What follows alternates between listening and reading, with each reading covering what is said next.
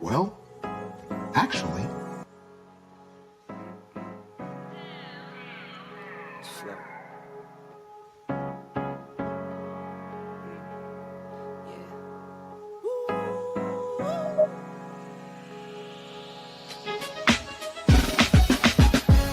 And I'm watching the rise, and I wouldn't say I'm shocked, cause I'm hardly surprised. This one's for the ride, this one's for who knew I'd make it, just needed some time. This one's for my wife, could've left 1,000 times just so by my side. This one's for the grind, I knew it would happen, just had the strength in my mind. To the videos, they thought I was a black guy. That's hard to get over. I'm foreigner in the sport, but I'm fully devoted. I don't take it for granted that the door's been open. I knew I was different, I knew I was chosen. A breadwinner, but I'm soft-spoken. Authentic like a 5950 and there's no cap. Let's have a toast to that. Let's have a toast for the real ones. Let's have a toast for the real. Let's have a toast for the real ones. Let's have a toast for the real. Let's have a toast for the real ones. Have a toast for the real. Let's have a toast for the real ones. Have a toast for the They done baptized the bad guy. Still don't follow religion. The fabric's not average. The cotton's Egyptian. 500 for the shoes, come dirty, but the European. Less is more and less is the bank. Up the score, I pull up from trade. From the tray, I'm ballin' like Trey. Do what I can, I do what you can't. I wrote this 30,000 feet up. 10 toes, stay G'd up. I'm tryna get that type of wealth, like a house on the hills, can't see us. Say the money still me up. Stay humble, stay teed up. I don't tell you how to live, so don't hit me with no weak stuff. And if you know the deal, then you know the deal.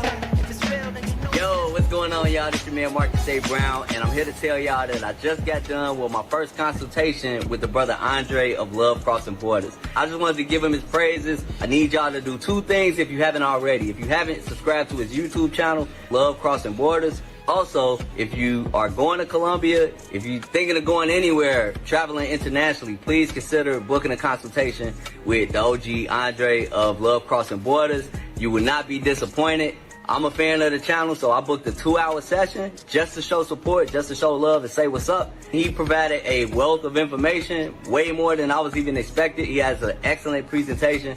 So I just wanted to let y'all know you will not be disappointed. Book the consultation, subscribe to the YouTube channel if you haven't already. Dre, man, I appreciate you. I will be out in Colombia, and I look forward to linking up with you.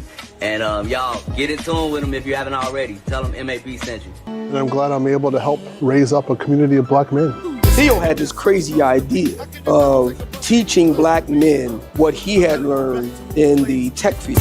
If you're resistant to change, you only want to do one thing or one way, yeah, you're not going to make it. This is about taking men, black men, and making them better men. Let's have a toast for the real ones. Let's have a toast for the real. Where are all the black men? And I'm not talking about the scammers, the drug dealers, the robbers, and the crooks. Well, actually...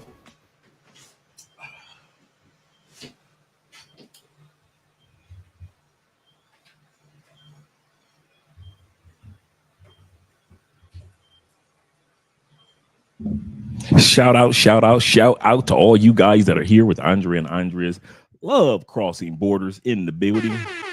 Appreciate all of you gentlemen and ladies. You are invited to this live stream. We got a good one tonight. We got a good one. I didn't even know that this existed. I'm going to say this again. Some of you guys might be discovering something tonight that you didn't even know existed.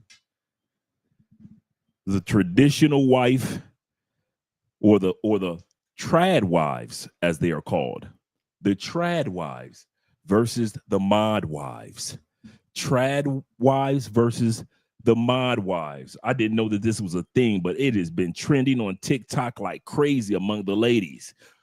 Traditional wives, or trad wives as they're called, are women that are going back almost to the 1950s and 60s with how they dress, how they behave themselves, with the femininity, with being fit, very attractive women. You cannot be a trad wife and not be attractive. I've noticed this. They're going back to wearing longer dresses, not mini skirts. They're trying to look sexy for their man, but not sexy for men. They believe in they believe in a woman's role and a man's role in a relationship, versus the modern wife who says, I'm married, but I'm independent. I'm married, but I make my own money and I make my own rules. We can live in separate houses as far as I care. I don't need him. I just want him. So we're going to hear what some of these traditional women, traditional wives have to say in regards to their marriages and their relationships. But we're going to see some kickbacks, some punches, some jabs coming from the lovely ladies in regards to the trad wives, or in other words, the traditional wives. We're going to hear what's going on with that. Let's get some music going in here. It's just a tad bit too quiet. Shout out to all you guys that are here. We got 20 in the building thus far. Shout out to all you gentlemen that are here so far on Andre and Andres Love Crossing Borders, where we help you find love across borders or just fall in love with the borders that you cross. Shout out to all you guys that are here. Yes, sir. Appreciate you guys. Of course, we got videos. We'll be looking at it in a few moments. Shout out to everything. It is a Thursday night. Weekend is coming. Getting all the videos ready for the Petronio Festival, because like I said, starting this month, we're going to be talking about the Petronio Festival. We're going to have some special guests on the show in regards to the festival, and we're going to have some other special guests throughout the month of May. So shout out to all you guys that are out there. Appreciate you guys. Let's get ready with these shout outs to you gentlemen. Oh man, we got the love in the building right out the gate. My brother Evan must know this is going to be a good live stream. Shout out to you. He say dating. We're gonna look at that tonight too. This live stream is broken up into 3 parts. Thank you for reminding me of this, Evan. The first part of this live stream are the new movement of trad women or traditional women. The second part is the women that are fussing and cussing. The modern women that are highly upset that these women are traditional. They are saying that you ladies are pushing us back 60 years before women can open up bank accounts. I mean, these women are mad. Black sisters, white sisters, all throughout the United States. I've got some statistics for you guys comparing traditional women around the world to the United States and Canada. I got the stats where they're going to cuss and fuss about, if he leave you, girl, you ain't going to have no money. I'm going to show you the net worth of the average traditional woman. The average traditional woman in the United States that decides to stay home, take care of the family, let her man make the money. It will amaze you how much she is worth in the family dynamic, with her name being on the cars, her name being on the mortgage, her name being in the investments. You're going to see what the average traditional woman, if she were to separate from a man, how much she's worth, to where these women are trying to say that these women just gonna get left out in the dust. Girl, you ain't gonna have nothing. That's not true. That's not true. And then the third part is just like what Evan was saying. We're gonna look at the trad wives in other countries. We're gonna look at the trad wives in other countries. Did you know outside the United States, Canada, and the United States? I want you guys to put in the comments. I'm gonna come back to you, Evan, in a second. I need for you guys to put in the comments right now while we don't have too many people. What do you think is the statistics of the amount of traditional women in other countries outside of the United States, Canada, and UK? If you don't live in those 3 countries and you put all the other countries in the world together, what do you guys think that the amount of the women that are already married, what amount of them statistically are traditional? Give me your numbers, guys. Give me your numbers. And I'll tell you this. It's over 35% of the women in the world outside the United States, Canada, and UK are traditional. That's a hint. So give me your percentage. We got 65%. We got 75%. We got 80%, 95% of the women outside the United States are traditional. 90%, let's see, we got another 90, 84% percentile. Shout out to you guys for the numbers. One of you guys got it right. One of you guys got it right. Let me know what percentage you have, guys, while I go back to my brother Evan and the rest of you guys that have thrown in the super chat. Shout out to my man Evan once again. Showing love, man. Supporting the channel. He say dating America, dating and marriage overseas is for lions and tigers. That is true because that's what Kevin Samuels used to say too. He say states is for the hyenas. He say I finished your book today. It gives me more motivation to move overseas next year. Shout out to you, man. Maybe you were telling us about that. I remember that. He said I received my Brazilian tourist visa in my email. Shout out to you. Congratulations. This morning, already planning my Brazil trip for December. Para December. Shout out to you. I'm glad the book, Everywhere is Possible, as well as the 44 Laws of Travel has been helpful to you guys. I'm getting a lot of good, as well as, Stop Making Excuses. I'm glad that book has been helpful to you guys. And like I said, I'm really proud and glad that Anywhere is Possible, How to Live in up to 60% of the world's upper middle class, not middle class, upper middle class on $3,000 a month. I'm glad that these books are helping you guys out tremendously. Shout out to all you guys. Cologne of the night, before we go any further, is Creed Aventus. Just, I rarely wear it. You see how much is left. So I said, let me start wearing the Creed Aventus. So I just figured I'd throw some Creed on for this evening.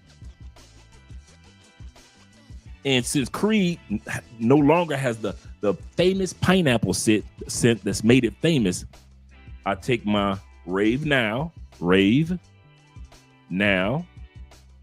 which is only like $17 on Amazon. This is the pineapple scent that Creed used to have that made it famous.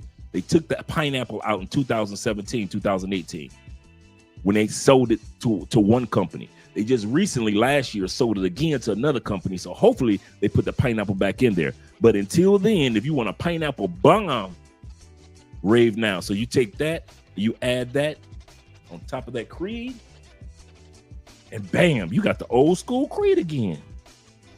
This is a pineapple. For you guys that already purchased it, you already know. This is a pineapple on pineapple, very masculine, excellent for Cartagena, excellent for Medellin, excellent for DR, Thailand, Colombia in general. Anywhere you're going to go to where it's warm and you want a tropical scent without smelling like coconut all the time, pineapple. That Rave Now, man. Like I say, $17 on Amazon. You cannot go wrong. I'll drop the link to that a little later. That's the cologne of the evening, gentlemen. Shout out to my man, Timothy Bright of the Bright family. Appreciate you being here, brother. Timothy said, Avengers assemble. Yes, sir. He said, hello, Dre brothers. He said, miss y'all. I know it's been a while. He said, I see the book.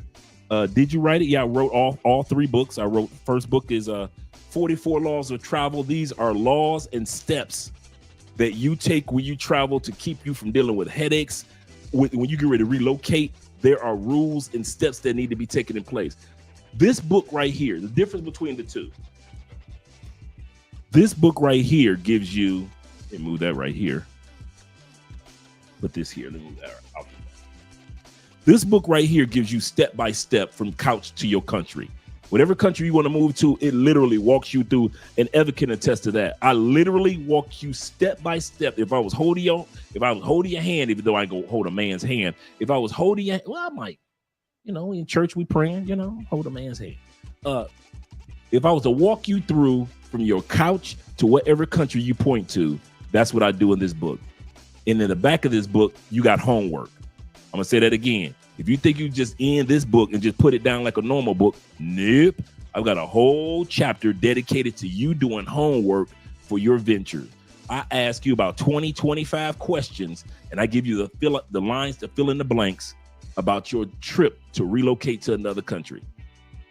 This is the step-by-step, and this one has the websites to go to. It has the organizations, the groups, where you want. You don't have to do the research. It's all in here. I kid you not. I put it all in. Man, I did so much research, man. I put so many links, so many websites, so many organizations, so many groups, so many places where you can go to get more information on whatever country you want to go to. And again, I wrote it for Americans. I put information in here for Canadians. So don't feel like I put it only in here for Americans, and for the UK. So if you're from the UK, I got just as many links in here and just as much information in here and just as much research in here for you guys that are in the UK as I have for Canadians and Americans. This book right here is dedicated to how you behave, how you act, what you need to do, steps that you need to take when you go to no matter what country. There are 44 laws that I've researched over the years, man. Not only just my experience, not just you guys' experience, but I studied the history of exploration, the history of migration. And I kid you not, I noticed there were 44 things that were in common when men decided to either travel safely, wisely, or relocate to another country. In this book, I tell you about that there's a difference between the relocation you and the vacation you. And some of you guys, I was talking to a brother the other day, some of you guys come to other countries and you start to make excuses. Or you start making excuses while you're in the States, why you can't go to another country. I could have come up with every excuse, guys. I live in the United States like you guys do. I didn't come here and I was rich, balling out of control. You guys think you need to be having $300,000 in the bank to move to another country. That's a lie that the United States and Canada and UK told you. That is not true. We need to stop letting excuses feel so comfortable and feel so good for us. And that's the reason I wrote the third book, to let you guys know, like, hey, man, listen, I got to stop making excuses because I plan on getting out of this country. Y'all going to see the prices go up in the next couple of months because of the tariffs. I'm going to say that again. You're going to see the prices of everything go up in the next few months once the tariff shipments come in. See, you haven't seen it yet because the tariffs haven't landed. The boats haven't come in yet. Once those boats start hitting your grocery stores, shout out to all you truck drivers out there who's going to be delivering this stuff.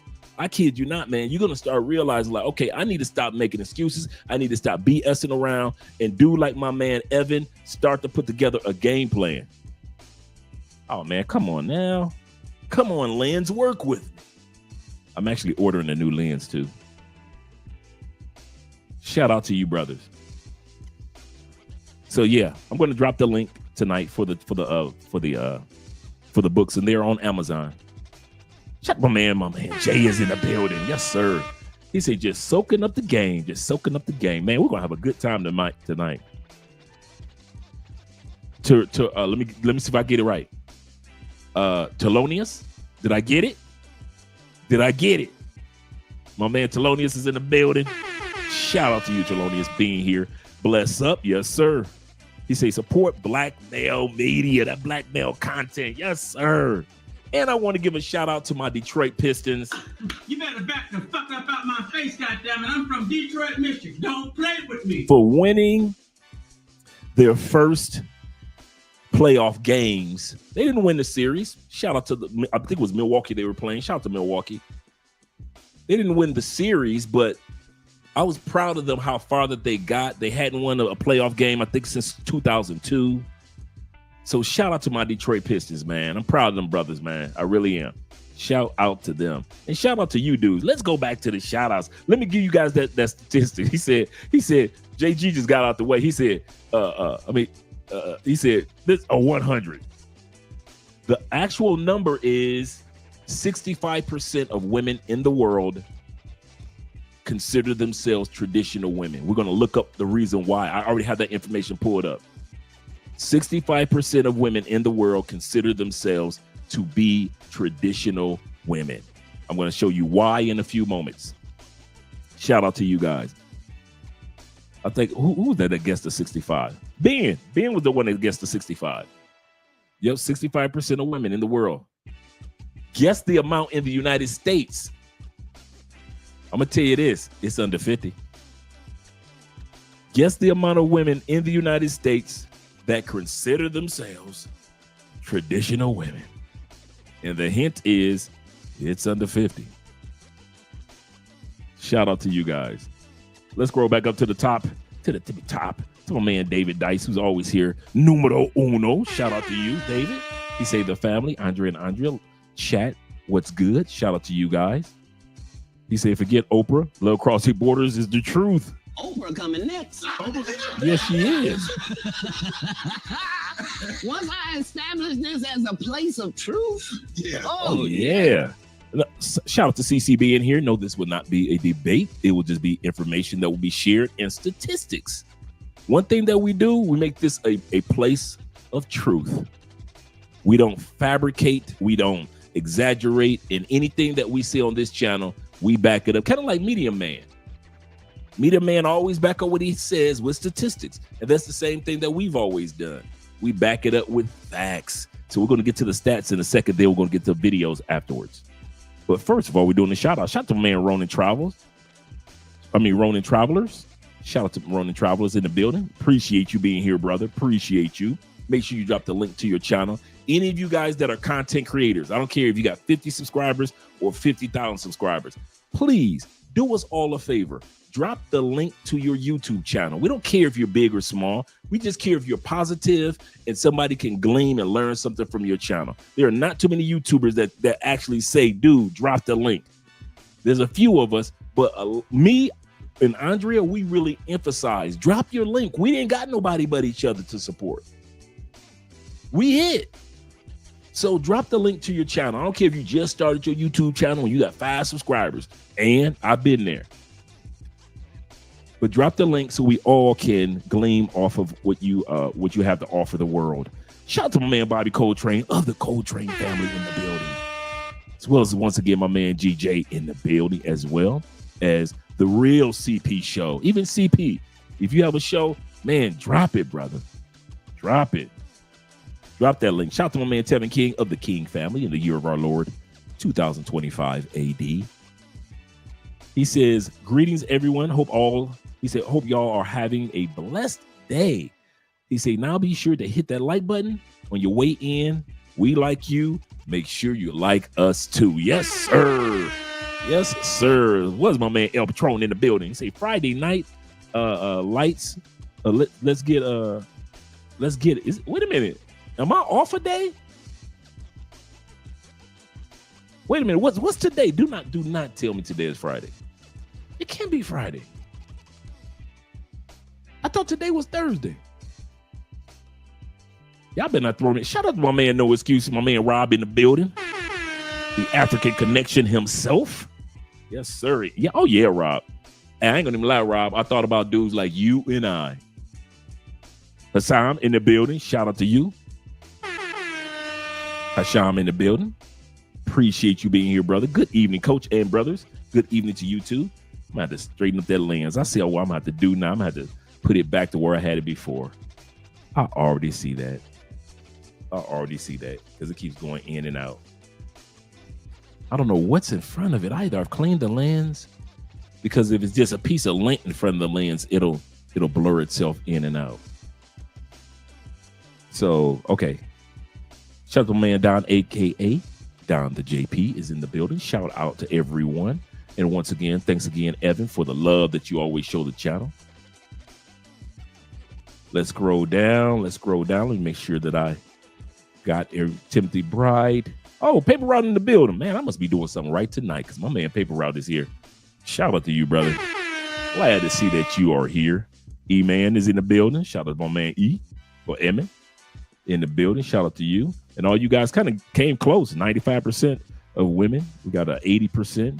Got a 75%. But Bean was the one that got it right out the gate. 65% of all women in other countries consider themselves traditional. We're talking about all throughout Europe, all throughout Asia.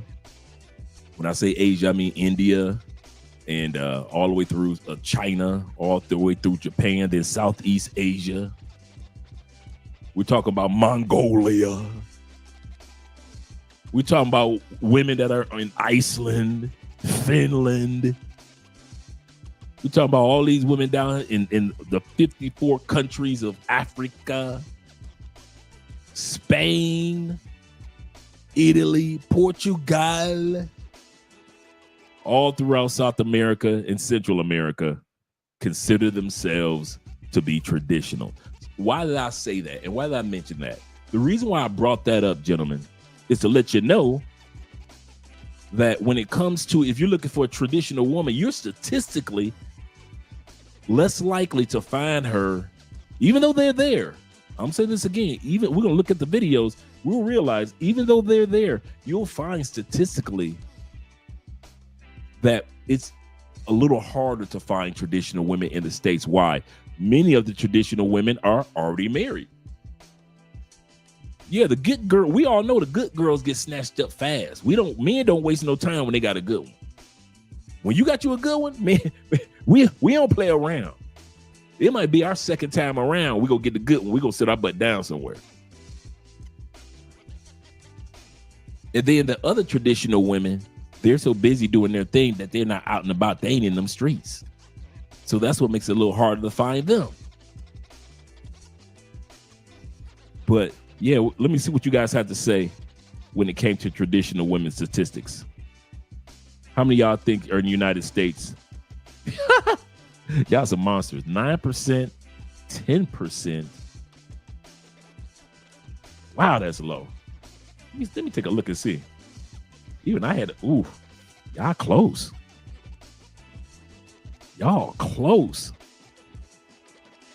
15 to 25% of women in the United States are traditional women. 15%. 65%, 50 to 65% of women in other countries do. Only 15% of women in the United States consider themselves traditional women. That's it. That is it, man. Let me see. Let me see something else too that I want to look at. And that's crazy, man. You're trying to find you a good traditional down-to-earth woman in the United States, and you find out that statistically you can't.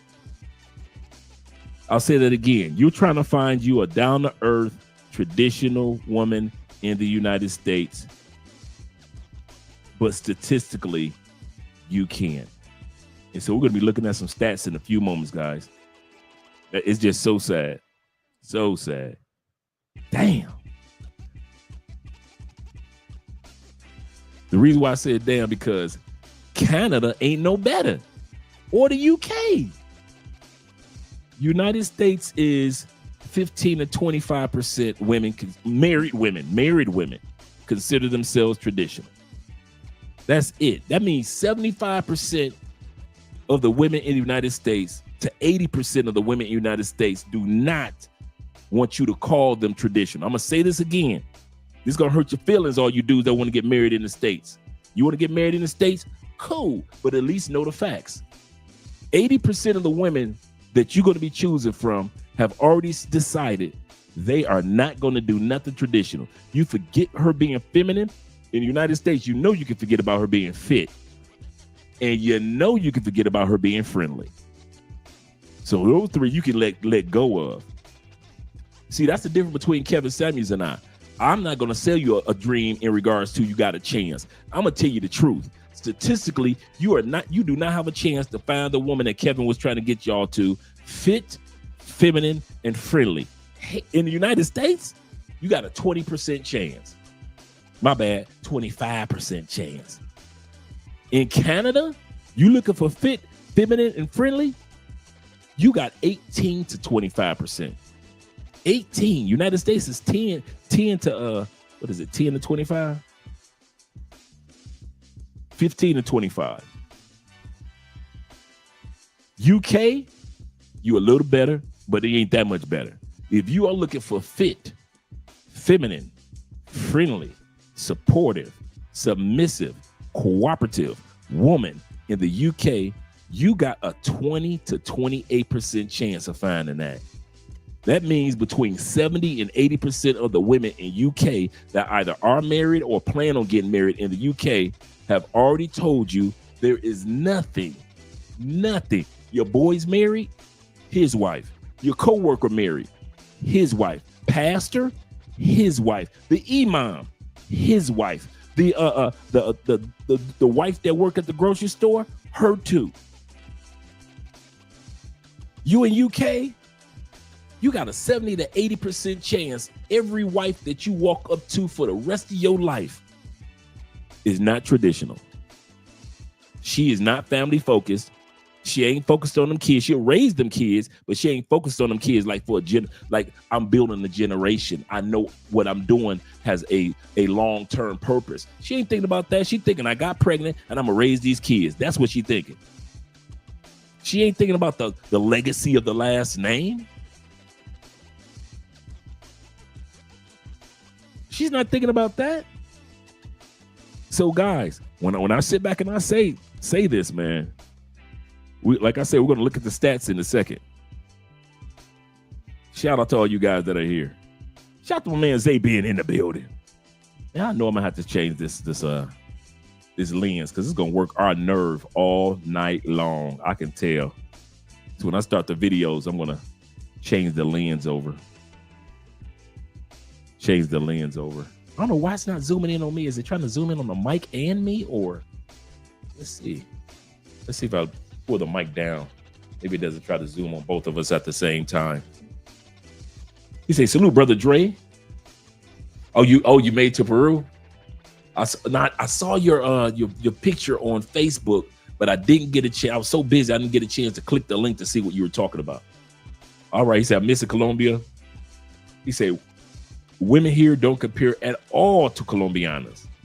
Nice people, but nowhere near the beauty. Yeah, I can figure that. Colombia will spoil you, man. Brazil will spoil you. Being around Venezuelans will spoil you. Yep. Shout out to man Timothy Bright of the Bright family. Shout out to you. He said we'll be here March 6th by Amazon. Shout out to you guys. Yes, sir. You guys get to get it faster than I do. Even though when I get it here in Colombia, it usually takes like, I won't lie, it takes like 6 days. It usually takes 6 days to where you guys get it a lot faster. So if I order my books here, it takes like 6 days. So that's not too bad. He said because of the tariffs and the recession started and it is accelerated. Yes, sir. The layoffs are accelerated. Now they're trying to stabilize the job market. It's starting to stabilize it a little bit. Florida is having a crisis and they're laying off.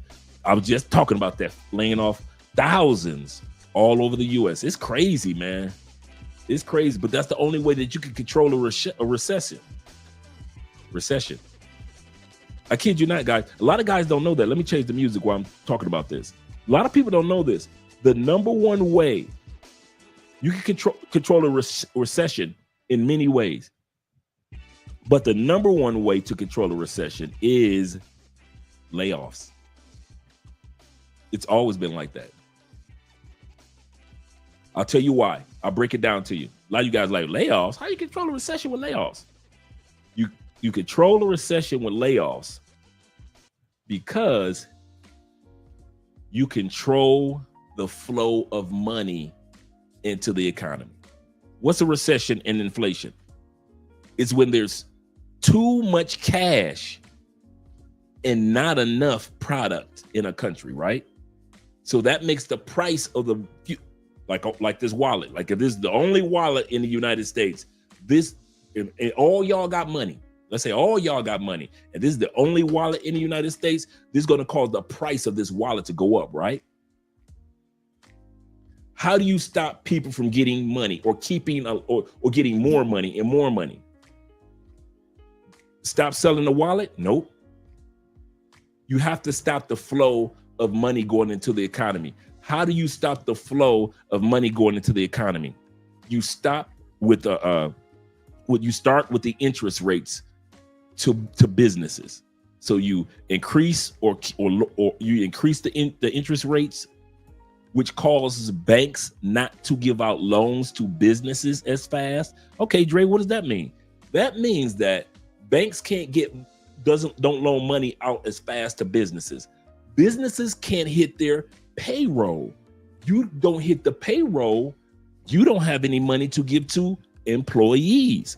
Employees don't have any money. That means that there's not a stack of money over here. The only way you can control more and more money going into an economy is to slow it down. How do you slow it down? Layoffs. You have to fire people. In other words, you have to stop the flow of money going into an economy to where it's not that many people that can afford this. Now the price of this will go down. But as long as there's millions upon millions of employees, that means trillions upon trillions of dollars every week is going into the market. That will make this, and maybe a pen, more expensive. It's a catch-22 because it's like you don't want to see your fellow co-workers and your friends laid off, but you don't want to pay $35 for a wallet or $110 for a wallet, right? That's how you control a recession. That's the only way you can do it. There is no other way. You have to slow down the money that the loans that are given to businesses, and businesses using it for payroll. And since they don't have the money for payroll, they don't have money to hire people. And so they start the process of firing people. Once they start the process of firing people, that means that the people that used to get paychecks, they don't get paychecks. That means less money is going into the economy. That's the only way you can do it. Only. Remember, we just had a channel, our last channel, Mostly Money, that we had for 5 years, was all about politics and finance. So that's why I know all this stuff. And that's the only way you can control it. Sad but true. Sad but true.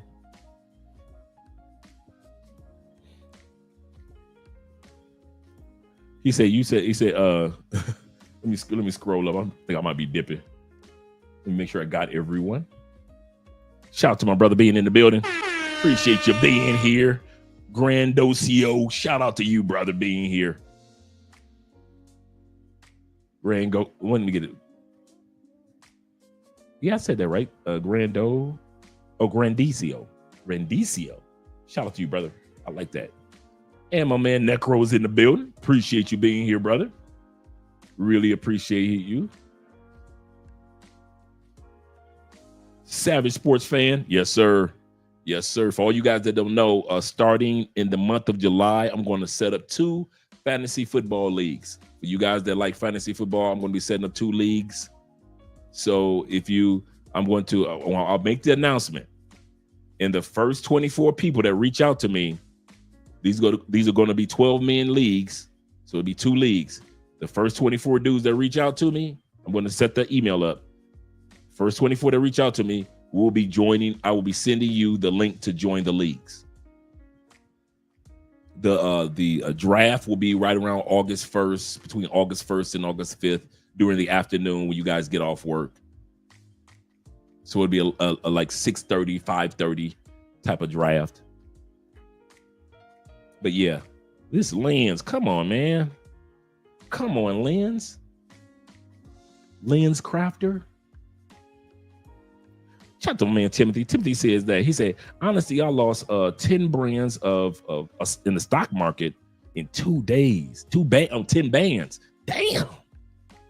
Oh, Elizabeth, I'm coming to join you, honey. Without 10 bands, Elizabeth, I'm coming to join you, honey. He said, when Trump halted the tariffs for a period, my stocks jumped. And the market is crazy. Right now, it's just so unstable, man. You don't know what's going on. I'll tell you what's going to take place over the next couple of weeks, next couple of months. The market is going to start slowly but surely doing a lot better, right? Why? Because everybody is rushing to buy as much as possible before the tariffs kick in a couple months. Even if Trump, let's put it like this, even if Trump negotiates with China and other countries to by Monday, if everything is, the market just takes off, crypto takes off, everybody's doing fine. The tariffs that were already established prior to, or those individuals that have already paid into the tariffs, those shipments are going to still come in for a couple of months. What's my point? Right around July, August, September, watch the price of everything jump up anyway. That's why you got so many people right now buying a car. Let me buy my car now before the tariffs kick in. Let me buy the kids' school clothes right now before the tariffs kick in. Let me get that new barbecue grill right now. So the market is going to seem like it's taking off. Let me buy that house right now before the tariffs kick in. So you guys are going to see over the next few months, like, oh, there's a market turning around. Oh man, it's good. Shout out to Trump.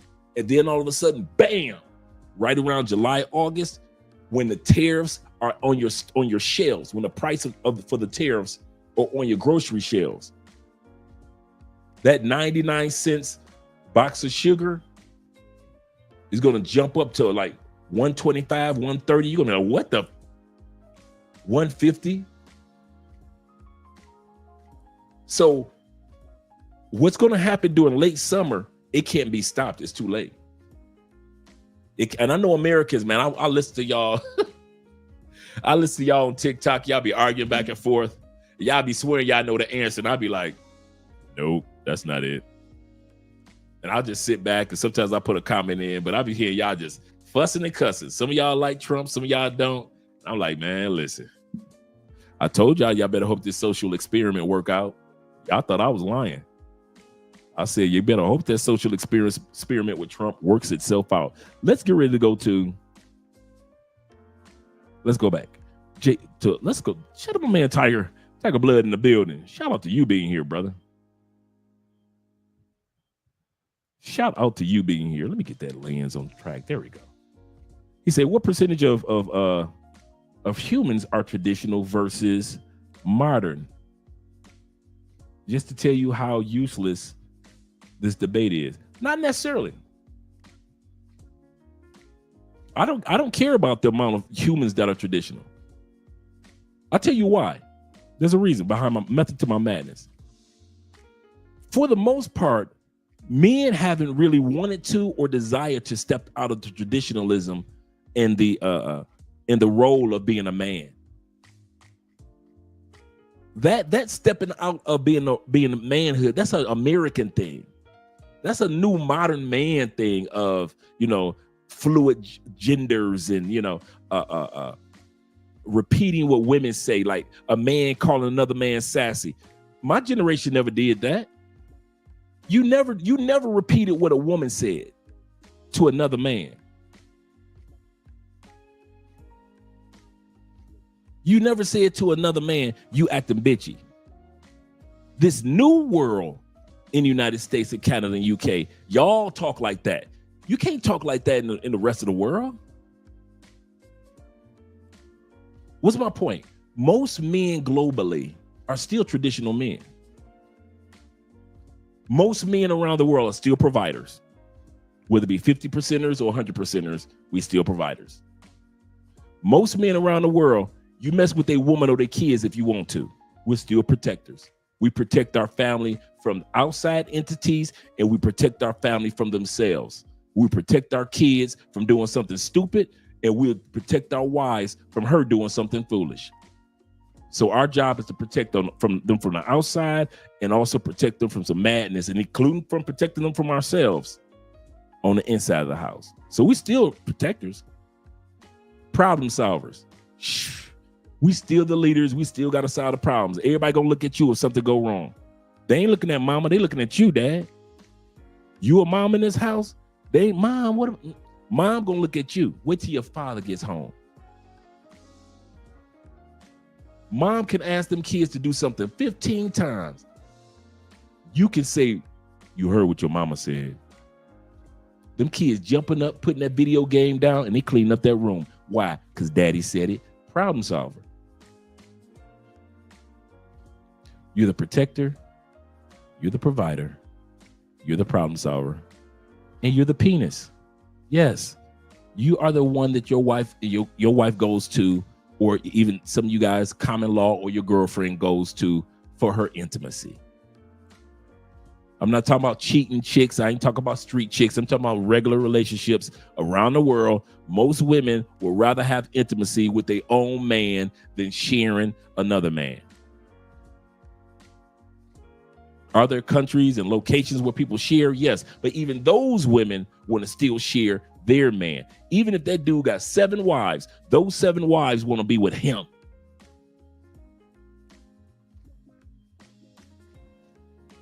So as for us men, we really don't have to, why did I say all that? As for us men, we really don't have to look up, are we still traditional? We're so naive that most of us still are. Most of us still only want soup, silence, sex. Feed us, give us some peace, or give us some space, and give us some intimacy. Whether it be conversation or whether it be physical, whether it be spiritual, whether it be emotional intimacy. That's all we are. That's all we want. Can you feed us? Okay, cool. Can you sex us? Cool. Can you give us some silence or some peace? Cool. You can say it in many different languages. We are so simple as men. Historically, we are still the same from the Ice Age. We ain't changed.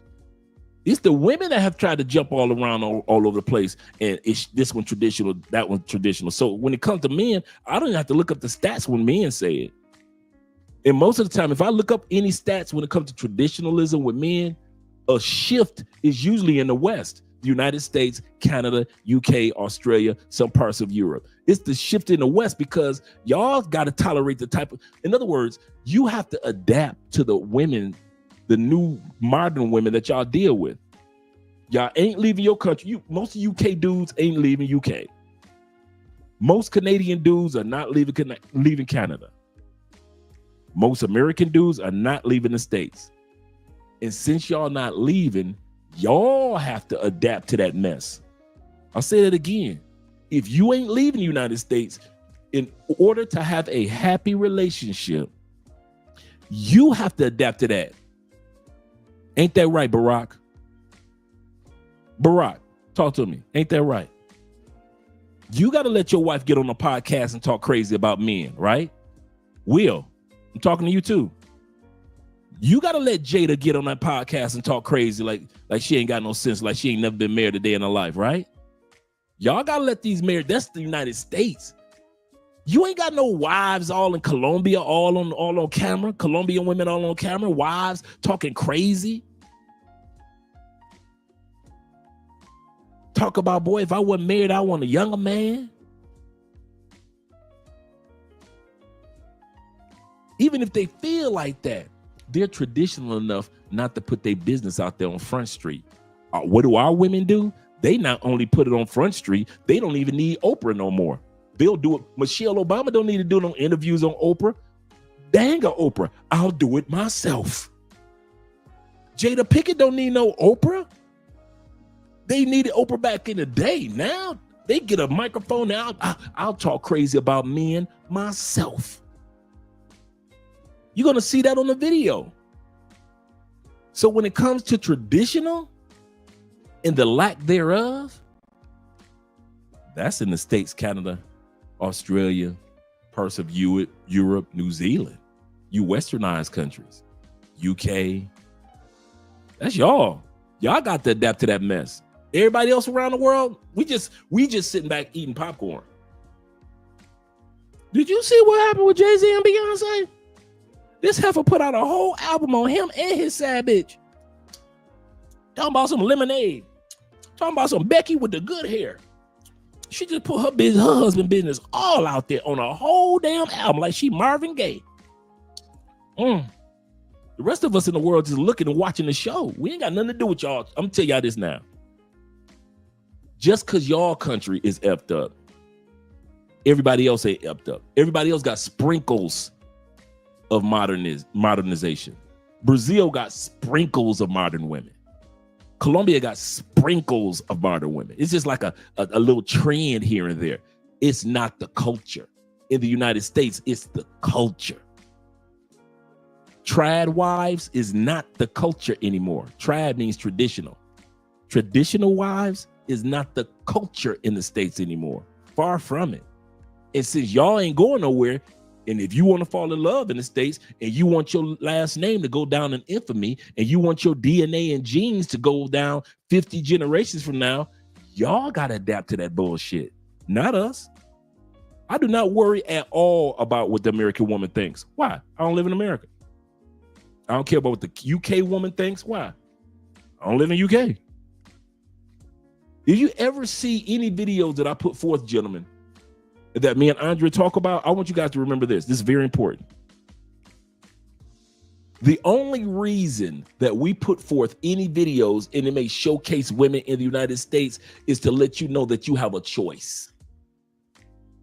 I'm gonna say this again. This is very important because some of y'all might think, well, why, if you don't care nothing about the women in the United States, why you always putting out videos out there? You notice I always put out videos of foreign women and U.S. women. You know why? I want you to know, because the U.S. is not going to tell you that when all these cameras go off. United States news is not going to tell you that. The cable channels are not going to tell you that. Radio and music is not going to tell you. Black men and white men, they're not going to tell you that you got a choice. Bet that. Bet that. It's the one thing they never told us. All of us dudes that travel, they never told us we had a choice. Some of you guys are happy in relationships in Thailand. They never told you had a choice to go to Thailand. Some of you dudes are happy with women in Colombia. They never told your black ass that you had a choice to go to Colombia and be happy.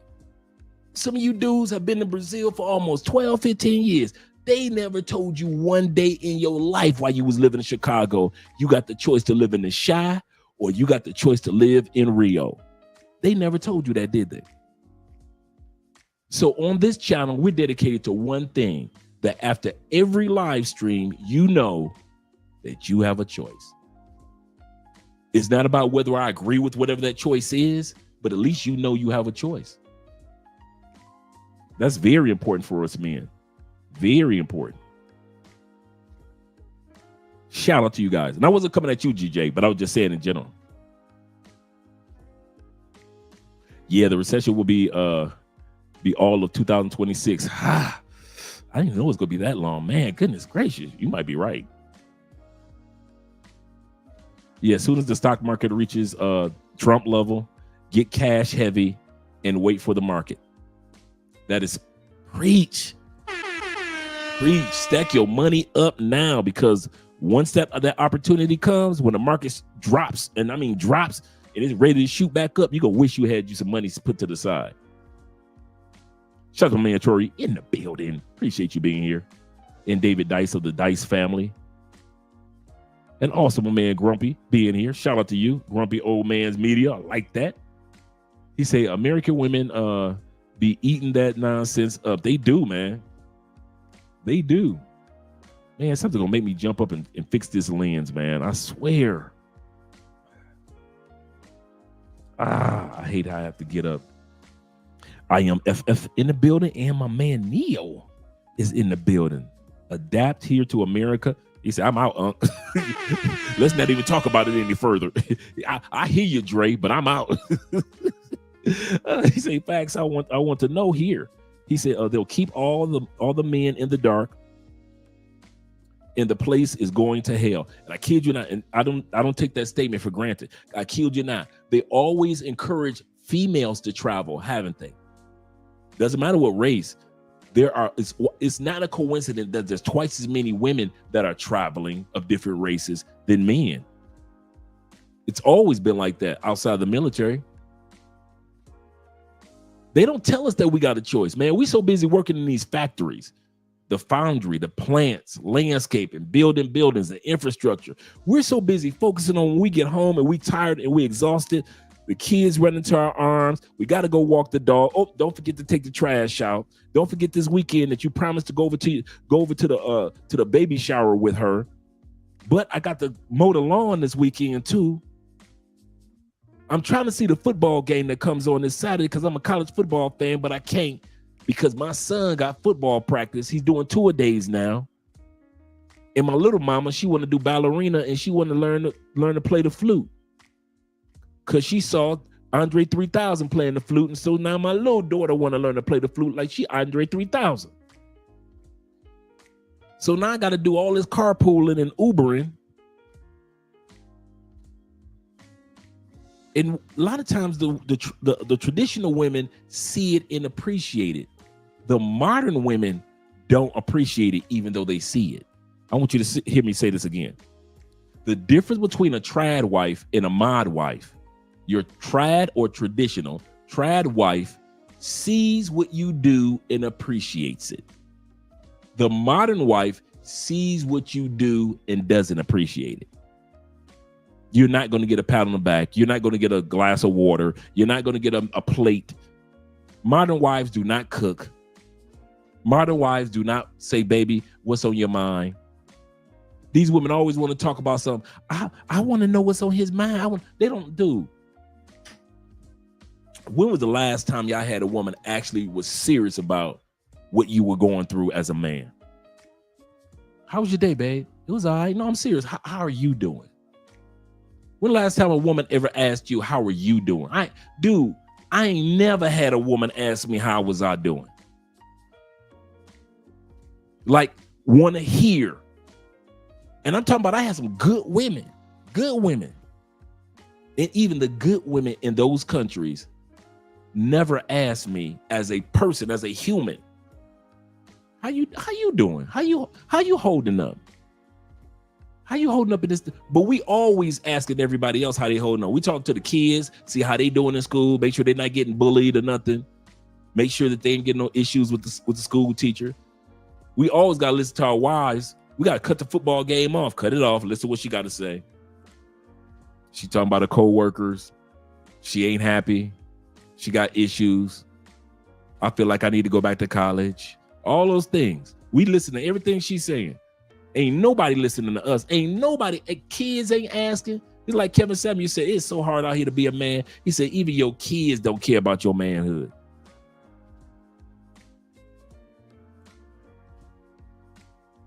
Every time you turn around, Andrea is walking in here, giving me a hug, making sure I'm all right. I ain't never had a woman ask me, no, how are you doing? Tell me about you, the inside of your thoughts. What's your emotions like? What are your thoughts like, Dre? Are you okay? You good? And I may not even look like I'm mad or angry. It's just the fact that she know I'm a human being on this planet just like she is. And I never had a woman in the United States do that.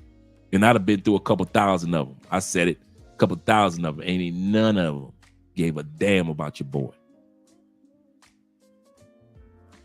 Did that make them evil? No.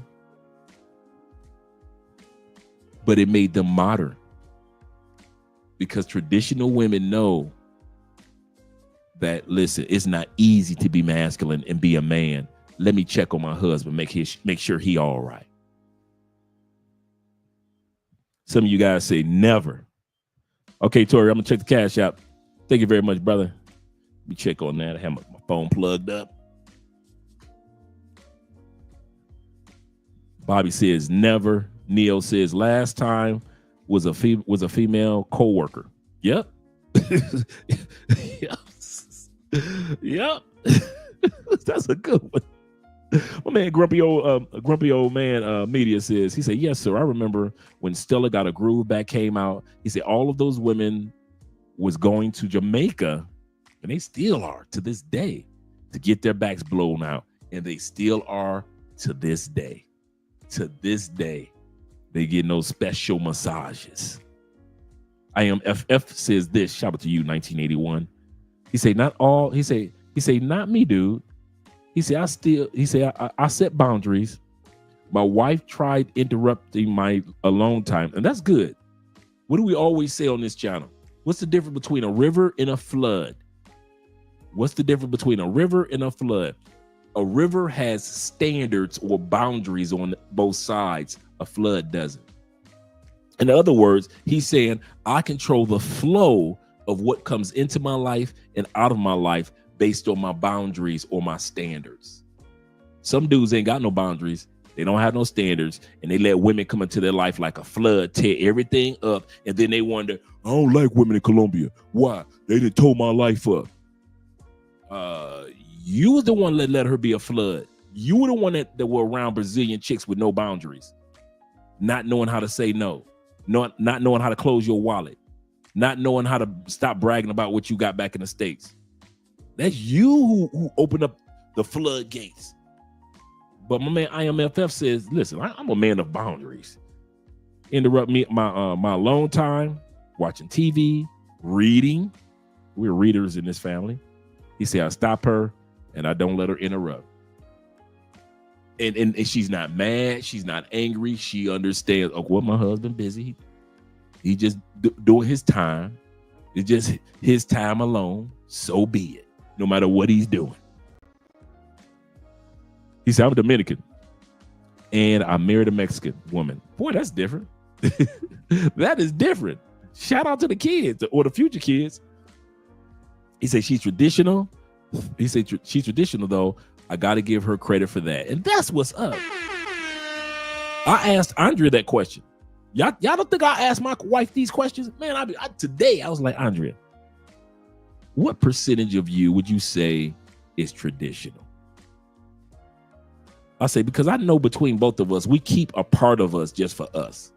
Like if there's anything that she wants to do with her little percentile to herself, and if I want to do just to be Andre the individual, she wants to be Andrea the individual, we know that there's a percentage of us that we just kind of like keep to ourselves, our hobby or whatever it may be. I said, but what percentage of traditional woman do you consider yourself? She said, I'm about 85, 90% traditional. I knew the answer because I see how her mother moves, her aunts move, all of her aunts on both sides of the family. Very traditional women. I'm talking about women that have ran through tornadoes with men and came out the other side. Very, very traditional women. So I knew the answer. I see Andrea, I've been watching her for the last 7+ years. But I wanted to hear her say it. And she said, I'm about 90% traditional. I'm not an independent modern woman. She kind of like shuns away from that. She said, my little 10%, my little 10, 15% that of me, of her, she said, that's my independent. If I want to go back to school, or if I want to start this business, or if I want to do this, do that little 10 percentile. She said, but the other 90%, I am a traditional woman and I love being traditional. He said, whenever I say Latinas make different wives, we're going to look at that today. Latina make different wives. People, AKA simp, give me a hard time. Listen to Big Bro Andre. That one of the reasons why I love being on this platform with you guys is because others outside of us don't understand us. They think because they're stuck only being attracted to or appreciating one culture, that the rest of us, whether it be male or female, are supposed to be attracted and appreciate one culture. That's why you got let's put it like this. There are some black people that get off work. Outside of work, they have no interactions with nobody other than black people. There are white people that don't know any Asian people outside of work. There are Latin people that don't know any black people outside of work.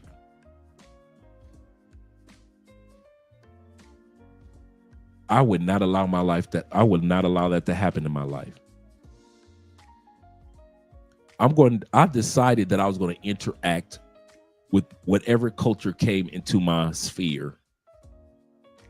And if I made some cool friends or colleagues or associates or business contacts in those cultures, cool.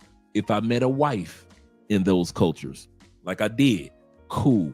But it was nothing against the sisters in the States. It was my decision not to be like every other brother, only knowing people of other cultures by way of being co-workers. I'm around white people because they're my co-workers. I'm around Latin people because they're my co-workers. No. I purposely would put myself in locations where I'm going to Top Golf. Why? It's some brothers there, but it's not all brothers there. I can meet different cultures at Top Golf. I'm going to when my Raiders come to town in Tampa, I'm going to the tailgate party. Why? Because it is Latin, Raider fans, black Raider fans, white Raider fans. We all one Raider family. We at the Bucs Stadium. You got more Raider fans at the Bucs Stadium than you got Bucs fans. I'm not gonna sit back and be like, nah, I ain't going out there with all them white people. I ain't going out there, man. Forget that, man. I ain't going to no football game and be cheering with all them white people cheering. I ain't gonna be cheering. I'm gonna sit right here in my house with my boys, with all my black brothers, and we gonna watch the football game, even though I live right down the block. Here's the kicker. Even though I live right down the block, literally 3 blocks away from the Tampa Bucs Stadium. But I ain't go to no games because I don't hang out with white people. That's stupid. I'm not gonna go to, man, listen, I remember one time I met this bad white girl. Ooh, she was fine, right? And we ended up just being cool. You know, I ain't smashing nothing. I wanted to, but hey, you don't win them all. I was in a 5K race, right? In the 5K race. I'm getting tired. At that time period, you know, I wasn't running like I usually do. So I was getting tired. Man, I saw this fine white girl in front of me running. And she was running. I was running to keep up with that booty. That was my motivation, just to sit back and watch them buns do what they do. And that kept me going in the race. She slowed down. You know, the first thing I said to her, I say, I need you to do me a favor, not slow down. I'm too busy watching your behind, and that keeps me motivated. Now, if you slow down, I'm gonna have to slow down.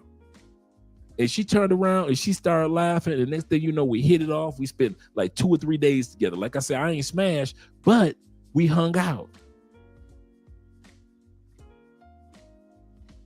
A lot of brothers wouldn't have said nothing to the fine white girl because she was a white girl with a fatty.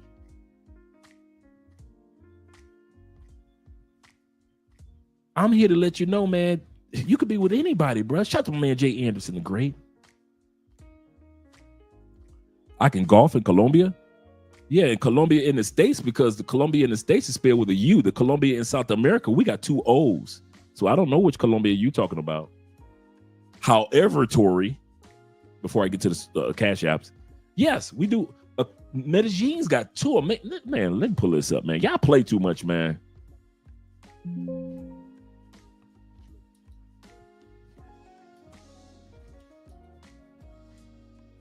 Y'all play too much. Let me pull this up for you guys. For your private eyes are watching you. All right, here we go. Let's pull up some golf courses. Here in Cali, Colombia. Good question, brother. Good statement. Let me screen share real quick. We have some amazing golf courses here in Cali. I don't know why y'all want to play too much. This is one of our golf courses here in Cali, Colombia. Look, why y'all want to be brand new? I've been telling y'all about golf for the longest.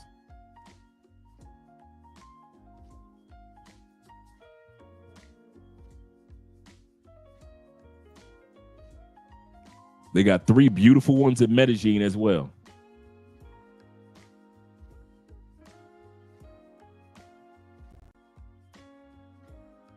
There we go.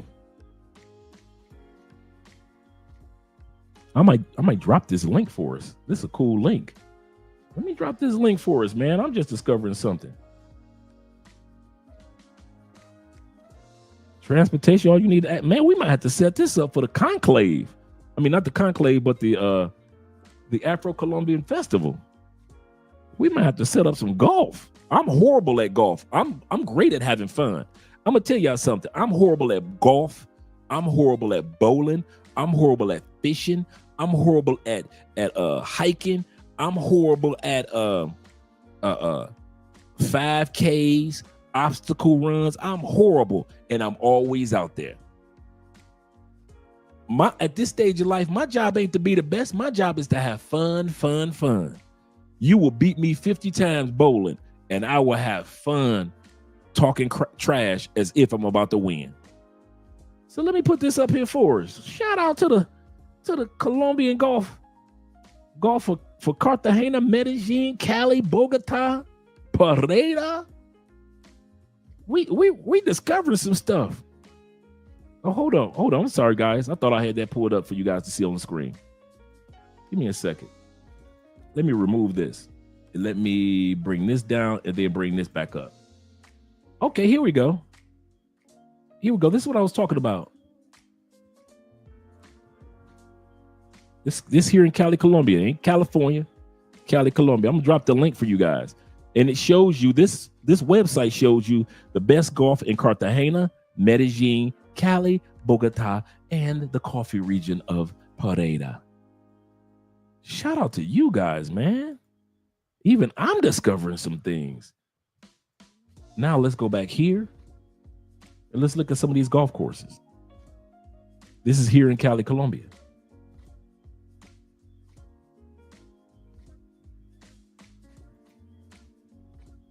Yeah.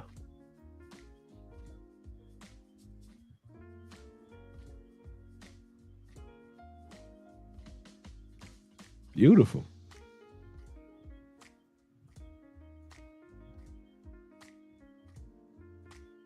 Yes, you can get your golf on in Cali, Colombia. Get your Tiger Woods on.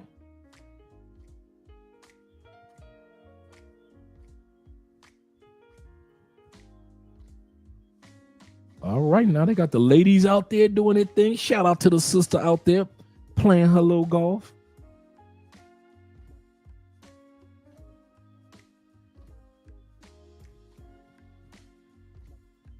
They got the golf team for the kids.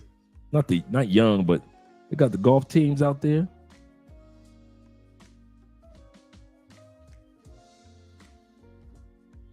So once again, I'm going to drop the link.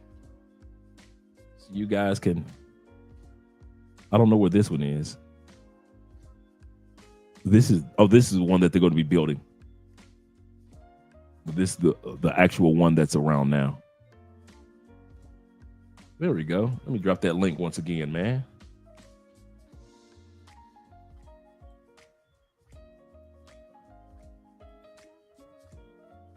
If I'm not mistaken, 10 bands is 10,000. Shout out to you guys. Let me head over to the Cash App real quick, and then we're gonna get together and I'm gonna drop the video. Once again, tonight's topic is about. And shout out to my man Christopher Brown with the $10 love. Shout out to you. Them Chi-Town boys at it again, Mom. They're at it again. And you say City. Coming home again. That Chi-Town Detroit combo. Yes, sir. And my man Hombre Lobo in the building. Shout out to you, brother, with the $10 love. Appreciate you being here. Always here showing some love. Appreciate you guys with the $10 love. Yes, sir, man. I did not know this one right here, though. This information is vital. So all you guys that want to play golf or you plan on playing golf,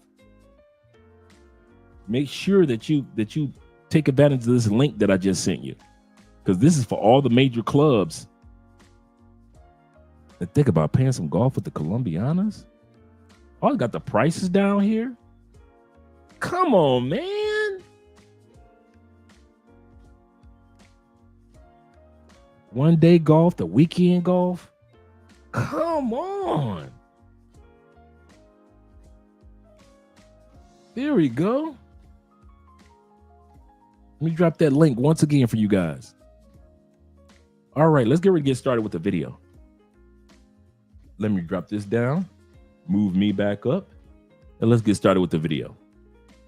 Once again, today's episode is trad wives versus, or traditional. That's where the word trad comes from. Traditional wives versus mod wives, which are the modern wives. First, we're going to see the trad wives and the trend that's taking place right now in the United States. Then we're going to see the fussing and cussing from the modern women in regards to how they don't like the trad wives and how the trad wives are setting them back. And then we're going to look internationally. We're going to look internationally. And don't forget, I'm going to stop for a second later on and give you guys the statistics regarding United States, Canada, US versus the rest of the world when it comes to traditional women. Because I'm going to pull those. I already have those stats pulled up for us. So let's get started with the video. And then I get a chance to fix this lens too. Where the man in the house gets the first place, okay? Then it's the kids, then it's the woman. Like, I eat last. I prepared the meal. I'm gonna make sure everybody else eat, and then I'm going to eat, okay? And after my man is done eating, I am picking up his plates. Baby, do not touch that plate. I don't care where we're at. If we're at my house, my mama's house, his mama's house, don't touch that plate. Yep. I got it. Okay, and everybody wasn't raised the same, but my granny did not play that Granny shit. does not play that. I'm saying that, I'm not saying we all don't eat together, but that's the arrangement that I'm making the plates. That's the order of which I'm making our plates. I'm making my man's plate, I'm making the kid's plate, and then I'm making my plate. My daughter is 5 years old, and Before they go any further, I'm going to bring this video back. You guys are going to notice something that's a trend in these videos. I don't want you to forget this because I picked it up. Look at the background and the type of houses that men can afford when they got a traditional wife taking care of everything else. I want you guys to look at the background and the size of these houses that these traditional women are living in while these other women are still living in apartments and losing their houses in rapid numbers. Let me bring that video back. Throughout this video, you're going to notice that these women are not in raggedy houses. Look, I was raised to where the man in the house gets the first place, okay? Then it's the kids, then it's the woman. Like, I eat last. I prepared the meal. I'm going to make sure everybody else eat, and then I'm going to eat, okay? And after my man is done eating, I am picking up his plates. Baby, do not touch that plate. I don't care where we're at. If we're at my house, my mama's house, his mama's house, don't touch that plate. I got it. Okay, and everybody wasn't raised the same, but my granny did not play that shit. When I'm saying that, I'm not saying we all don't eat together, but that's the arrangement that I'm making the plates. That's the order of which I'm making our plates. I'm making my man's plate, I'm making the kid's plate, and then I'm making my plate. My daughter is 5 years old, and I'm raising her to be a good wife someday. And let me tell you what that means, right? Some people might be like, why would you be teaching a child how to be a wife? Why wouldn't I, right?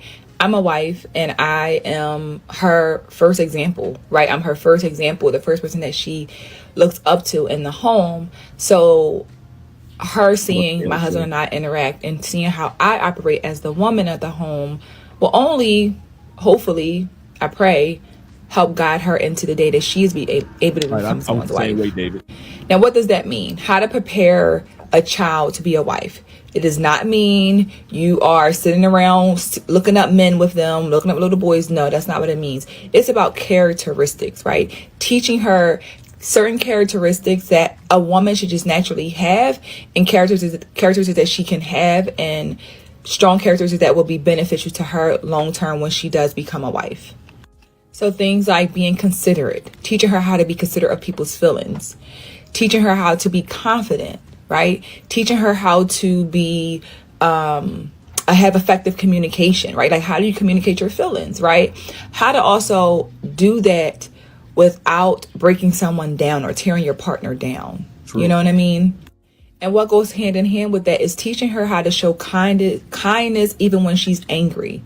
You know, one of the biggest things that we do when we get mad at the people that we love, we will say any and everything. And in a marriage, that can leave a long lasting effect on your marriage, because you can't take back what you said, right? Out of anger. So I want to make sure that she understands how to be as kind as she can of someone's feelings, even when she's upset. And her and I talk all the time about making mistakes, right? Like, things happen, accidents happen. Everyone's not perfect. Like, you don't have to be perfect. So also letting her know that the other people are not perfect, right? We cannot expect your future husband someday to just be perfect and not make mistakes, you know? So we're not talking about who's going to be her husband, right? But I know that she's watching. She's watching, and she sees how I treat my husband and my characteristics, and I'm seeing how much it rubs off on her in such a beautiful, beautiful way. So I know that if I continue to shape her into being this amazing woman who is considerate, who is honest, who is loving, who knows how to effectively communicate, who is confident, those are some of the many characteristics that are necessary to be a good wife. And I will say this, I did not grow up in a 2-parent household. My mom was never a wife, so she couldn't teach me a lot of these things, right? She couldn't teach me how to be a wife. A lot of people don't realize that you're not necessarily teaching new things. You're just teaching the fundamentals of being a good person and being a kind and loving person. So I really, really want to make sure that I could, as I said, continue to be an example to her. So that way she knows that, someday when I get old enough and she goes on that journey, she knows that she feels certain that she's able to be a partner, because all those skills, kindness, consideration, loving, effective communication, all those things not only apply when we are just operating in the outside world, but with our spouses. So that's that. But what's your opinion? Like when it comes to before she goes any further, before the next sister talks, it will amaze you how many women, man, she got like 3,000 women just destroyed her on TikTok for this video, for saying that she's going to raise her daughter to be a wife if she decides to be a wife, and raise her son to be a husband if he decides to be a husband. And them sisters, man, them modern sisters, man, tried to destroy this sister.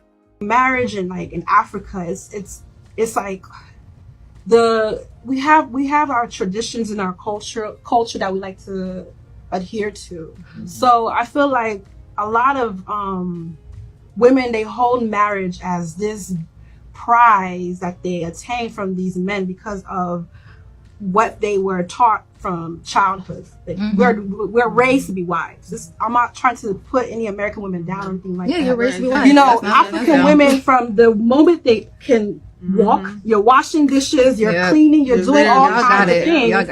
You understand, we're raised to be wives, we're raised to be mothers. Those are the things that we are taught from childhood. Mm-hmm. So it's like really mainly it's a cultural thing. Like we hold marriage to a different standard opposed to American women. And even when it comes to infidelity, African women accept infidelity more than American women. I don't want to say it's a cultural thing, but it's something that's been taught from. It's something that's been taught from their aunties and mothers. It's just look the other way. That's how it is here in South America. I want to say that again for all you guys that are looking for solidified relationships in South America. It to a certain extent, it is part of the culture. The women don't want. I'm gonna say this because the sister is kind of alluding to this. Women don't want their man to cheat. But they ain't about to walk out and leave a man because he cheated. I'll say that again. These women, Andrea's not looking for me to cheat, but that's not her deal breaker. We've had this conversation several times. She came to me with it and just explained it to me from the South American perspective. I was like, okay. Because in North America, it's like he cheated, it's over. Even though women cheat twice as much as men in the United States. But culturally, it is different. I kid you not. It is different. Down here, a woman has I kid you not, it's the craziest thing. Women have no problem with being your silent side chick. No problem. No problem. There are very few women that's like, I'm gonna go tell your wife. No, she ain't. Most of them aren't like that. And if you do find somebody like that, you're dealing with somebody that's childish. But most women, over 30, over 35, they do not care if you got a wife or a girlfriend. They like, cool, get to me when you can get to me. Come smash me when you can come smash me. Kid you not. Kid you not. He said, if her femininity depends on what you earn, she's not traditional, she's conditional. That's a good way of putting it. He said, a real traditional woman brings peace before the paycheck. This is true. IMFF said this. He said, modern liberal women oppose children being taught to be good wives and husbands, but are perfectly fine with the children being taught that gender is fluid. That's in the States. That's in the States. Let's continue on. He's taking care of you. He's paying your bills. So it's more socially acceptable for an African woman to just I guess tolerate cheating, as opposed to in American culture, you're cheating on me, you're divorcing the man. Period. Your mother made the difference. See, a lot of these girls' mothers are telling them, it's okay, you got a divorce, you don't need another man. You raised them kids by yourself. Your mother said, when you gonna get another man? She made the difference. She made that important. See, when a woman is a wife, it's very important that she's raised by a wife, or at least a woman with the wife conditioning. True. That's the problem we have. A lot of these women are telling their daughters, you do not need a man. Take care of yourself. And it have destroyed our communities, and they have destroyed us as a people in so many ways. Before he goes any further, I want you guys to realize this. The reason why I mentioned 65% of the world's women that are already married consider themselves traditional, and only 25% in the States consider them married, themselves as marriage or traditional. Whenever I hear Americans talk, they always talk as if the whole world thinks like us. Man, the world is falling up. No, it's not. It's America. Everything is so jacked up around the world. No, that's just America. Man, everybody's getting divorced. No, that's just America. As you travel, all you guys that have been to DR, all you guys that have been to Thailand, all you guys that have been to Brazil, Mexico, and other locations, parts of Europe, you realize one thing. What happens in the States usually stays in the States, other than entertainment, our hip hop, our music, other than something that's entertainment, our sports, our culture. And even like I said, in other countries, you find a hint of modern women, but that was around even before the feminist movement. There's always been a group of women that always thought they were the strongest and I don't need no man. That's in every culture throughout human history. There's always been a sprinkle of that. But when it comes to truly following the culture of America, Americans fail to realize our culture does not translate to other countries. Perfect example. In the United States, what do women say they want? 6-pack, 6 figures, 6 feet tall, right? That doesn't even translate in the States, does it? If only 14% of men around the world over 6 feet, if only 10% and less than 5% of black men make over $100,000. You see what I'm saying? Not everybody's running to the gym and got a 6-pack.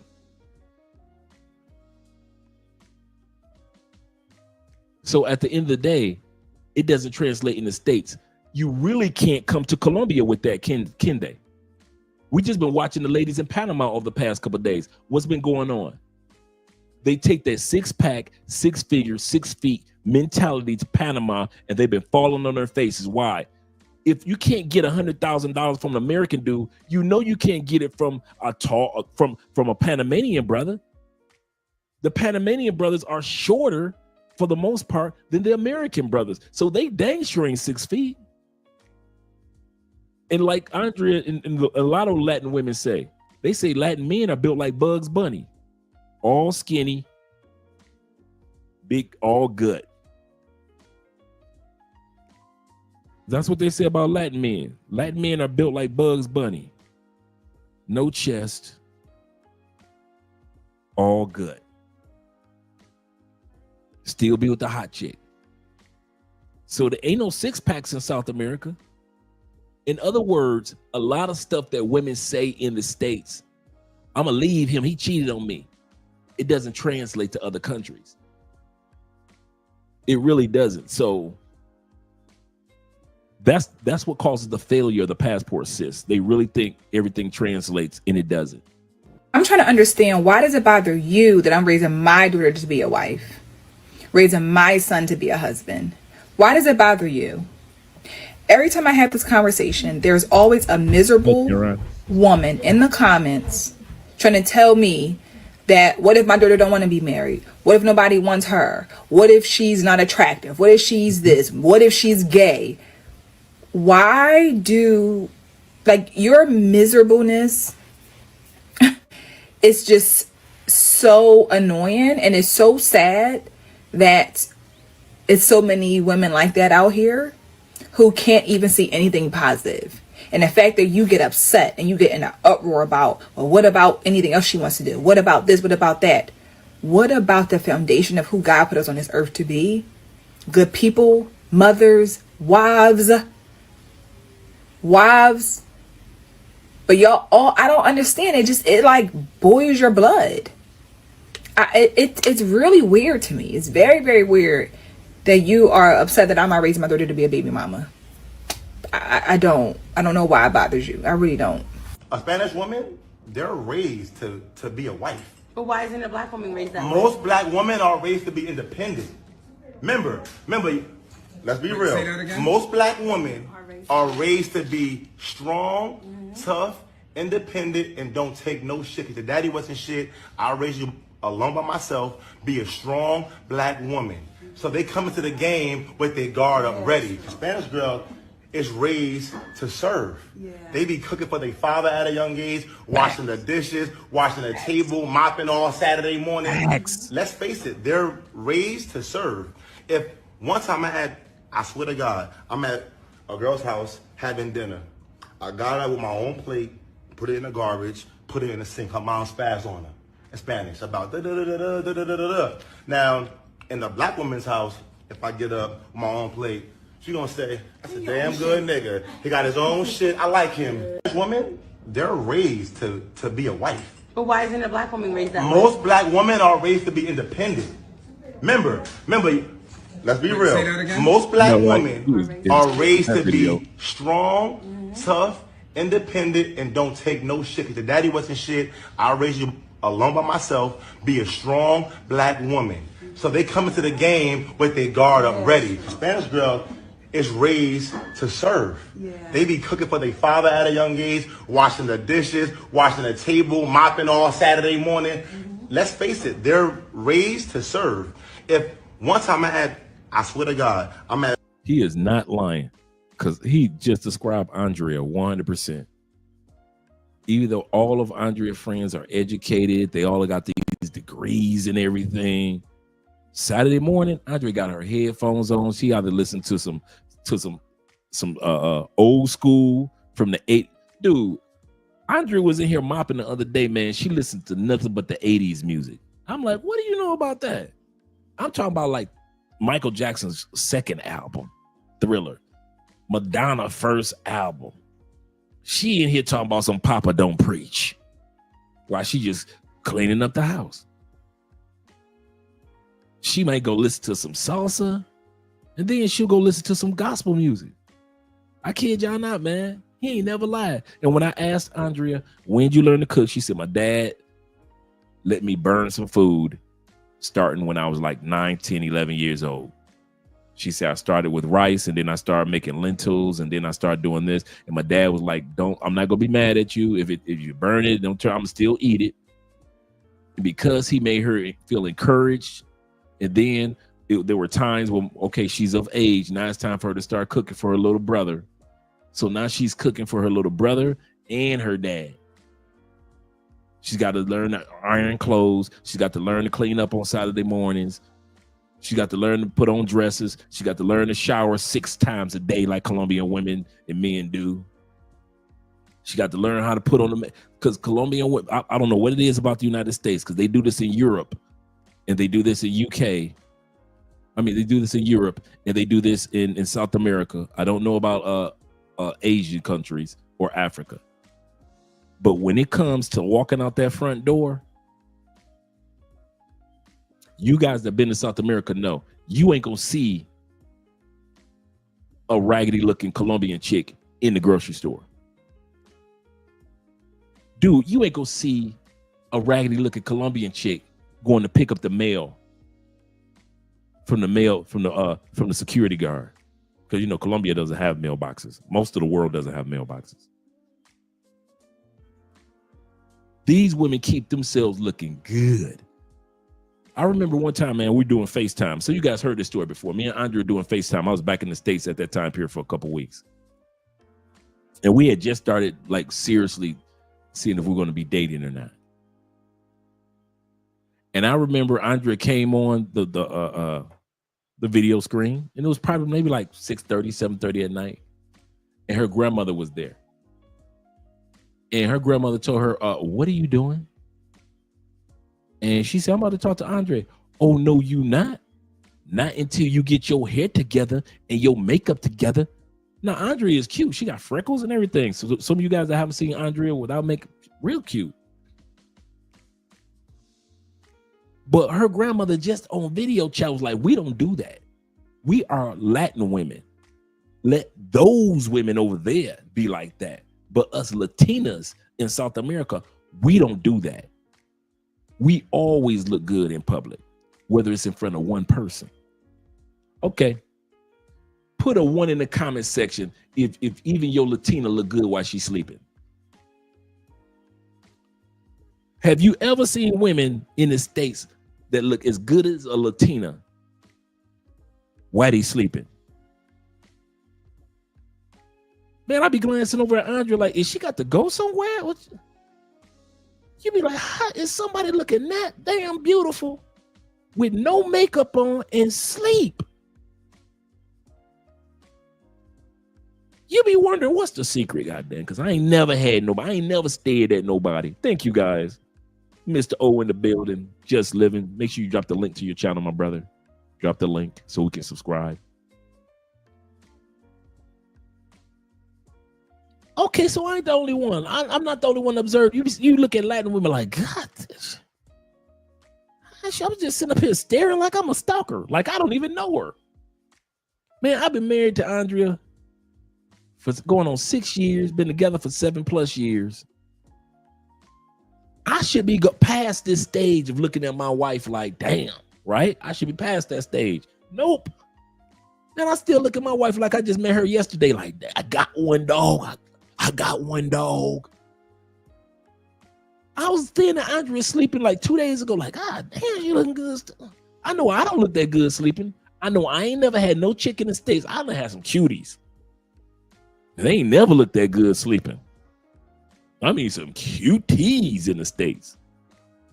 They ain't never looked that good sleeping. Boy, you get you a Latin woman, you be like, damn, girl, you looking good sleeping. All you dudes that ain't been with a Latin woman in bed, you gonna be sitting up there like this.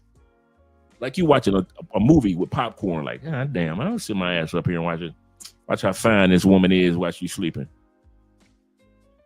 They do not play. I kid you not, I ain't exaggerating. No, I don't want to get past that phase, Bobby. You right, brother. You are so correct. IMFF says this. He said,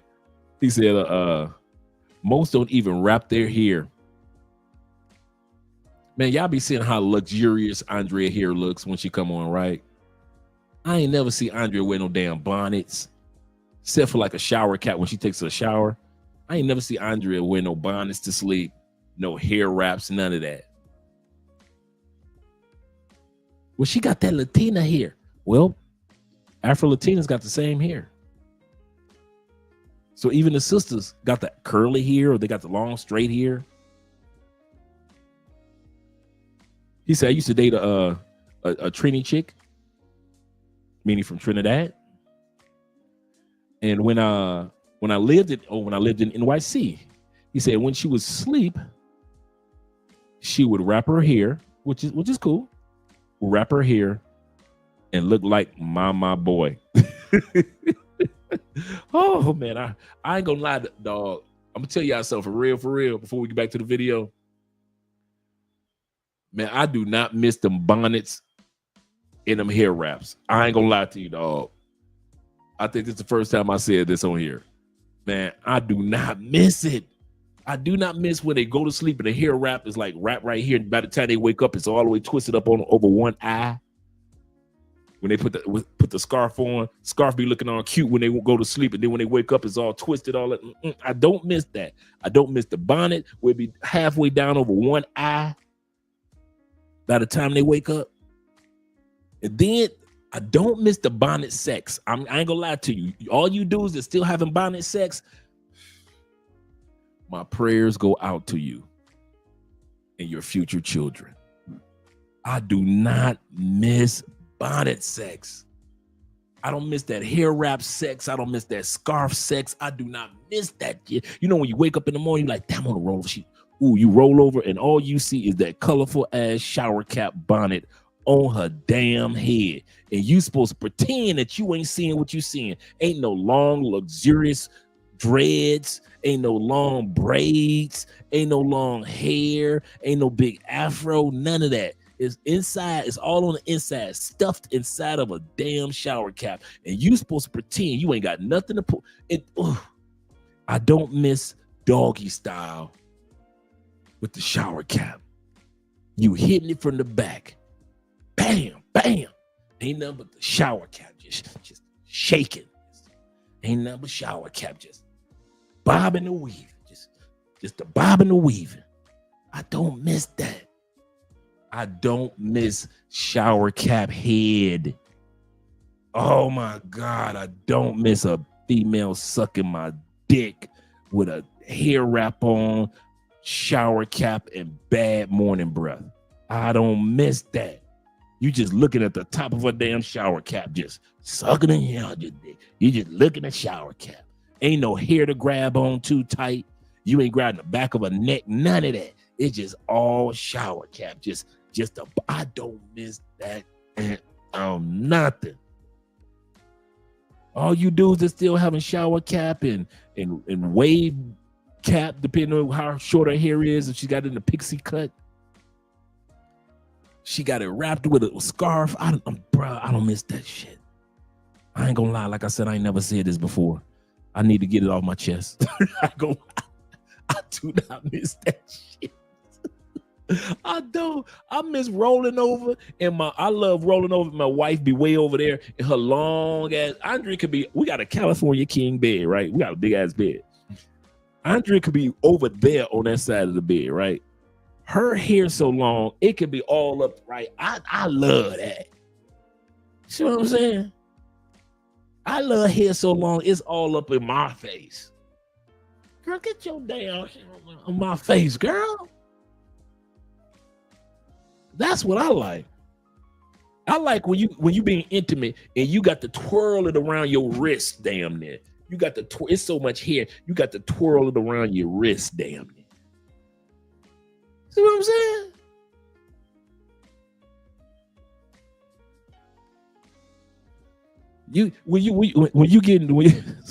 I'm not being graphic about us, but I'm talking about Latina women I've been with and white girls I've been with.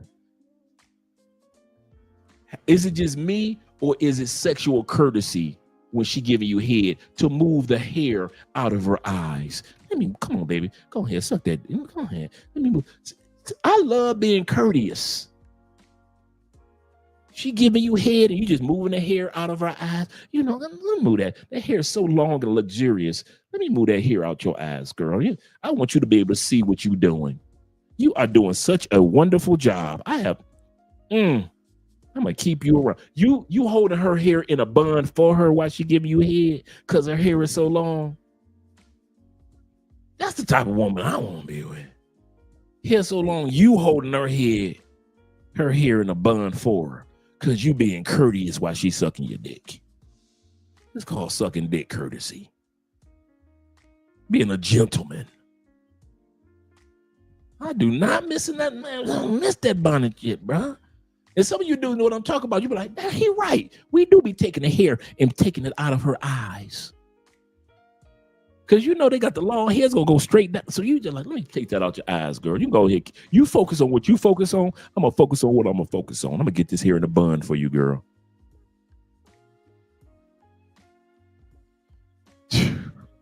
Man, I do. Y'all laughing, man. I'm so serious. That's why y'all laughing, because y'all know y'all been there. Y'all been there just like me. Like, man, he ain't even lying, man. That damn shower cap sex is some bull.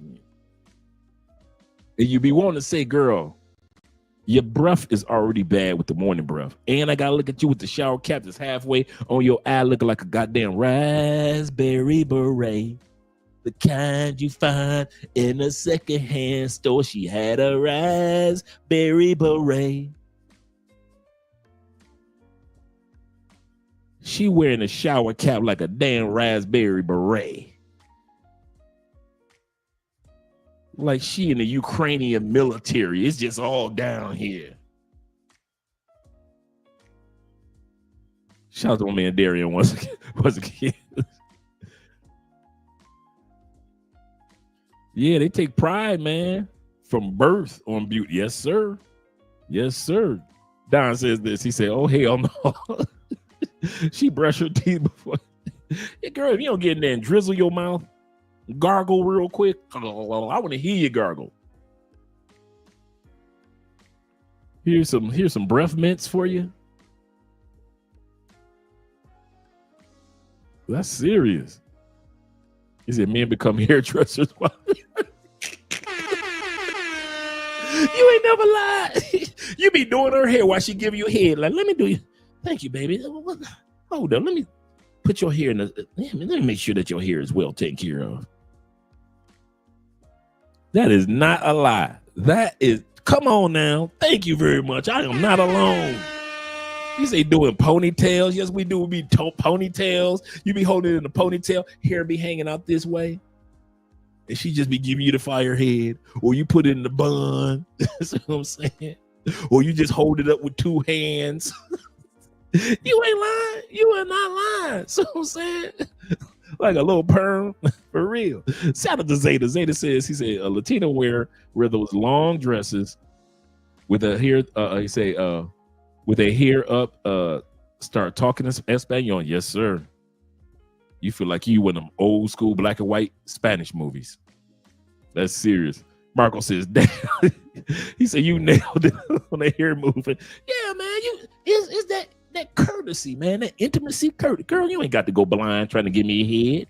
You would not got to go blind trying to give me. I want you to see how happy I feel at this moment while you are sucking the shit out my dick. Courtesy. See what I'm saying? Courtesy.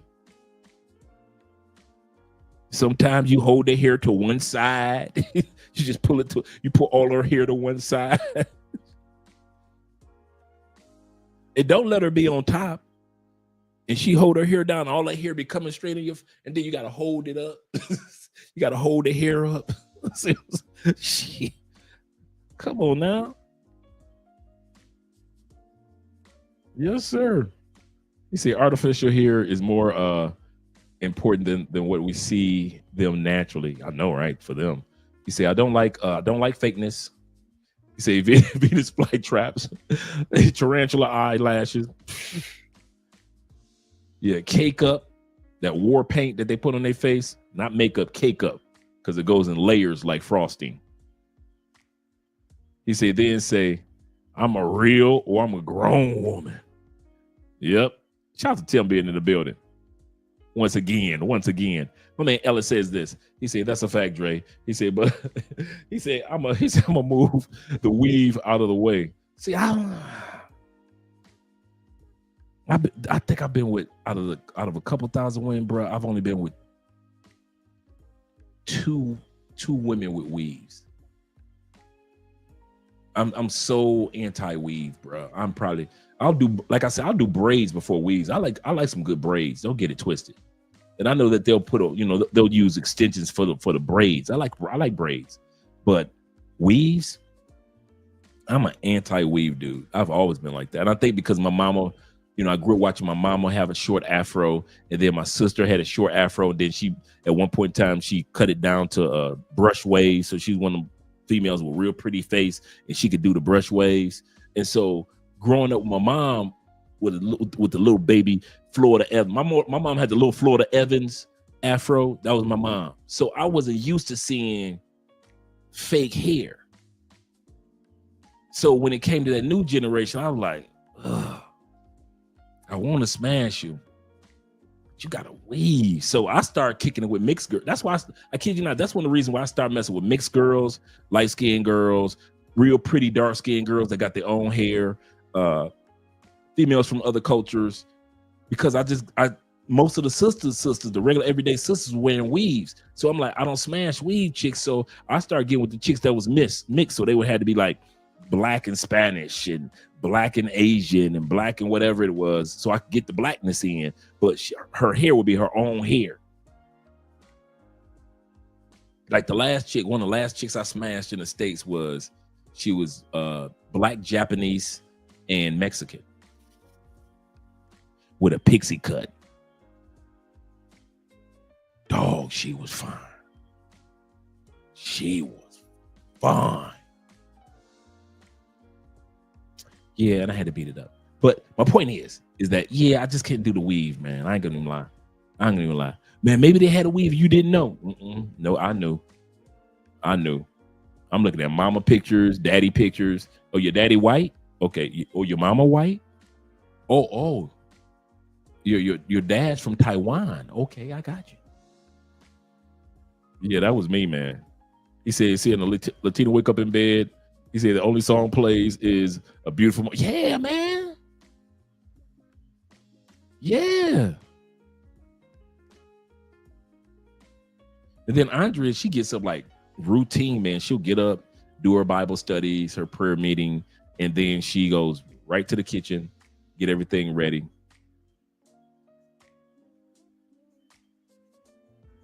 And we'll sit down together at the kitchen table and have our breakfast and just start our daily conversation, you know.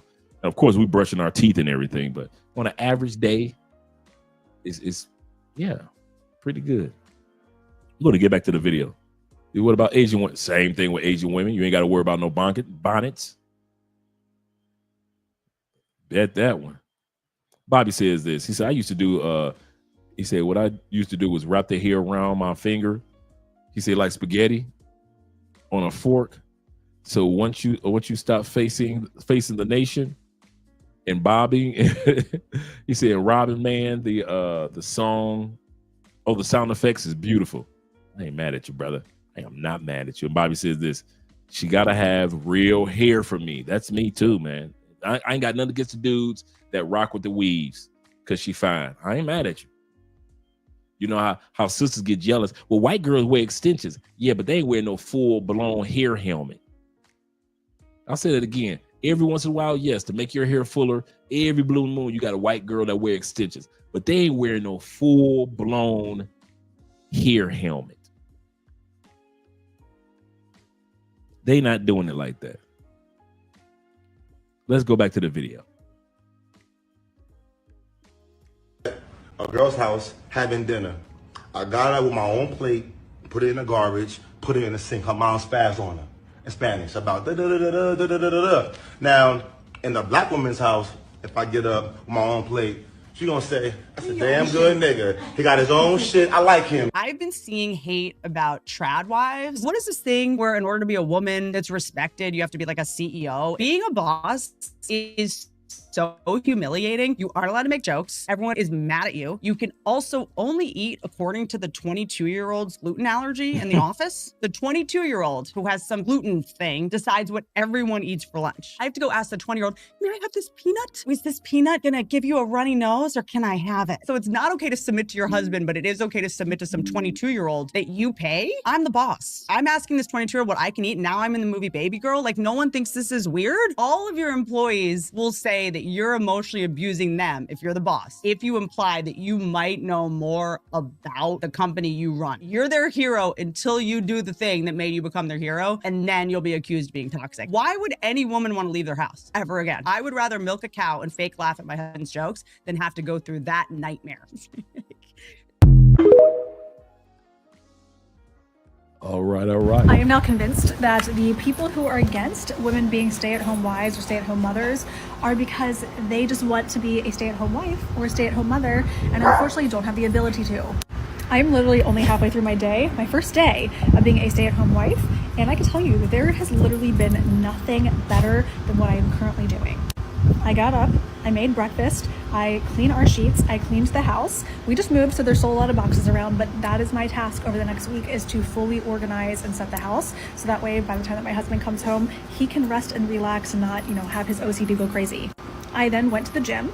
I had to go pick up some orders that I ordered for the house, as well as some groceries. I'm now gonna go jump in the shower and actually clean myself up from my dirty gym gear. I'm then going to put myself together so that way I look and feel presentable. And then I'm going to cook some food. And then just focus on making sure that my house is put together. And here's my thing, y'all. The only reason I'm making this video is because I was one of those people that for years, well, before I became like a moderate individual, although, after watching a lot of other people's videos, I still consider myself more like a classic liberal. Thank you, older millennial, for introducing me to that title. I still think that I am that way, but I do have some, traditional values that I like to stick by. But for years, I was one of those people who was like, I just think it's appalling if you're a woman who doesn't want to work. What do you do all day long? How lazy are you just to sit at home? Bitch, I love it. I love it. If this could literally be my life forever moving forward, I would 100% sign up for it. And to be honest, I don't know how long this is going to last for, but what I will say is I'm going to take advantage of it in every way that I potentially can, because this has been the best experience possible. I don't have to worry about pleasing somebody who literally cuts me a check but doesn't care two shits about me when it comes to actual real life. I can focus on building my own family, focusing on ensuring that my husband's life is made a lot easier, ensuring that I'm home to let the dogs outside, ensuring that my house is put together, that I'm not a miserable person, which is making other people miserable. Like, chaos, this right? is just great. And if y'all want to work and you enjoy working and that's the thing that you want to do moving forward, I think that's fantastic for you. I'm sure, not I'm sure, but at some point I will start to work again, and I'm going to be jealous of the time that I have right now. But if I just don't see why people are so against traditional lifestyles. Like, if that's what works for some people, just let it work for some people, because there's nothing wrong with it. If anything, I think that it just builds the couple's relationship so much stronger. And do I think that it's plausible and feasible in this day and age for that to happen for everybody? No, I understand that. Unfortunately, the American system is built for a 2-person working household. And sometimes you only have a 1-person working household, because that's just how the name of the game goes. But I'm very fortunate to this is what I can do for the next foreseeable few weeks. And I love it, dude. I love it. And I wish that everybody would have the ability to do this. Because just enjoying life is just enjoying life. I think we all got away from just focusing on the fact that life is so short and you should be living for the moment and living for your loved ones, not living for clocking a clock and coming home brain dead because you were dealing with idiots all day long.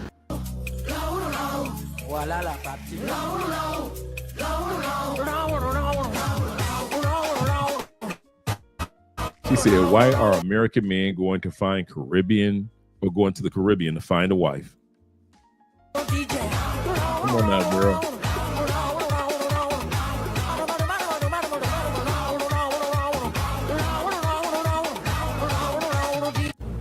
Hi, babe. Sure, thank you for your question, and you're not the first one to ask me that question.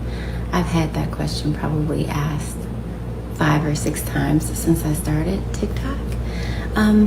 The thing is that when I speak softly, I remind myself on a daily basis that I live a soft life, and I don't want to forget, because there was a time in my life when life wasn't so soft. And so when I get on here, I remind myself it's about me. Me speaking the way I speak is a reminder to stay soft, stay feminine. There doesn't need to be 2 men in this house. That he's the masculine and I'm the feminine, and I love my role. So whispering it is. I've been seeing an insane amount of criticism towards trad wives. But here's the thing that a lot of people need to understand about traditional wives from the 90s and 80s to traditional wives now.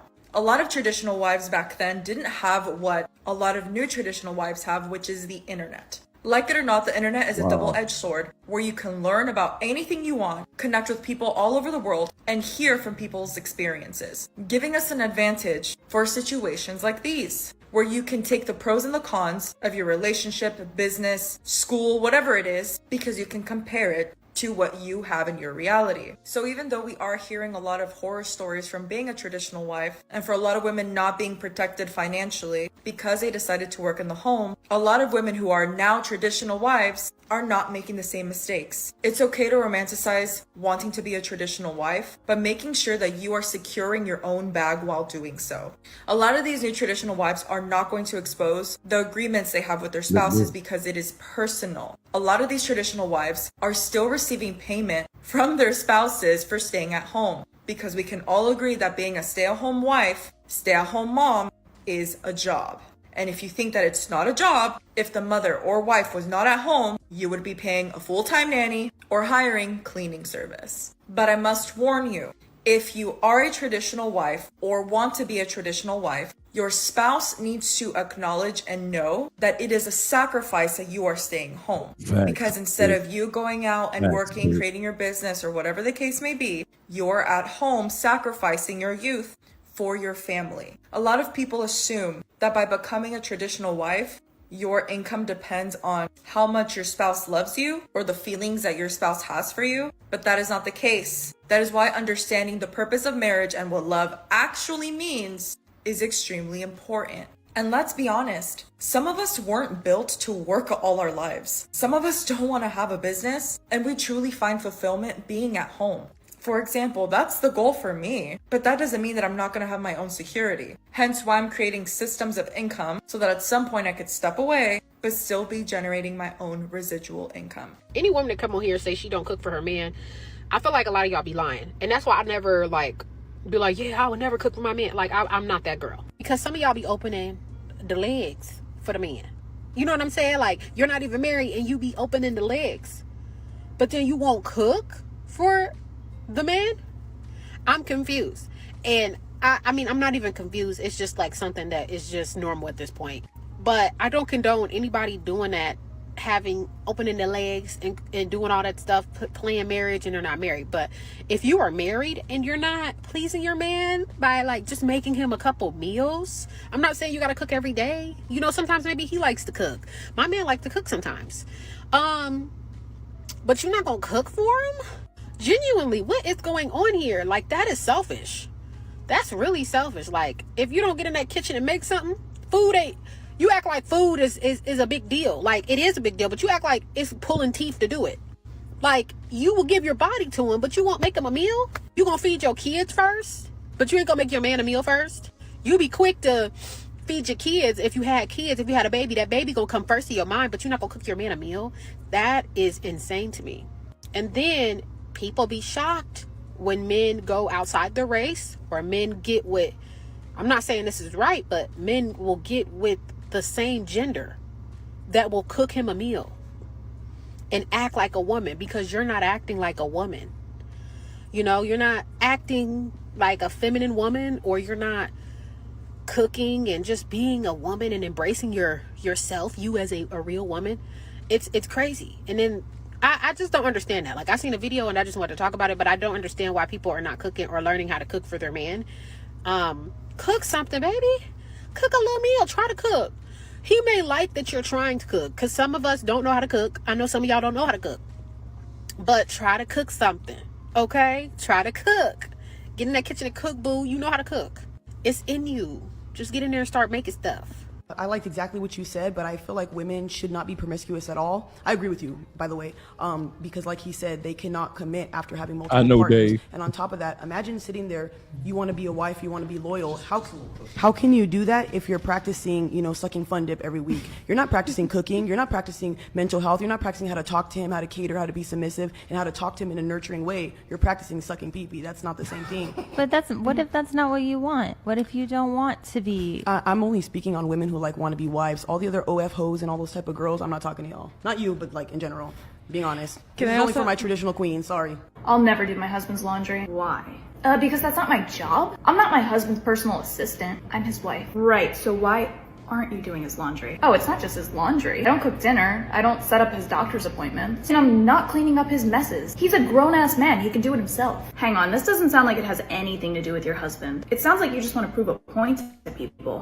What? The way you're saying this stuff. It's like you just take pride in not doing what most wives do. Yes, because I'm not going to be a part of this domestic labor force. Again, do you hear yourself? This isn't about your husband and his capabilities. It's about you hanging on to your feminist image. Does your husband ever brag about the things he's not doing for you? Does he consider chivalry and serving you as a man to be labor? I mean, the reason you're so excited about not doing these traditional things is because you've been convinced by some feminist deity that it's your mission to reject them. If you loved your husband and wanted to serve him, you would. Instead, you consciously avoid serving him. That's not love. That's just worshiping ideology at someone's expense. Classic pick-me explanation. Classic feminist name calling. You guys know about trad wives? Okay, so there's a whole pool of women now who, I wouldn't call them right-wing, but they're a right-wing adjacent. You know, there are women out there now that are trad wives. They're traditional housewives. They're all hot and they're all like, I cook every meal for my man, and the minute he gets home, I just want to please him. Some of you women out there watching this are like, OMG, I'm a trad wife. They're usually all beautiful, and it's giving 50s housewife aesthetic. In the kitchen, meal prepping, maybe making a casserole, baking. They're traditional housewives. They're very modern and very attractive. Hi, my name's Nyla. I'm a 22-year-old trad wife with no kids. I sent the man off to work, then went upstairs to go ahead and take down these braids because I'm leaving for Florida soon and I need a new hairstyle. I put on the super cute two-piece set from the TikTok shop, which I absolutely love, and headed right out. I needed to get some coffee, and then the next stop was going to the hair salon just to get a deep condition and blow dry. After leaving the salon... Now, while little mama getting her hair done, let's say on a Tuesday afternoon, she got enough time to take the braids down, get her hair done, make sure the house is spick and span, her man is well taken care of. While the rest of these women that you're going to hear in a few moments are complaining about the fact that women like these women have decided to be at home and can do whatever they want throughout the day. To where these modern women and modern wives, you got to be at work on Tuesday afternoon. I remember a couple of weeks ago, man, me and Andre were in the swimming pool, just having a great time, just enjoying the swimming pool. And we're actually talking to one of our neighbors' dad who was in town, right? And he travels the world and everything. And it was like a Tuesday, Wednesday afternoon. And I thought to myself while we were just having fun, enjoying ourselves, that there are women in the United States that want to program other women not to be able to enjoy a swimming pool on a Tuesday afternoon. That will look at my wife crazy because she didn't use her bachelor's degree for corporate America. She's using her degree in education to help us build this brand up. How dare she go into business with her own husband? There are women like that in the United States. And then earlier when we were talking about the weaves and the bonnets, I got a video for you. You lying. See, no, bitch. You got fake hair hats now? Let's bring that beat back. Watch this. I know the fuck you lying. See, no, bitch. Bring that beat back. I know the fuck. Look at there. Look at there. This is what you got in the States. And y'all want to mock us dudes that got passports, you plantation bros? This is the best that you this is what she could be giving. Come on, Marco. Come on, Marco. Don't act surprised. This is your United States. Come on, everybody. My country, 'tis of thee. Come on. Fuck you lying. I know the fuck you lying. I know the fuck you lying. See, no, bitch. You got fake hair hats now? Hair hats, bitch? I know the fuck you lying. See, no, bitch. You got. I know the fuck you lying. Yeah, keep bringing See, that no, back. bitch. I know the fuck you lying. See, no, bitch. You got fake hair hats now? Hair hats, bitch? Y'all got fake hair, eyelashes, lips, ass, titties. Fuck this. Whole hair hats. Shout out to Class 6 in the building. Shout out to all 72 of you guys coming through. Appreciate you guys. Timothy Bright is cool, family. He said, but yes, I saw it. They rocking the wig hat. I know the fuck you lying. See, no, bitch. You got fake hair hats now? Hair hats, bitch? Y'all got fake hair, eyelashes, lips, ass, titties. Fuck this. Andre, do you see many Colombian women with tattoos? If you're talking about a mass amount of tattoos, no. If you see one little cute tattoo here, cute tattoo there, yeah. If you see, do I see a lot of chest tattoos? No. I don't see a lot. That's a circle. That's a small segment. It's that like gothic type of segment here in Colombia. It's nothing to be proud of throughout Colombia. Colombia, you're not going to see a Colombian woman that often. You'll see that more in Southeast Asia from what I've seen, than you'll see in Colombia. It's like every once in a while you'll find a female that's got, leg tattoos and she got a big old, whatever image on her legs, on both legs, and she got it going down her calf and all. Every blue moon you see them type of chicks. But for the most part, Colombianas, they don't play that. They don't play that. You got to realize this. A part of the culture in South America is this. They still care what their family thinks. To a certain extent, they still care what their family thinks. Me and Andrea was talking about, I'll give you a perfect example. Me and Andrea were talking the other day about smoking. I don't smoke. Her mom and dad and her brothers and most 99% of her family doesn't smoke. And the 2 to 3 people that do smoke, you will never see it. If nobody ever told you, you will never smell it. You will never see it. The 2 people, some young dudes, and like 1 female. I'm talking about on all the people on mom's side, all the people on dad's side. Nobody smokes. Why? They care about themselves, but they also care about how it's going to impact the image of the rest of the family. If we all sit around smoking like we're in Europe somewhere. They still care about the image. So you're not going to see the average Colombiana with too many tats, a cute butterfly here or a cute image there. But, you ain't going to see too many walking around with a sleeve, dog. And I kid you not, I see them I got 2 gym memberships. Whenever I'm in the grocery store, this is a hot country, so females always wearing short sleeves and, crop tops and all that. And you don't see it like that down here, man. You don't see it like that down here. You'll see them like with 1 or 2. Every once in a while, you see a sleeve. Every once in a while, you see a female with the full body tats. But them rock, them salsa rock and roll chicks type of thing. But it's not that common. It's not that common. Let's go to the stats that I was going to share with you guys real quick. Let me go to the stats real quick that I wanted to show you. I want to show you guys this here. The statistics on traditional wives around the world. So let me remove that from the stage. Let me add this to the stage. Let's look at these stats. Let me blow this up a little larger so you guys can see it. And I asked ChatGPT, worldwide, give me a guesstimate, worldwide, what percentage of women are traditional? Why? And let's compare United States and Canada and UK to other countries. Approximately around the world, outside the United States. Now remember, this is outside of Canada, outside of the United States, outside of UK. And I asked, what percentage of married women consider themselves traditional? Outside of the United States, it's 65% of women consider themselves traditional. This includes family care, homemaking, and supportive roles in the marriage.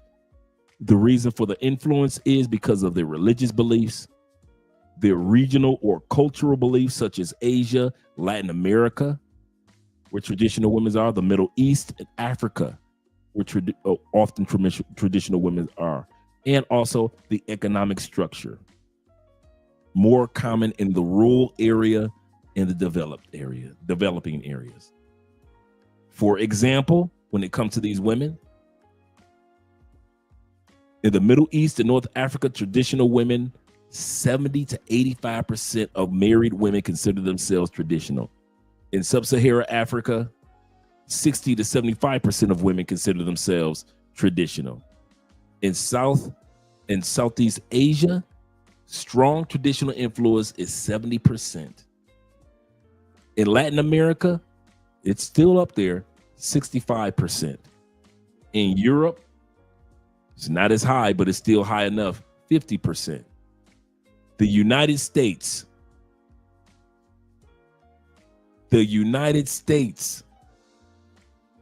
15 to 25% of women in the United States that are married consider themselves traditional. Why only 15 to 25%? Because highly participation of women in the workforce. So those wives think because I got a job, I don't have to be traditional. Number two, strong feminist and individualistic culture in the United States. So when you guys want to take the woman back to the States, okay. I'm not black, I'm OJ. Okay. The emphasis on equality and shared domestic responsibility in the United States. The other reason why it's only 15 to 25% of women think they're or consider themselves traditional wives in the United States, declining marriage rates. So we already know over 57% of marriages in the United States don't work. And changing of the family structure. So now you can have a gay daughter, a gay son, and nothing wrong with LGBTQ. What I'm saying is you can have fluidity. In the United States, you've got men that have had transgender surgery that walks around like a woman, married to a female that's had transgender surgery. So the female decided she wanted to be all man, but she still got a coochie. The dude wanted to be all female, but he still got a dick. So they still having sex. So the one that looks like a man can still get pregnant, while the other one looks like a woman. That's the United States. That's the United States over the last 30 years. So compared to the United States, globally, 65% consider themselves traditional wives, 15 to 25% consider themselves traditional wives in other locations. Canada, it's only 18 to 25%. And UK, it's only 20 to 28%. And as we were talking about earlier, we don't have to do this stat on men because most men are still, we're so simple. Most men from the dawn of time, we're basically the same. Sex, salad, or soup, silence. We basically want those three things. Give me some peace, give me some sex, give me some silence. You know, give me something to eat. Feed me, Seymour, feed me.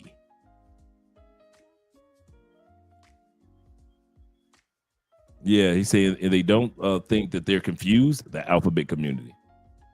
He said, no, you trivially, definitely something wrong to be gay. No, you know why I say that, man? I'm gonna tell y'all that. I'm gonna tell y'all this in all sincerity. You know why I say there's nothing wrong to be with LGBTQ? You want to know why? Two reasons. A, you guys who aren't YouTubers don't understand how the algorithm works. And they will either chop your video, stop your video, or just take your channel down because they will say you were fear mongering or attacking somebody. So we got to always say as content creators, I have nothing against this. I have nothing against that. I don't have anything against the people that are, Trump pansies. If you're a Trump pansies, okay, cool. I have nothing. You always hear YouTubers say I have nothing against when we really do. but we don't want our channel shut down, and we don't want our channel or our video blocked. So we got to do this little game as content creators. Number 2 is I really don't care. Number 2 reason about the LGBTQ community, I think they got a T and a couple other letters on there now. I could care less. I ain't gay. I know a few gay people. My sister gay, her wife gay, but I'm not around. I ain't even around my own sister. Well, she's back in Cleveland. I'm in Colombia. So I'm not around that world. In the United States, you don't have no choice. You got like 9 coworkers that's LGBTQ. You have a Christmas party, it's like 8 wives that's married to each other, right? That's your world. But most of us that are still in traditional countries, you have LGBTQ, but it's not to the extreme like in the West. So I can be in a position to where I can sit back and say, I don't care, and I can rarely see it. I can rarely see it. You can see 2 Colombiana women walking down the street holding hands, right? They must be LGBTQ. Why? Because it's like that in the States, right? Right? You see 2 women walking down the street holding hands, right? They're sisters. They're 2 cousins. Holding hands or having their arms wrapped around each other when they're walking like with grandma or walking with each other from high school, from junior high school. Is common. It's common for you to see young girls walking, holding hands, or young girls kind of have their arms kind of like locked around each other while they're walking and talking. It's part of the culture. It has nothing to do with being if she's straight or gay. But we in the States, we think when we see it, oh man, that's LGBTQ. But so be it. But hey, fuck you, lying. See, no. Hold on for a second. Let me take this down. We don't need this, but I want to bring that back hair up. Hats now. Hair hats, bitch. Hair hats. Y'all got fake. I know the fuck you lying. See, no, bitch. You got fake hair hats now. Hair hats, bitch. Oh, man. I know the fuck you lying. I can't wait to share that one with y'all, man. I could not wait.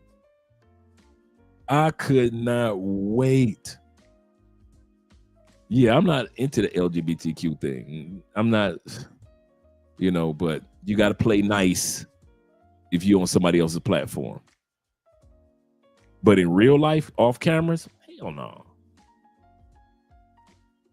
You say, here, hits, I'm done. Let me catch a plane right now. Yes, sir. I just had to put that up there a couple more times. See, no, bitch. You got fake hair hats now. Hair hats, bitch. Y'all got fake hair, eyelashes, lips, ass, titties. Fuck this. Living in America.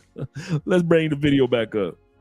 On the ultimatum and made the man his lunch. He requested just salad and fruit today, so that's exactly what I made. And I grabbed him a few snacks just so he'll stay full longer. I went ahead and took him his lunch, and then when I got back home, I cleaned up the kitchen a bit, made myself a quick snack. Then I made these copycat crumble cookies, and the recipe will be on my other account. Once those were done, I went upstairs and did some laundry and folded the rest of the clothes that were sitting in the pink room. Then I just did some light cleaning around the house and took out all. Now, remember what I said earlier? What did I start this video off with? I said this, and I want you guys to continue to do this too. I said, look at the homes that these trad wives or traditional wives are living in. Didn't I say that earlier? Because the man could focus on making the money and bringing in the finances and tripling those finances with investments and things like that. The women are taking care of everything else.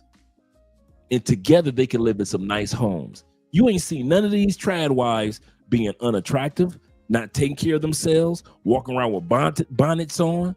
They ain't big as can be. You ain't seen none of them looking like that. And you ain't seen none of them in no raggedy house.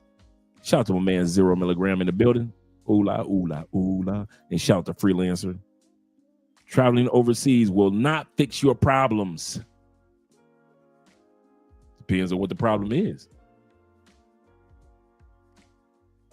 Staying, okay, so you're saying that staying will fix my problem? So those of us who are happily married or in solidified relationships in other countries, we should have stayed in the States?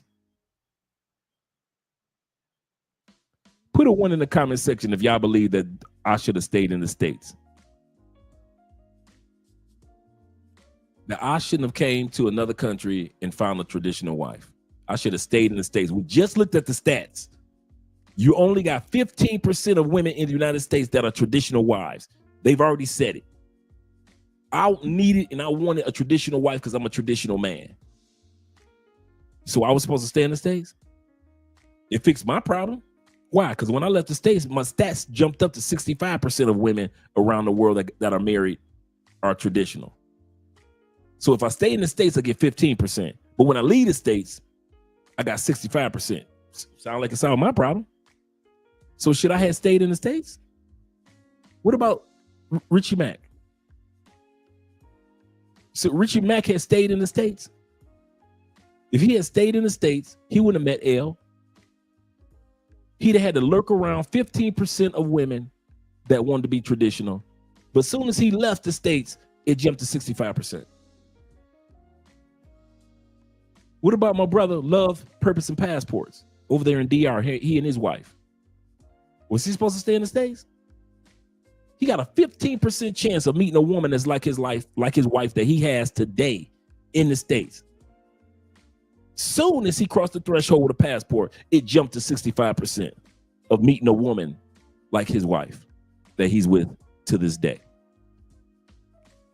He's supposed to keep staying in the States? Sounds like leaving solved our problem. Our problem was we couldn't find a tradition. I'm gonna say that again. It's not that we couldn't get no coochie. Bruh, ask any dude with a passport. The easiest thing, I'm gonna say this again, let me sit up. The easiest thing to do in the United States is get some coochie. If you can't do nothing in the States, the broke brother getting coochie, the dude with money getting coochie, your coworker is smashing your dude's wife. Take it from me. Young kids are having early sex at 14 and 15 and 13. Everybody, if you can't do nothing in the United States, you can get you some coochie. You can get fat coochie, you can get skinny coochie, tall coochie, short coochie. If you ain't gonna get nothing, if you ain't gonna get nothing, you ain't got nothing going on in your life, you could be broke and your PlayStation, you got 2 PlayStation controllers and only one of them work. You could still get you some coochie in the United States.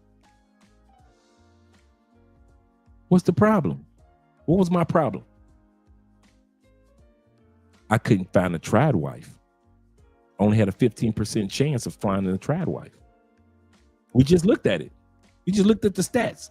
15 to 25% chance of finding a traditional wife in the United States. I'm supposed to stay there?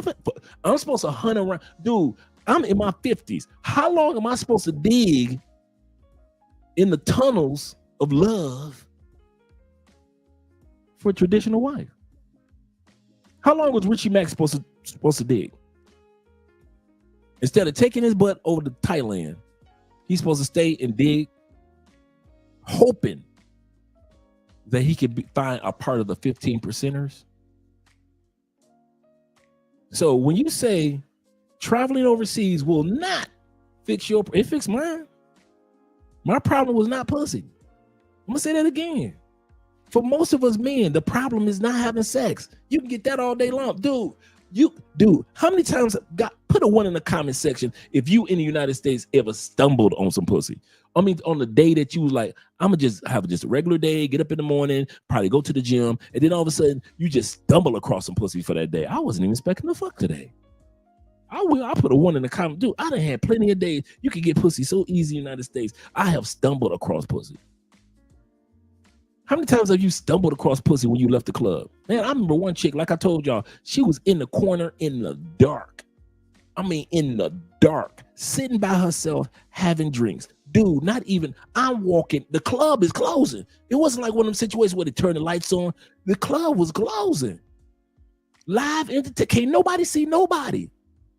Dude, I couldn't have been 3 more steps from being out the door and never meeting that person, right? In my peripheral, because she was light-skinned, I could see her in the darkness. In less than an hour, she had me in her, I left my truck. She had me in her Escalade on way fine too, on my way to her house. You can stumble across some pussy in the United States. You cannot stumble across a trad wife. You cannot stumble across fit, feminine, friendly. You cannot stumble across somebody that is supportive and submissive. You cannot stumble across somebody that is into family traditions. That is not going to happen. Not in UK, not in United States, not in New Zealand, not in Australia, not in Northern Europe. You are not going to stumble across. That's why it's only 15%. What was my problem? What was my problem that I need Inspector Gadget to solve? My problem was, it wasn't pussy. It wasn't, I couldn't find the traditional women among the women that were giving me pussy. Same thing with a lot of you guys. There is a problem to be fixed. I'm not going to sit back and pretend like it wasn't no damn problem. There was a problem. The problem was it was too easy for me to fuck them, but it wasn't easy for me to find somebody to fuck with. I'm going to say that again. It was easy to fuck them. It wasn't easy to find somebody that you really in life want to fuck with. When you ain't perfect, that makes it even better for me. That makes the problem even harder, because I'm an imperfect person looking for an imperfect person that all I need is them to be traditional as I am. I'm a traditional man. All I needed was a traditional woman that wasn't going to try to bleed my money dry by using the laws in the United States. That's another problem I had. I'll say that again. He said problems. I had problems. A lot of us married men is divorced. You have problems. Why? You can get all the pussy you want, but there were no laws to protect you if you dared to put a ring on that finger. There are no laws. I'll say that again. I must have said that wrong. There are no motherfucking laws to protect you in the United States. I had problems, like you said, plural. My first problem was all I could find was bitches to fuck. Rich bitches. So don't think I'm with Aisha broke ass in the hood. I don't do broke chicks. I'm talking about chicks with master's degrees, doctorate degrees, own this business, own that business, want to go to the fundraiser. And after we get back from the fundraiser, I can fuck the shit out that bitch in her fucking throat. So we're not talking about some broke chicks from the hood. We're talking about chicks that got the big fancy house on the hill up there, all the way up, them chicks. Miss AK, ski-wee, all them bitches. That's who I was fucking. And I still couldn't find a trad wife among them. I was married 14 years in the States. There was nothing trad about. My wife was modern. She was a mod wife.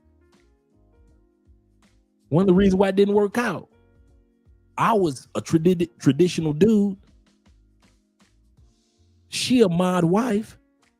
We ain't blending. We cooler now than we were when we were married.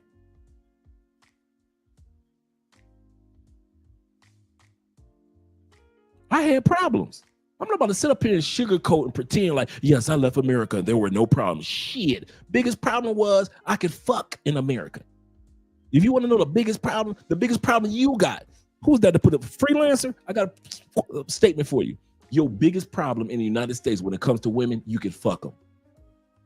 Don't you ever think that you got a problem bigger than that. You ain't gonna never have a problem bigger than that in the United States. Your biggest problem in the United States is gonna be that you can fuck them like that.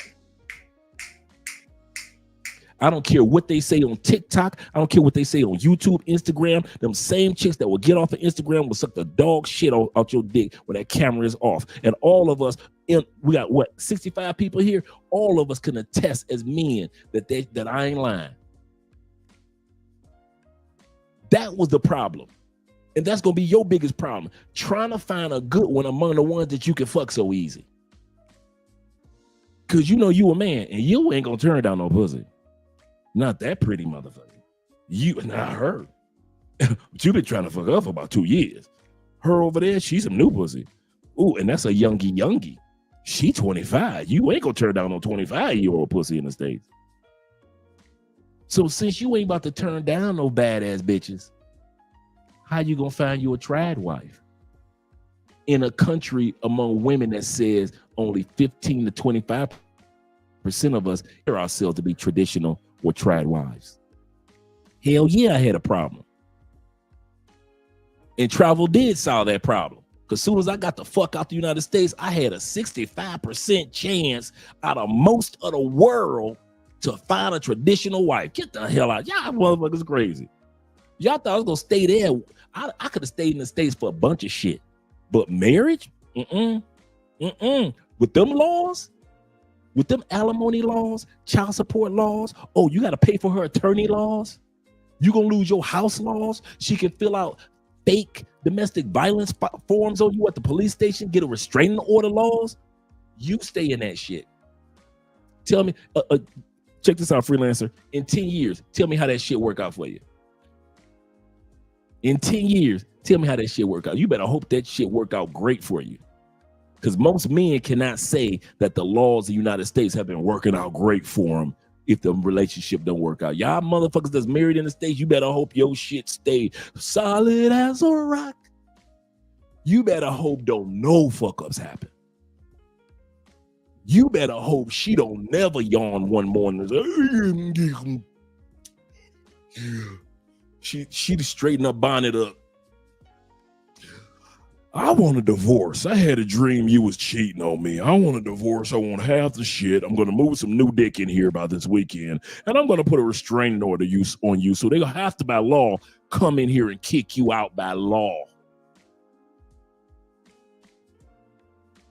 Y'all better hope I'm telling you, you better be on your knees. All you married motherfuckers in the States, you better be on your knees every night. Lord, please send angels, cast out these demons. All you Islamic brothers, you better pray and fast as much as you can. All you brothers that got priests, you better use your rosary and do everything you can. You better hope that your ass don't end up in front of one of them damn judges, because you know how they go. The laws in the United States are created to railroad men. Yeah, every once in a while you hear about a Mary J. Blige that's paying alimony, or a Whoopi Goldberg had paid alimony. Every once in a while you hear about some chick. 99.9% of the time they coming for your ass. So you better hope and pray with your rosaries, your Quran, and your Bible that your shit flow flawlessly. You better hope your woman don't never have no bad day. You better hope her pussy always stay wet and her motherfucking purse and her wallet stay full. Because the day her pussy dry up and her wallet ain't got a bunch of money in it, that's your ass.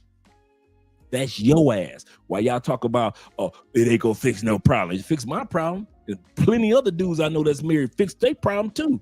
So keep y'all happy asses in the States. Like I said on this channel, we do not convince Americans to leave America. I'm gonna say that again. We don't convince Canadians to leave Canada. You will never hear me say that. You hear me say the opposite. Keep your ass right there. Love crossing borders is for those that want to love crossing borders. Our job is to help you fall in love crossing borders or fall in love with the borders that you cross. That's our calling. We are not here to bullhorn and tell y'all to leave. Keep y'all asses right there in the middle of your problems. And you better hope that shit don't never backfire on you like 57% of men, my bad, 80% of men that get every year get divorce papers handed to them in the United States. 80%, 80, dude. So what y'all trying to tell me in the United States, 80% of men are fuck ups. If 80% of women are filing for divorce in the United States every year, you telling me every year, 80% of the dudes that get divorced, he the fuck up? 80%. Women ain't never did shit wrong. 80%? Get the fuck out of here. And you don't think it's a problem? You think travel ain't gonna fix your problems? Try it. Try it. Try traveling. And I'm not saying travel just for women, because y'all know I'm not about that. But what I am saying, try it. Try traveling. Watch the quality of women that you meet. Watch how in certain countries of the world, the women are so feminine, you ain't never seen nothing like that in your damn life. You go to a country in Africa, certain parts of Africa, the women are getting on their knees. You ain't never seen no shit like that when you walk through the door, a woman on her knees, or welcome home, babe. You ain't never seen no shit like that. Half of y'all ain't never had no woman make you a plate. You've been married how many? Umpteen years. You've been married umpteen years. Umpteen years. Your woman ain't made your ass a motherfucking lemonade. And you want to wonder you ain't got a problem. You shit, you should be on my side saying, we do got some problems. We do need to get the hell up out of here. Y'all no problems. Y'all gonna, Americans, y'all gonna keep putting y'all head in the sand. Y'all gonna, one day y'all gonna have to take y'all head out the sand, you ostriches. We Americans, they love to program us to put our head in the sand, put on rose-colored glasses about some shit. You damn right there was a problems, plural. The ladies and the fucking laws, the cost of living. Every time you turn around, somebody pulling the trigger on somebody. You don't think that's a problem? You don't think the cost of living in the United States is a problem? You don't think the political landscape in the United States is a problem? Let's keep it on plurals. You say it with an S, plurals. You don't think the political landscape in the United States is a problem? You really think that shit gonna turn back around? We ain't had a good economy. You want the truth? We ain't had a good economy since like 1994, before the dot-com boom. I mean, bust. Because when it was booming, everybody was making money when dot-com first came out. That's the last time when everybody, rich, average, poor, anybody could buy a house. That's the last motherfucking time Americans saw a real economy where everybody got the hookup. So you don't think it's a problem? You think that y'all going through tariffs and recessions and China is kicking y'all ass? That ain't no problem. You don't think it's a problem that every year when somebody take their kids to school, almost 300, 400, 500 kids that go to kindergarten or college ain't gonna make it home by the end of the school year? You don't think that's a problem? You don't think it's a problem that you can't take your ass to a Macy's Day parade, a Memorial Day parade, a 4th of July parade, a Veterans Day parade without some crazy motherfucker in a car just running everybody? You don't think that's a problem? Come on, we talking about problems, right? Problems. You don't think it's a problem that you got to pay $415,000 for a house that at one point in time was only $85,000 just a few years ago? You don't think there's a problem? You don't think the problem, you don't have a problem that the infrastructure is so fucked up that we ain't even got no trains that you can, other than that raggedy ass Amtrak, that you can actually go across the country with? Our infrastructure is so messed up that we got sinkholes in Tampa, and at the same time, across the coast of I-95, the damn bridges are collapsing.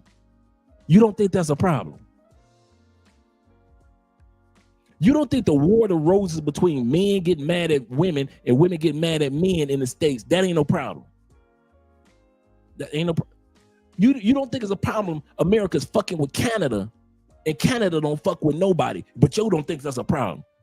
You don't think it's a problem that your president just released 1,300 people that was involved in January 6th?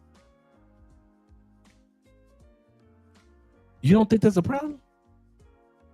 At least the motherfuckers that Biden got off death row, they still in prison for the rest of their life. Why did he do that? Because it was more expensive to keep a person on, for all you do that don't know about prisons like I do, it is more expensive to keep a person on death row. In the US, citizens pay for that person on death row for the next 10, 20 years compared to just putting that motherfucker in regular population for the rest of his life. But you don't know that. But you don't think that's a problem. 1,300 motherfuckers went and tore up the Capitol. I mean, the Congress or the Capitol. And you don't think that's a problem. And your president just said, fuck it. I'm letting everybody out. You don't think that's a problem. You don't think that it's a problem with all the racial heightening right now. White people feeling comfortable calling you niggers. So you niggers don't think that's a problem. We're talking about problems, right? Let's stick with it. It's not a problem, right? Ain't no problem. That's America. That's everyday America. That's the norm. Ain't no problem. They're convincing kids, the little boys, to cut their dicks off. Convince them boys that they were supposed to be girls. Trying to convince girls that they can grow a dick. That's not a problem. They're convincing your daughter. There's no problem that they got LGBTQ teaching in your schools now. That's not a problem. They got LGBTQ in your Congress right now. That's not a problem. That is not a problem, right? No problem.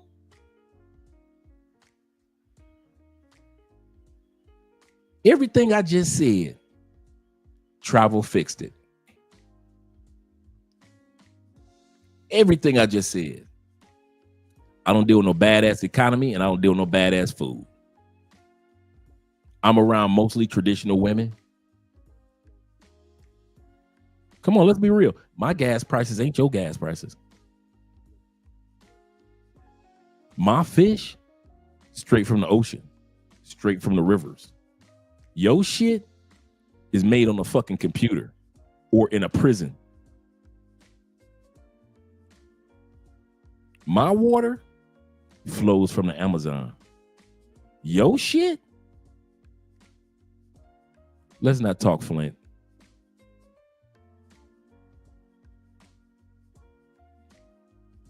All the things that I just mentioned. I buy a house for $80,000. It's equivalent to your $400,000 house. Ain't no difference. I got a 3-bedroom, 2-bathroom, right? Many of you have seen the video. In the upper middle class area of Cali, Colombia. $600 a month. When was the last time you saw anybody living in the upper? I don't mean the middle class. Fuck the middle class. When was the last time you saw anybody living comfortably in the upper middle class in the United States? You name the city. I'm not talking about a damn town. I'm talking about a city. You name the city in the United States where a person lives in the upper middle class for $600 a month. Oh, let me include utilities, $800 a month.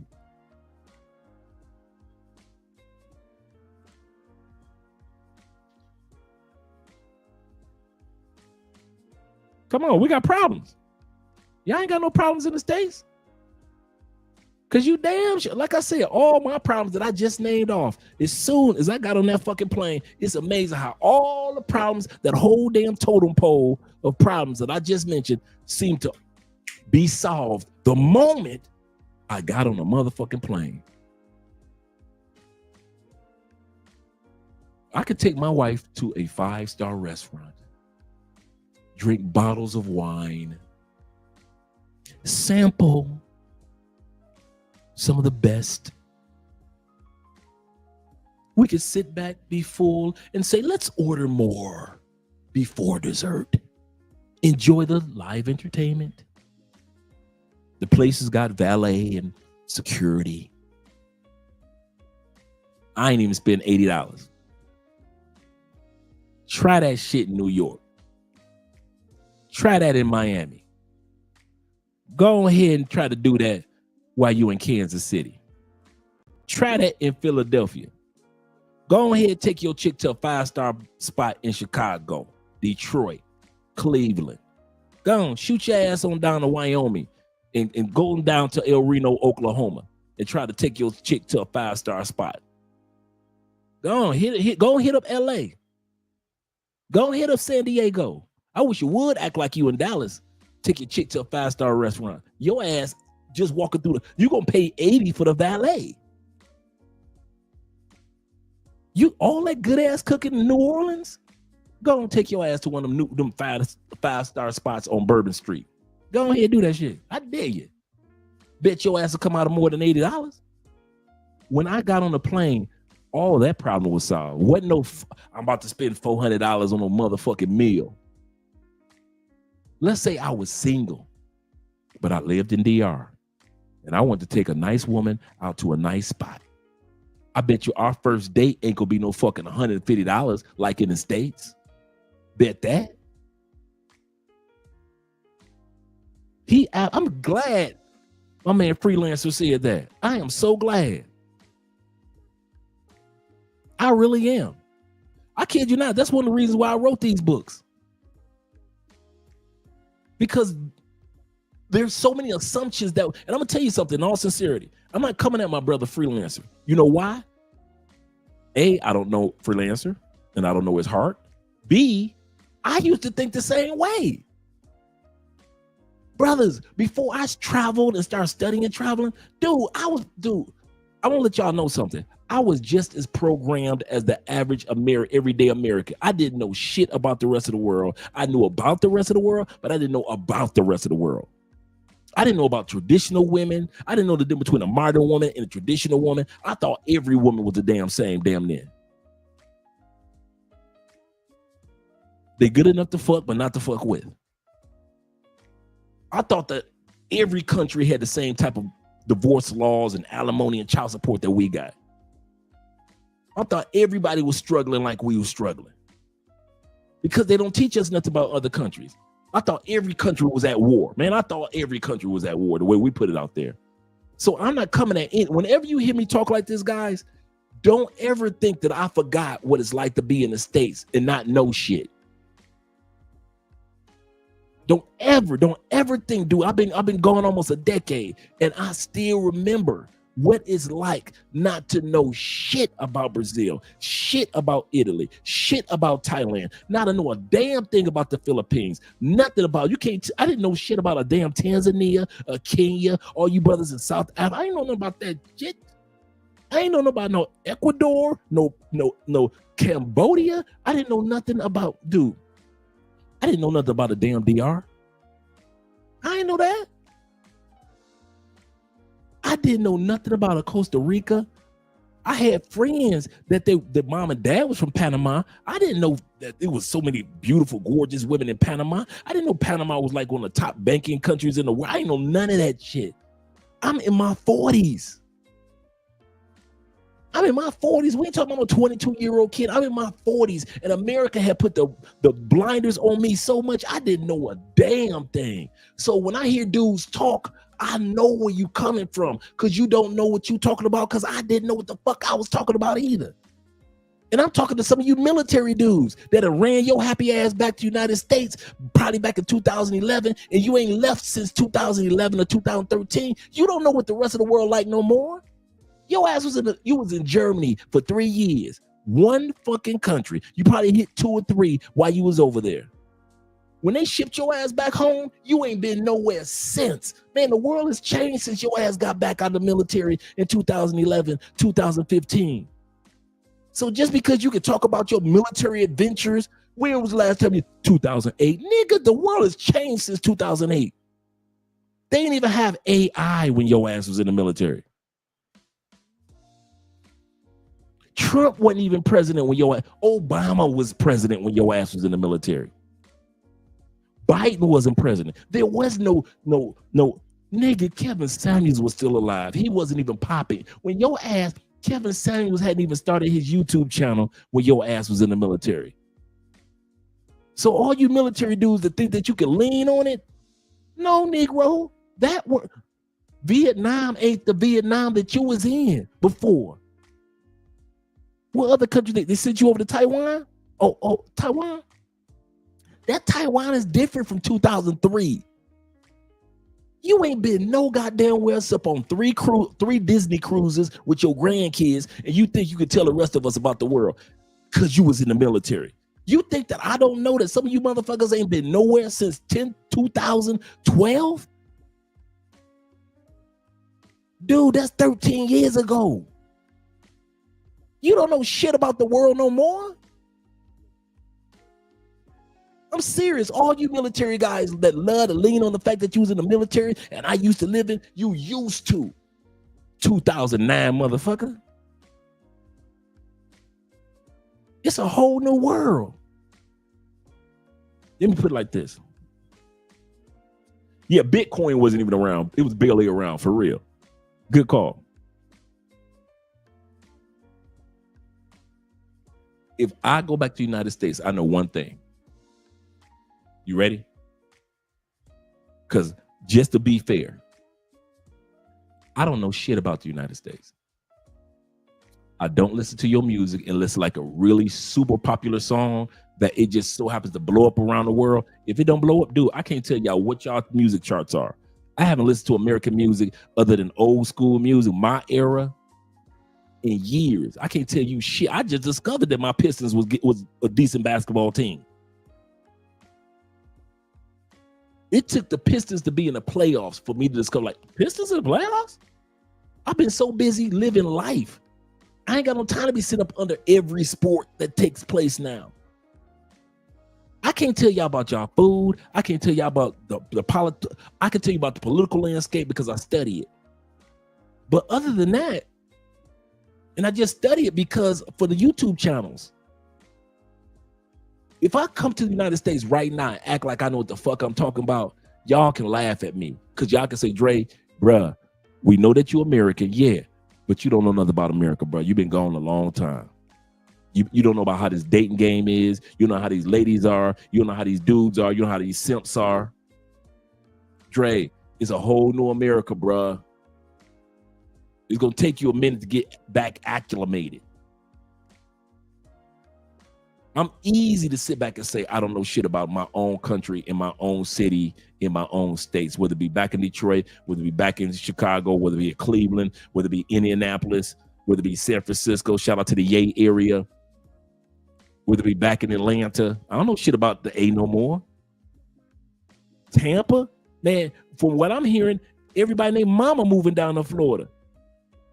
And they messing up the prices. I don't know how to economically move around Florida no more. I'm going to tell y'all something else. I know I sound like I'm rambling. I don't even know how to economically move around the United States without saying, get the fuck out of here for these prices. I don't know how to sit down at a restaurant. Man, at the Conclave, I stayed pissed. What? For how much? For this shit? That's how I was feeling the whole time at the Conclave. Every time we went to a restaurant, I'm like, the fuck? For this shit? That'll be $73.24. You can add your gratuity with it. I got a tip? I'm in a country where I got a tip now.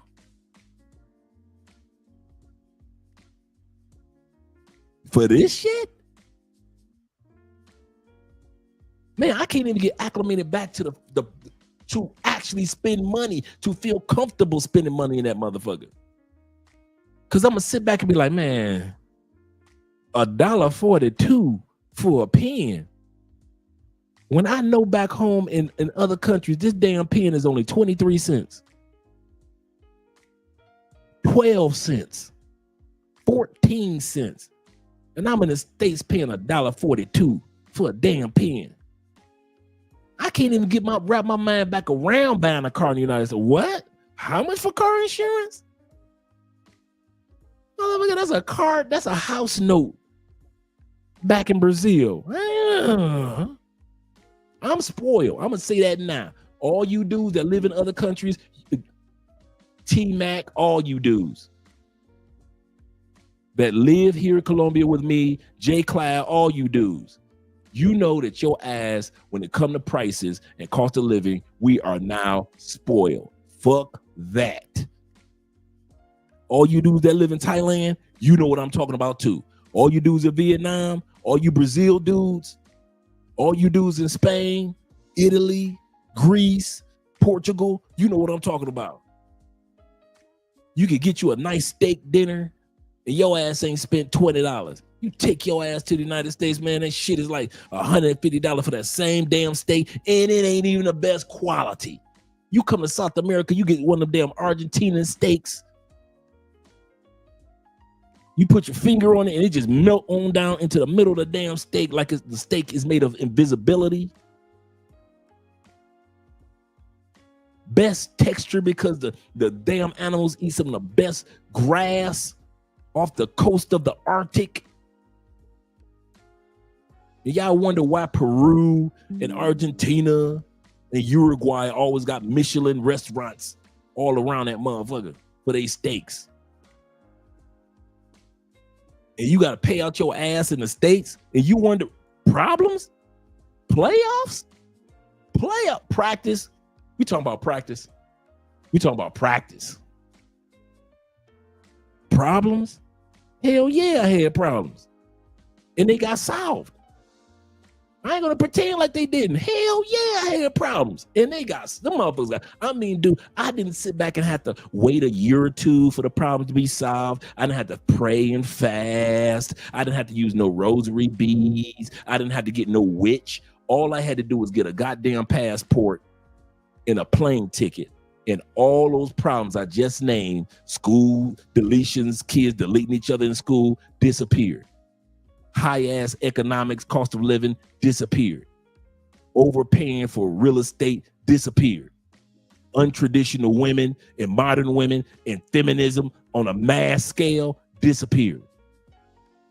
Only hanging around black people all the damn time and not getting to know the rest of the world, disappeared. Waiting for the government to tell me about how I'm supposed to think when it comes to other countries, disappeared. Damn right my problems disappeared. Got solved with one fucking flight. Shit. But like I said, y'all, the beauty of this channel, we always say we give you a choice. You got a choice.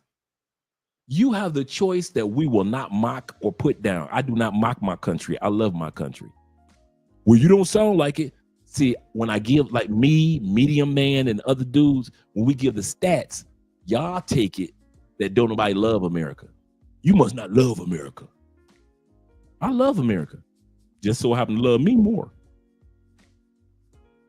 See, America programs you to love America and then love you and then love your family. I'm going to say this again. While you in the States, you are programmed to love America first, then love you, then love your family. When you leave that motherfucker, you start to realize I can love America from afar and love myself.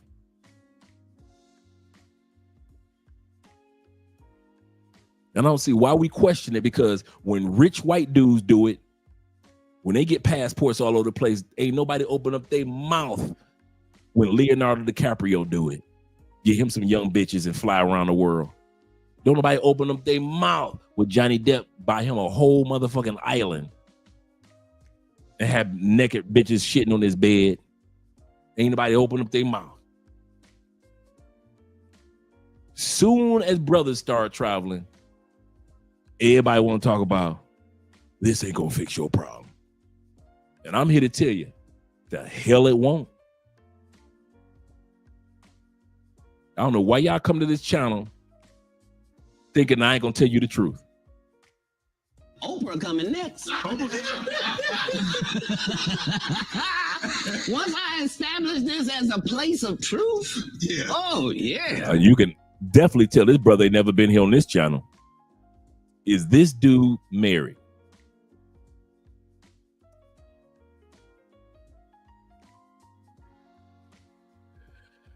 What's the title of the channel? How the fuck can it be called Love Costs and Borders if ain't no love involved? Well, I'm just saying, do we just all of a sudden just throw a title up? You know what? I'm solo and I'm by myself, and I'm gonna call it love crossing borders by my goddamn self. I know you think I'm stupid, freelancer, but I ain't that stupid. Now you might have pulled some shit off like that. And I know you listening in the background somewhere. You probably be gone, but you probably listen in the background while you driving to your third shift job. And shout out to the third shifters, because that was me at one point in time, right? Shout out to my third shift brothers and sisters. But I kid you not, man. Dudes will come on here and say some stupid shit and not even watch. Now I know why Kevin Samuels used to say, how many of my episodes did you watch? Because women would jump on there, had never watched this show, had watched a couple of clips on TikTok or Instagram or Facebook, and then they try to come up there and talk crazy to Kevin, and Kevin would just calmly say, how many of my videos have you watched from beginning to the end?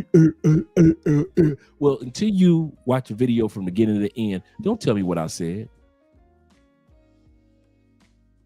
But I'm going to tell you something. The Lord has used freelancer tonight. Thank you, Jesus. Because freelancer made this stupid ass statement, it gave me a chance to reiterate some of my points to encourage you men that are thinking about it.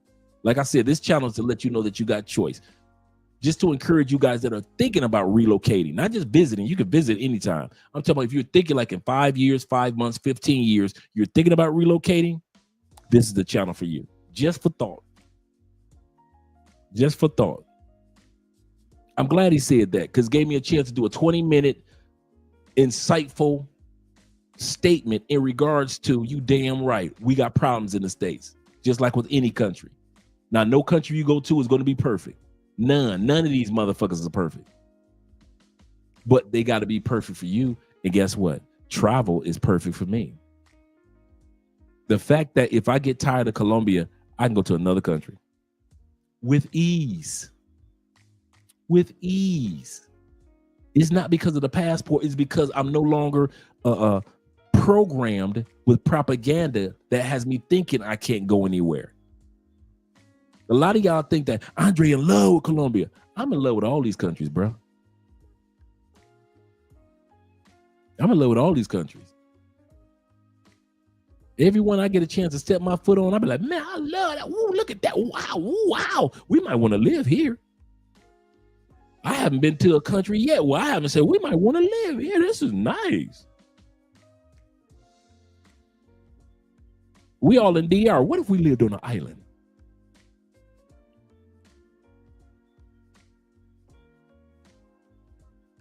That's what having a passport or a mindset that's not programmed with propaganda anymore does for me. It's not the passport that does it for me. It's the fact that my mind is now open to the fact that I'm not controlled by the politics of any other country.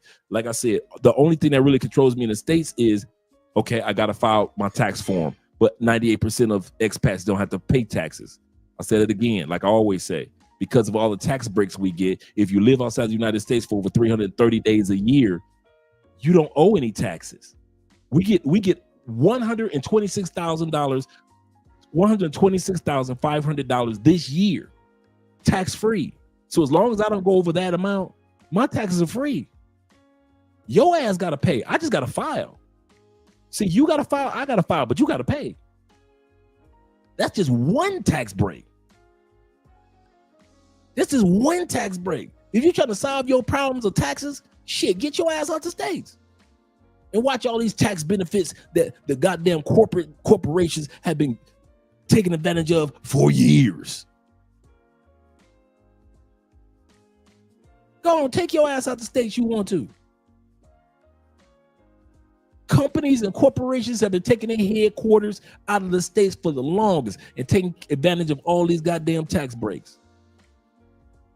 You got so many companies that were started in the United States, and them motherfuckers' headquarters are in Ireland and Turks and Caicos and motherfucking UAE. And you thinking the headquarters in the United States? Shit. They all down in Mexico. Headquarters all in Japan. Man, y'all sit your ass down somewhere. Y'all better leave that boy Dre alone. He been gone too long. You better leave that man Dre alone. Man, I could totally defend my position too. American women are great. They great for you. I didn't say, dude, I got American women in my family. You got American women in your family. Why the hell would I say American women aren't great? I said that they aren't traditional. They said they aren't traditional. What the fuck are you talking about? They literally said, when they asked married women in the United States, are you a trad wife or a modern wife? Only 25%, 15 to 25% of the wives, the women that are already married, already got a man in the United States, they say only 15% of the women in the States, the women that are married to y'all dudes, said, I'm a traditional wife. The rest of them said, I am a modern wife. Fuck my husband. And the horse he rode in on. And fuck his mama too. 75 to 85% of the women in the United States, no matter how good they are not traditional, bruh. It's not me saying it. It's them saying it. And that's what got your panties in a bind. Because you don't want to take your head out the sand. You don't want to take off the rose-colored glasses and admit the women are saying this. They're all over TikTok saying it. Fuck you, the horse you rode in on, and your mama too. I am an independent woman. I'm modern. I don't need no man. They telling y'all all damn day, I don't need no man. The superstars all the way to the goddamn ex-president's wife. You got Michelle Obama Michelle Obama is the new goddamn Jada Pinkett. You do not need Jada Pinkett in that goddamn red table no more. You got Michelle Obama on that podcast embarrassing that man. Embarrassing that man. Every fucking episode. Her and her brother. We wouldn't even know who the fuck she is if it wasn't for that dude. No matter how much she got her law degree and she supported them when they first started. That don't mean a damn thing. Her support and his support. I'm going to leave it, put it on the scale. Michelle Obama support. Barack support. Who was really doing who right? And she talk about men and talk about LGBTQ and all that other shit. But you my wife? My wife got a podcast and she know where her line is. If y'all ever watch the show, y'all ever notice every once in a while Andrea look at me and say, can I say that? Y'all ever notice that? Andrea will ask me before she say certain things, can I say that? Can I say that? Michelle Obama ain't gonna look at Barack and say, can I say that? She ain't gonna ask permission from that man. She is not gonna ask permission. That's the shit y'all going through. The women are telling you every day, fuck you, the horse you rode in on, and your mama too. You just got to learn how to deal with them. Why the fuck dude, you know how short life is? Why the fuck should I waste my time trying to learn to deal with somebody? Dude, I can learn to drive a stick shift faster than I can learn how to deal with a woman in the United States. I could drive a stick shift faster, working the gears, flying down the freeway faster than I could learn how to deal with a woman in the United States. And it's not what I'm saying, it's what they're saying. They're telling your dumb ass, we are modern. We are not traditional for the most part. Are they traditional women there? Yes. 15 to 25%. Yes. The other 75 to 85% have told y'all dumbasses, no, we're going to use the courts against you. We're not traditional. We're modern women. I don't know why the fuck y'all try to make us into something that we ain't. We are modern women. Well, maybe she's just saying that. You know what it's like to date in the United States? It's like waiting for Trump to lie about everything that he told you he gonna do. I'm gonna say that again. Dating for men, I don't care what race, color, creed, in the United States is like waiting for Donald John Trump to lie about anything he told y'all that he was gonna do before y'all elected him. All the women in the United States are telling y'all, you ain't getting what you think you're gonna get out of this. But y'all date them and spend all that money anyway. Just like Donald Trump literally told you, tariffs is my favorite word. I grab bitches by the pussy. I don't care if I got sentenced for 34 counts. I'm the man. I got Project 2025 coming out. I'm gonna make this world white again. I'm taking LGBTQ, you got to go, and you cannot be in sports. If you wasn't American born, I'm kicking everybody out the damn country.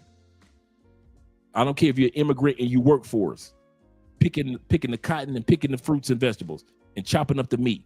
Everybody got to go. This man literally, that's the one thing I can say about Trump. You might not agree with him. You might not like him. You might not even like them Trump pansies that's running around behind him all the time. But the one thing that most Americans don't want to admit, Donald Trump did not lie to you motherfuckers. He told y'all exactly how he was going to tear the country up, and you motherfuckers voted for his ass to tear that motherfucker up anyway. And now he tearing the shit up like a bad date. And now everybody like, oh, clench my pearls.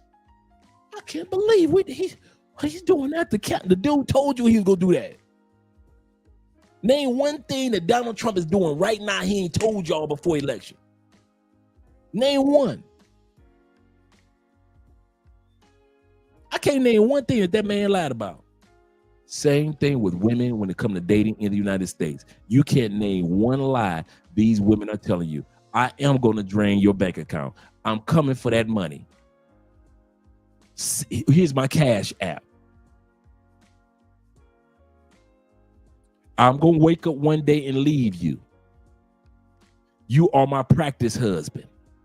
They say all this shit about y'all and y'all fucking faces on social media all day long, and y'all still be dating them bitches. Cause you think that you gonna be the one to get the 15. You like Willy Wonka in the chocolate factory. You think you're gonna be the one that's gonna get that golden ticket and get one 15 to 25% traditional women. So you hope and pray that the one that you walk down the aisle with ain't gonna fuck you over in a country that is guaranteed to have 57% divorce every year, and 80% of those divorces are filed by women every year. And you think you got the fucking Willy Wonka ticket. Well, keep on Willy Wonka in your ass. You got your Willy Wonka ticket, and I got my plane ticket. Let's see who gonna work out fastest. Let's see who gonna get a traditional woman fastest. You got your Willy Wonka ticket, marrying bitches in the States, being stepdads in the States. And I got a plane ticket. Let's see who found a traditional woman first. Since we want to play tickets.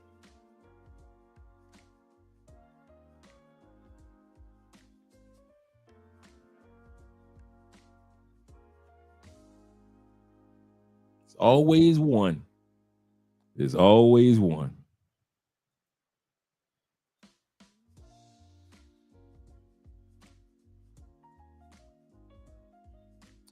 Good for all them brothers. More power to them. I can get women both here and there. When I hear a man say, I can get, that means that he don't have. Can get is futuristic. You know, English class, 5th grade. Future terms, present terms, past tense, future. You get me. We're about to get back to the video, guys. Your problem is that you don't have any game. Like you need to be in a country to play games. See, when you're in a country with over 65% traditional women, you ain't got to play no games. You just got to vet. I'm going to say this again. When you're in a country where they grandmamas are making sure that they stay traditional before you even get off the plane, your job is to just to vet who is who. Okay, I got a better chance with most of these women. Let me see which one is an honest one. Let me see which one is a party girl. Let me see which one is a scammer. Which one will try to rob me. Yours is just try to not to put yourself in a particular area of town to be around more scammer chicks than traditional women. So now you put yourself on the side of town with more traditional women, and you ain't even got to worry about the scammer chicks because they don't even hang out on this side of town. They don't go to that bar or that restaurant. Scammer chicks go to that bar and that restaurant. You ain't even got a question that if you go run across. Do you ever notice you ain't never had the question in South America if you about to run across somebody that's feminine? You look crazy at them when you hear a female speaking in Spanish and it sounds masculine. Like what the fuck? She been fucking with Americans. She been watching American television. Cause you were so used to women in other countries in Southeast Asia and so forth having feminine qualities. You ain't used to that bullshit that's back in the States where females are calling dudes dog, oh dog, fuck that. Bruh. Females calling dudes bruh, oh cuz. You don't have no females around the world talking like that. But when you program to live in the States and that's all you got, and the water is dingy, that's all you can drink is that dingy ass water in the States. Your problem is that you don't have frame. I've had the most masculine women become putty in my hands. Did I not say it's easy to fuck? I know we just trolling, but I'm having fun, T-Mac. Did I not say that you could fuck in the United States? Even lame dudes can fuck in the United States. I'm serious. It is not a flex. I'm gonna tell y'all something for real. You ready? I don't know if freelancers still here or not, but this is for us, for all of us. Fucking in the United States is not a flex. It is so easy to fuck in the United States. It is not a flex. I'm gonna say that again. Any dude that's bragging about getting pussy in the United States, and it is not a flex to fuck in the United States. It's far from a flex. Don't think. You remember when we was young, you used to brag about dog. Nigga, guess what I fucked last night?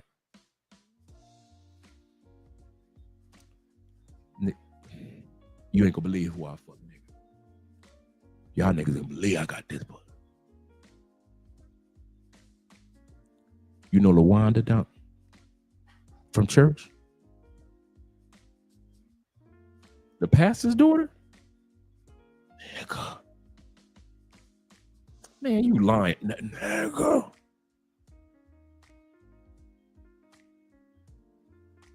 You fucked the pastor's daughter.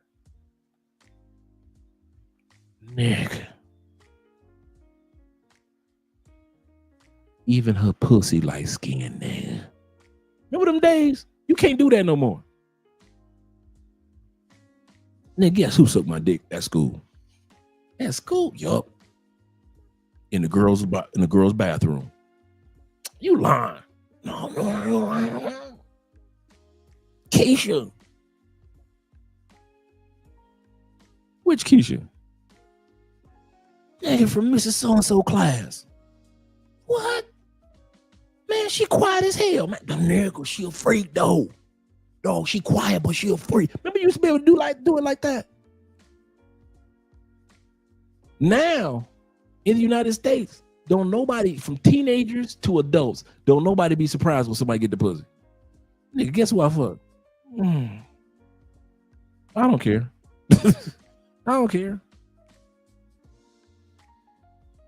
The stories now is what you did during the fucking. Nigga, I had Keisha, man, she told me to take 3 eggs. She told me to take 3 eggs and crack them on her forehead. Nigga, you crazy. Nah, dog. We was having sex, man. She reached over and handed me an egg, man. She said, crack it on her forehead, dog. She an egg freak. Now it's the story that you can tell. Because the having the sex part is not unbelievable. It's the stories now that you can tell that's unbelievable.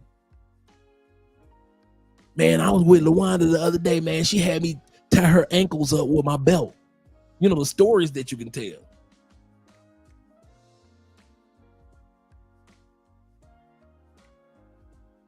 But the fact that you fuck, ain't nobody denying that no more. Nobody saying, man, you always talking about you to fuck 50 people, man. You ain't fucking no 50 females in 50 days. That's crazy.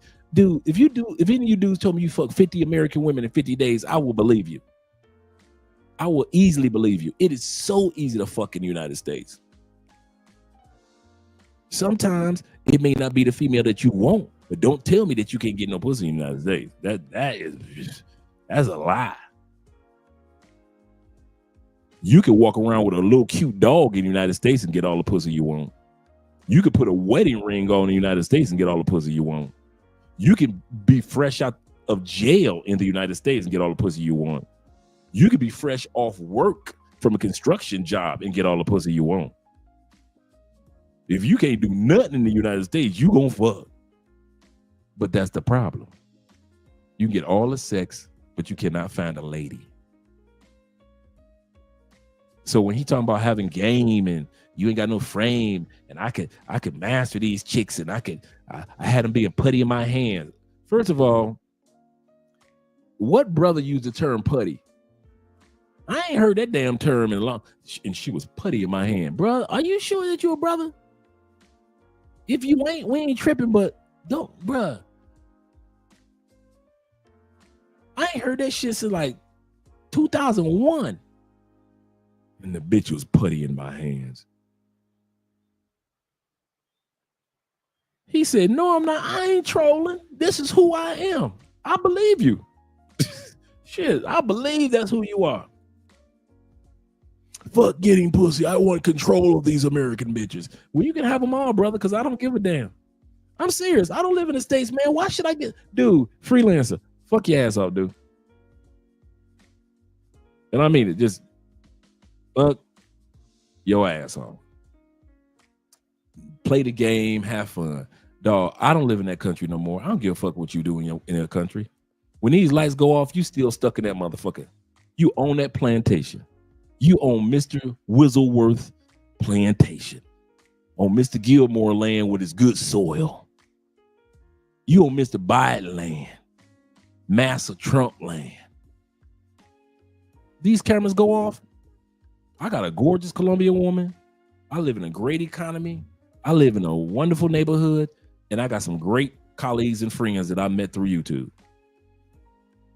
You got to still, when these cameras go off, you still got to deal with them raggedy mouth, weave wearing, hair helmet wearing ass American chicks. Fucking with American chicks these days, that's another thing. Fucking American chicks is not a flex. Fucking with American chicks is not a flex. Okay. If dealing with American chicks was a flex, how come ain't nobody else coming to America to fuck our bitches?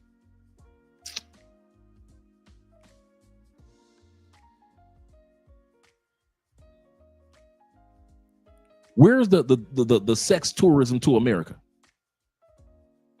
Where's the herd of passport bros from other countries to America?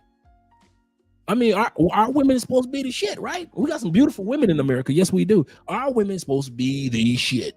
If they all that, how come ain't nobody in droves, even with passports, even motherfuckers that got money? Why they ain't drove into America to get American bitches? They got money. They got passports. They legal. Not every country need a visa to get into the United States. There's a lot of countries that don't even need a visa. How come they ain't trying to herd their ass over to the United States? If only to fuck. Even sex pets ain't trying to come get the pussy from our women. We can't even get that shit away. I'm gonna say that again. I don't know if y'all guys ever think about it. When it comes to the global basis, when it comes to saying what women are what, we can't even give our women away.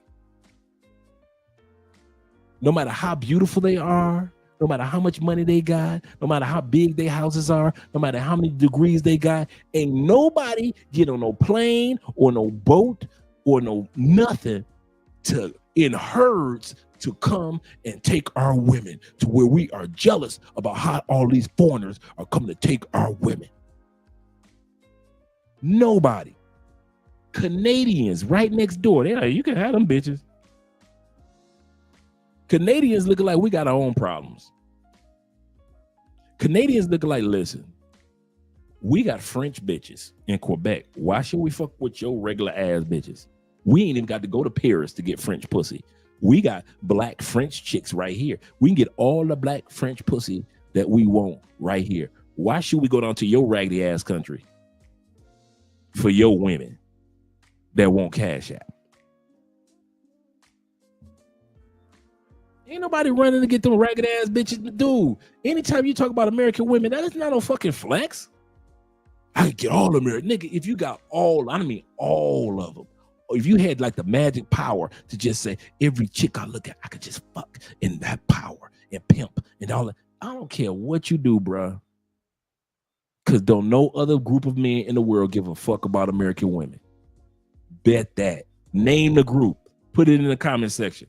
Name the country where motherfuckers coming from that country in masses to get with American women. It's motherfuckers in the Congo that don't want to fuck American women. Oh, what am I going over there for? Because you live in the Congo. I'll stay right here. I will keep my Congo loving ass right here. Ain't nobody coming for our women. Nobody. When the last time you saw an airport full of passport bros lined up excited? What y'all doing here? Man, we in America, dog. Like in Cartagena. You know, in Cartagena, it be packed full of dudes, be like, yeah, boy, I'm gonna have a good time. Colombian women, Brazilian women, Venezuelan women, it is on.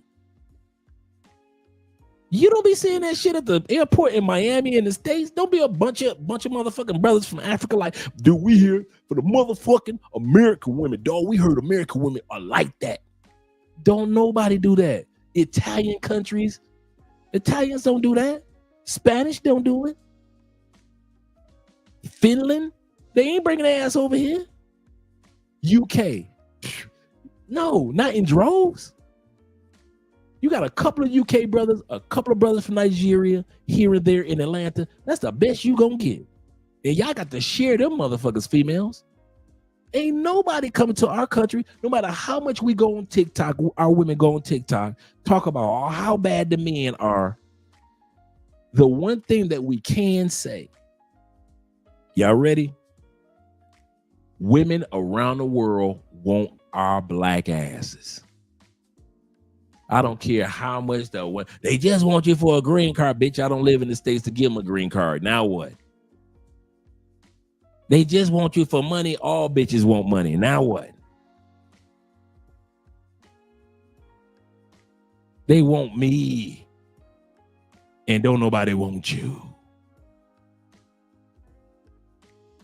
And they hate it. They hate that. Dude, TikTok would be so different if there was a bunch of dudes coming, like it was a bunch of white dudes coming from Portugal to America, marrying American women. Bunch of white dudes coming from UAE, Turkey, Qatar, coming to, I gotta marry an American woman. Gotta do it. Man, they wouldn't give a fuck about passport bros. But since ain't nobody coming to get their ass, all they can do is do this and watch our videos.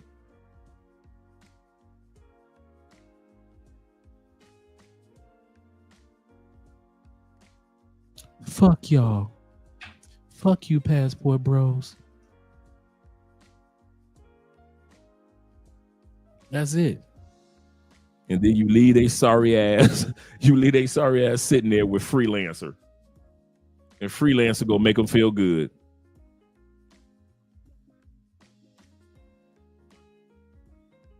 You don't find a traditional woman, you make a traditional woman. That sounds as dumb as when women say, I'll be traditional for the right man. That's about as stupid as a woman saying, for the right man, I'll be feminine, but I ain't gonna be feminine just to be feminine. Dog, cuz, bruh. I'll be feminine, bruh, for the right man, bruh. But I ain't gonna be feminine for just no any old damn body. I ain't gonna be feminine like that.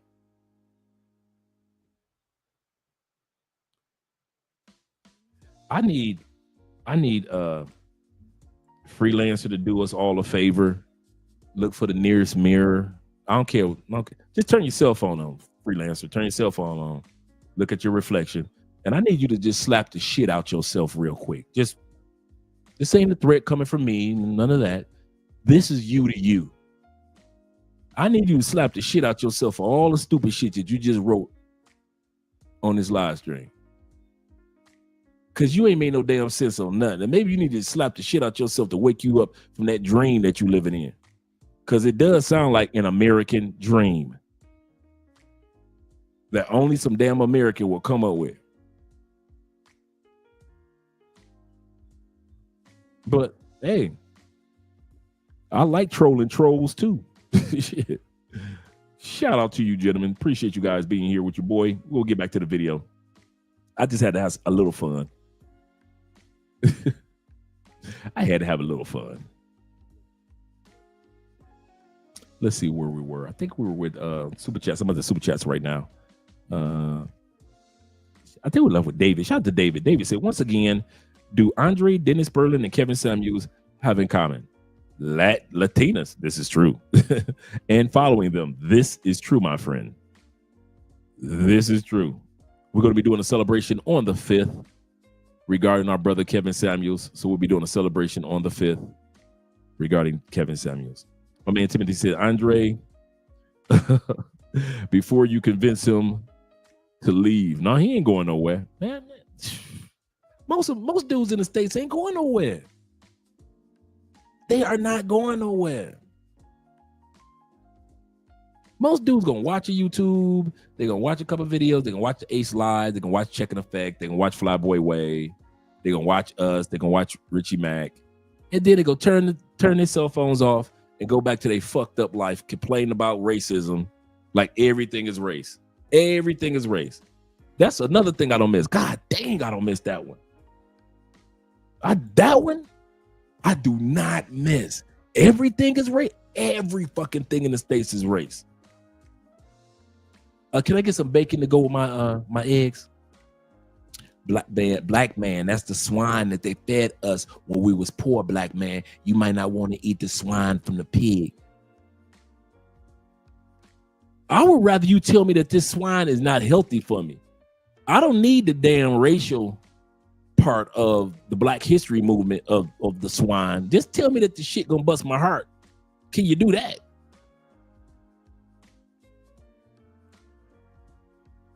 Black women, black people in the States, y'all the only motherfuckers in the whole world that's talking about we need a black pope.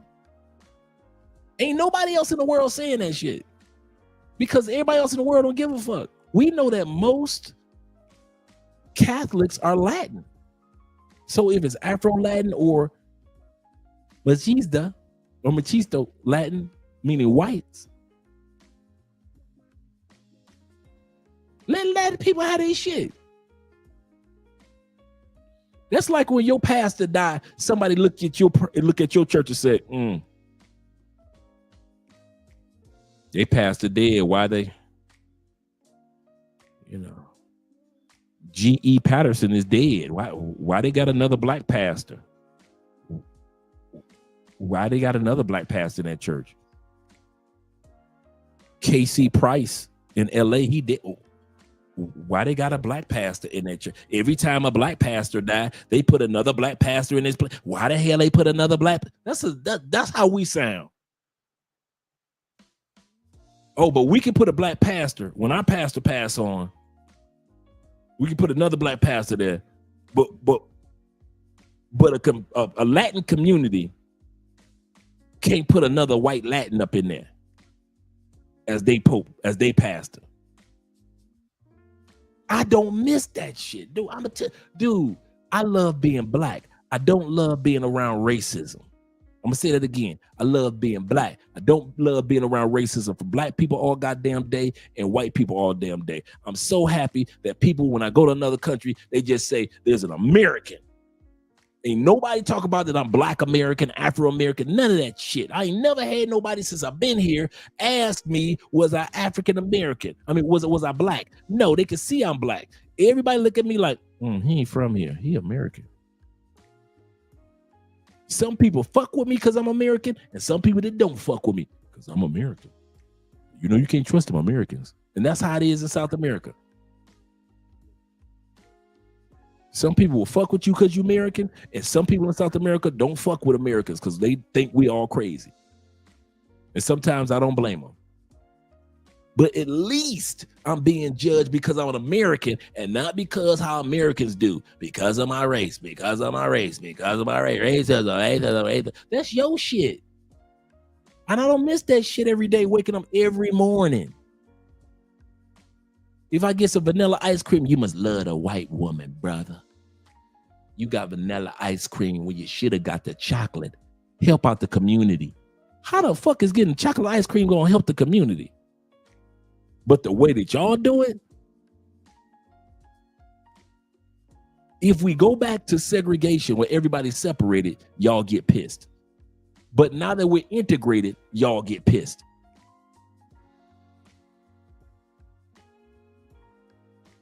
I can't, I'm gonna tell you something. When it comes to be around black people all damn day and not trying to be involved in racism all day, you can't win from losing. You don't get a chance to just be Theo. You the black man, Theo. That's you. Why can't I just be Theo?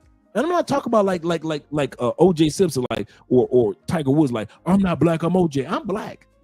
And I love being black. And Theo loves to be black. But god damn it, all day, reminding me all damn day. Everything got to do with race.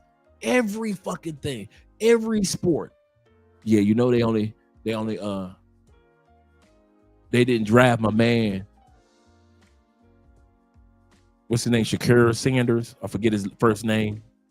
They didn't draft him to the 5th round because he's a strong black man. That's why they did that. You ain't say none of that shit when they drafted 199. When they drafted Tom Brady at 199, what the fuck was all y'all dudes then? When Aaron Rodgers went in the 5th round, what the fuck was all you black racists standing up for then? Y'all wasn't saying shit then. So superstars don't get drafted in later rounds, huh? They don't get drafted in later rounds. So the motherfucking white boy who went University of Michigan, skinny as hell, won 6-7 Super Bowls, drafted 199. Y'all ain't say shit. Aaron Rodgers drafted in the 5th round. Y'all ain't say shit. But when the brother get drafted in the 5th round, it's race. It's racism. It's racism. Sometimes I think if they solved racism in the United States, the fucking country would collapse. Racism is the fucking Elmer's glue for Americans. White boys talk about racism all goddamn day. Asian people stuck in East Indian people stuck in the middle of that bullshit. Black people talk about racism all goddamn day. If it was, I dare Americans to have one day. One. I'm not saying solve racism. I just say one day of shutting the fuck up. White people, put your flag away for one day. Black people, put your victimization and you're blaming away for one. I got the economy of the United States fucking collapsing. I got black people and white people not even know how to walk down the damn street if they couldn't be racist. You think I missed that shit? There's a lot of us brothers that love being black without all the bullshit that's attached to it. Is there racism in every country we go to? Yes, but not the same kind and not the same on the same frequency of the United States. United States breeds, makes billions of dollars off of racism. You know how much, let's just talk about the churches. You know how much money white churches make with white people in the parish? Billions a week. You know how much motherfucking money black people make in their congregations? Billions a week. You know how much shit if black pastors and white pastors got together, America could be on a whole nother level. But y'all asses won't. Why? It's too much money made to keep you motherfuckers separate.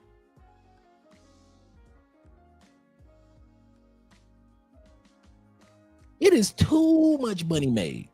Racism pays. You know how many books are sold based on racism? Motherfuckers are living good because of racism. Shit. From the Klan to the Nation of Islam. Everybody getting some money off this shit. Are you crazy?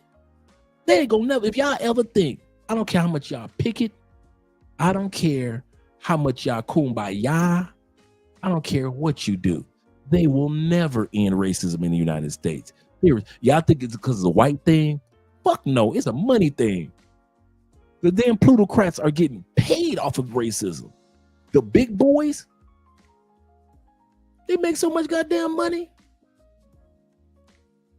Whether they black or white. People getting paid off, dude. If I turn this into a race channel, man, we would have 500,000 subscribers. If I just focus on racism. Give black Americans somewhere to complain and white Americans somewhere to complain. It is, you know how many YouTubers are out there getting paid off of your racism?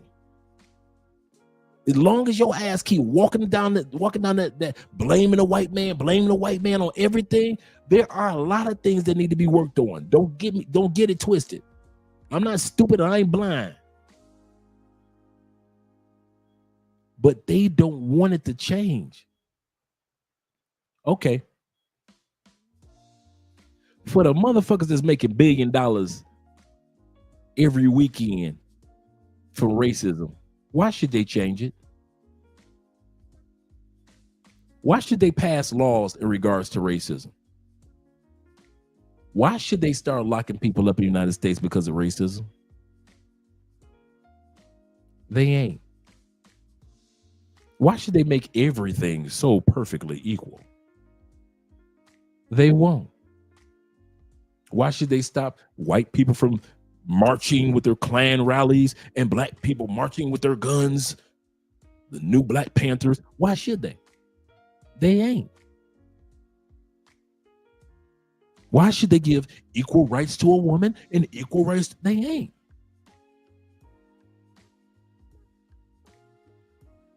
They ain't.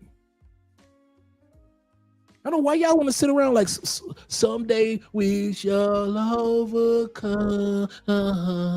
We shall overcome someday. No, you ain't. White boys ain't gonna overcome. Black boys ain't gonna overcome. White women ain't gonna overcome someday. Black women ain't gonna overcome someday. It is too many billions made every year, every week on racism. Y'all think I missed that shit? Y'all crazy. I love being called an American. Hey, where you from? You're not an American. You don't look like a Colombian. You look like one of them black Americans. That's exactly who I am, an American. I walk down the street, people stare at me. They ain't staring at me like, that's a big black dude. No, that's a big ass American. They could tell from my jawline. They could tell from facial hair, because a lot of Colombian dudes don't rock facial hair. They could tell from my mask. You ain't Colombian. You dudes be down here talking about some, I blend in with Colombians because I'm black. The fuck you do? Your black ass don't look nothing like Colombians. You don't look nothing like African dudes. You can take your ass to an all black country. Your black ass, they gonna say American. How'd you know? You don't look like us. How the fuck you think we don't know? You think Colombians don't know that your ass ain't from Colombia? You think black Brazilians, you can move your ass into a all black town in Brazil. They will American. Why? You don't look shit like a Afro-Brazilian. I don't know what the fuck y'all think y'all look like the people.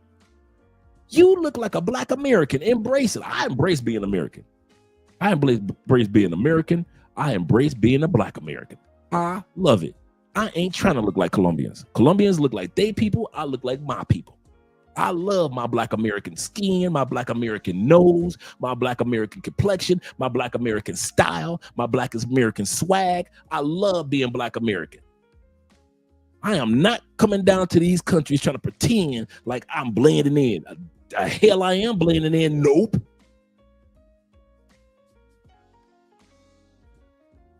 Afro-Colombians automatically know he ain't from here. You damn right I ain't from here. And I embrace it.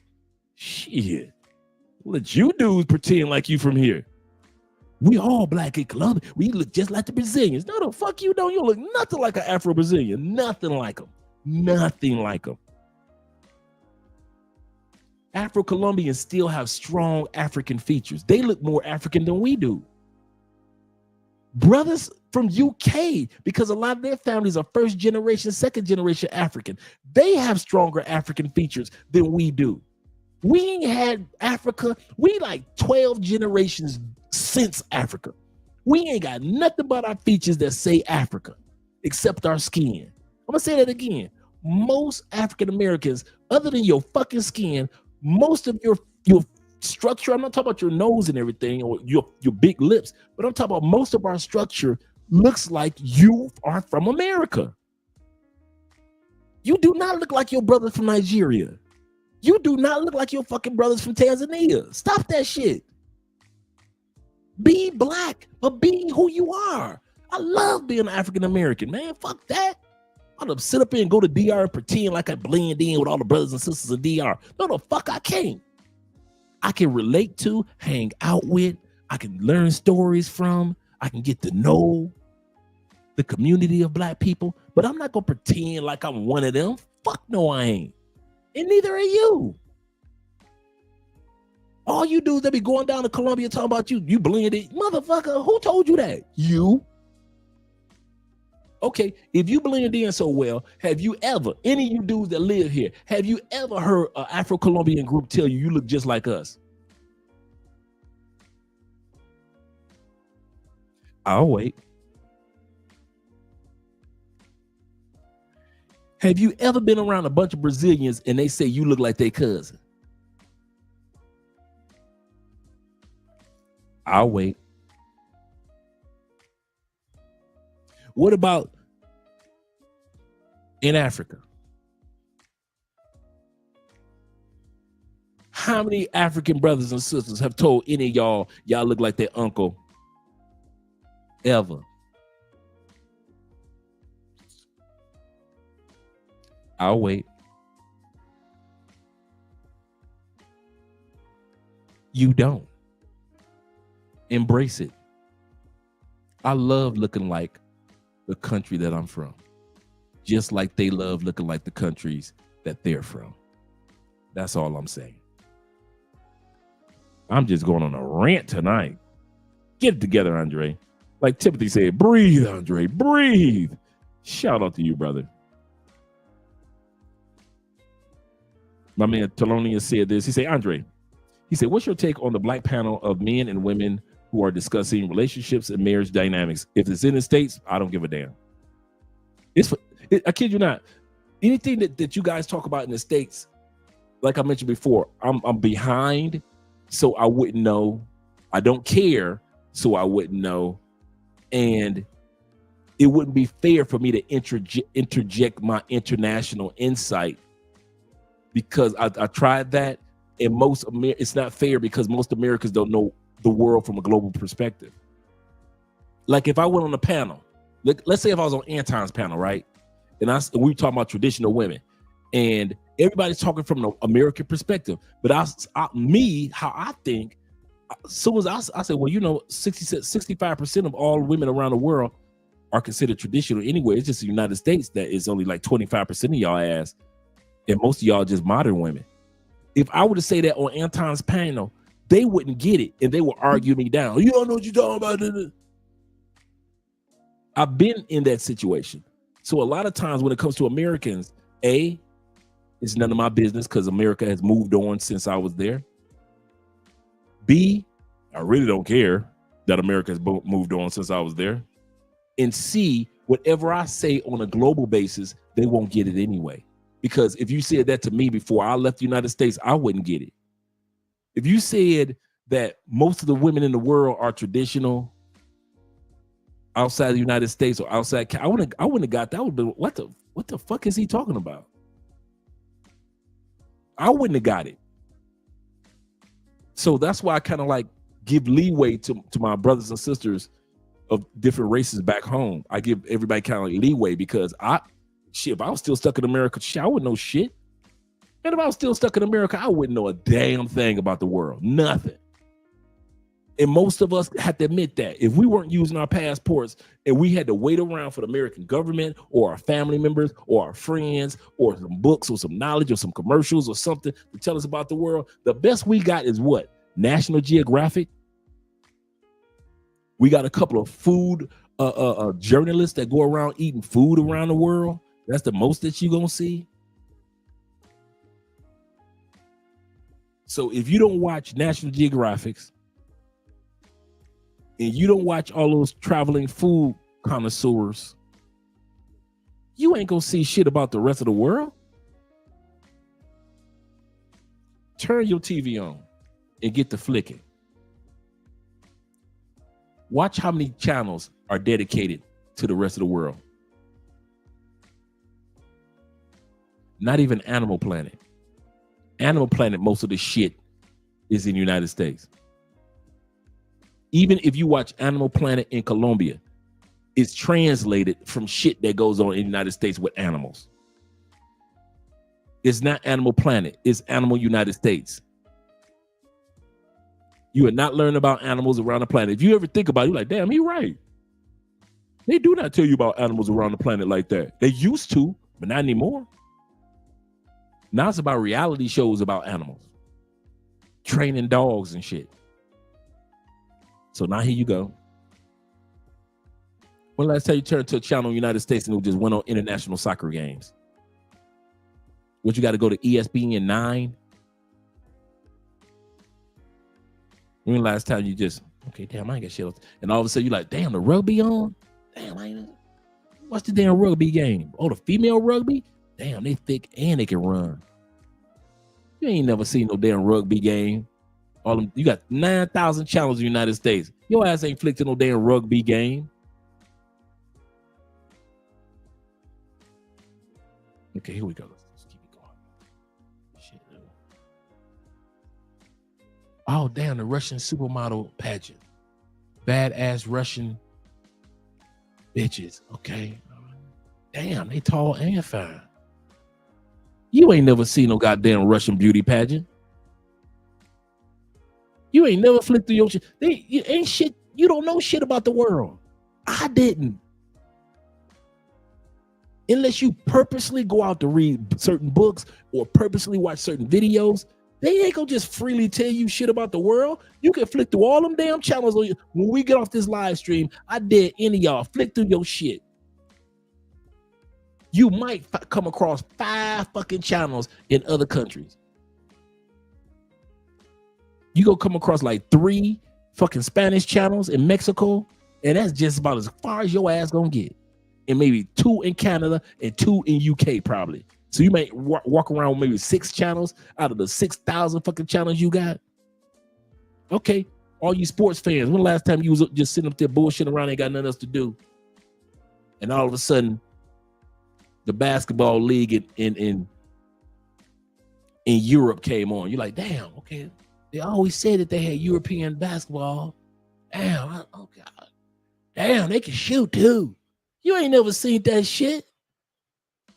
You be wondering, like, how the hell did so-and-so is Sklokovic make it to the NBA? He played 5 years in the European League.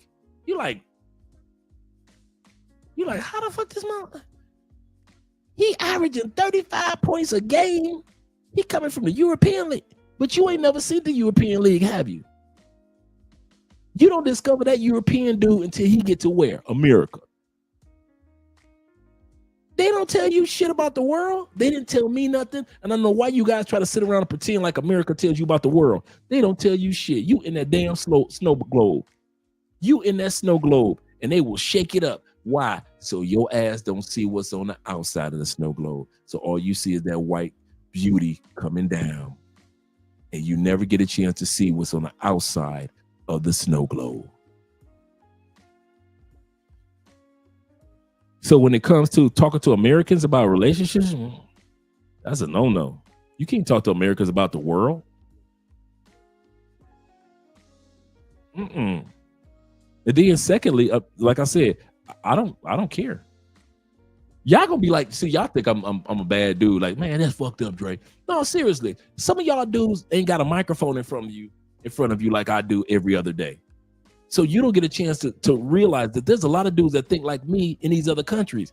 We don't have time to be giving a fuck about what's going on in America every day. I can't tell you about what the fuck is going on with Chris Brown. I just so happen to be flicking through the news and they talk about Beyonce about to go on tour with the Country Girl tour and make all this money off of these dumbasses that claim that they ain't got no money because of the economy, but they will spend $2,000 on the Beyonce ticket. Do it, Beyonce, do it. I'm like, I just so happen to be flicking through. Y'all be talking about Beyonce got all these Grammys. Dog, I ain't watched the Grammy in so long. I think Beyonce had half a Grammy the last time I was in the States. That bitch had half a motherfucking Grammy. That goes to show you how much a lot of us, when these cameras go off, man, we live in real lives. This is not a game or we're just pretending. This ain't just YouTubing and some shit. Dude, this is like cameras go off, real life. Our lives are not a struggle as much as you guys. Life is a struggle itself, but it's not like it is back home in the States. And when these cameras go off, we live in real, comfortable, wonderful, no stress. Ain't got to worry about if I jumped in my truck tonight. One thing is guaranteed. I will not be fucked with by a police officer rolling down the street. And if they do stop me, it's because, oh, it's a Thursday night, the clubs are open.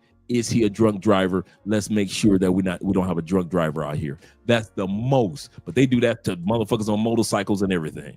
So I don't have to act like, well, he stopped me because I'm a black man. Nigga, you got tinted windows.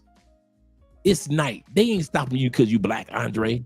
They stop because you know it's 4:30 in the morning and clubs close at 4:30 in the morning, and they try to make sure your ass ain't out here drunk driving with your tinted windows. I don't have to worry about somebody stopping me because of racial shit at 4:30 in the morning, but you do. You do. You still do. I don't.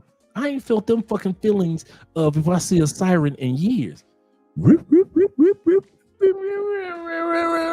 They keep on rolling.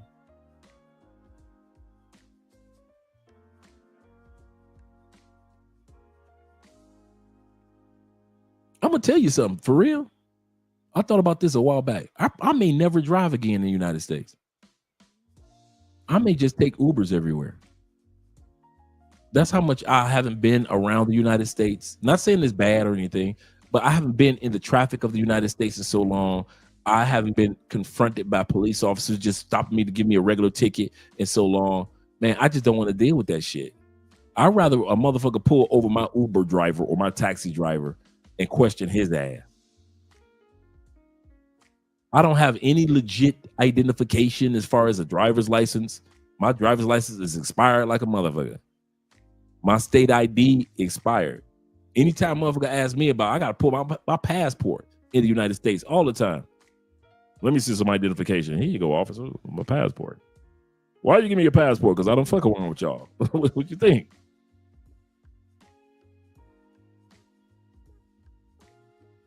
I can't relate. Can't relate to back in the States.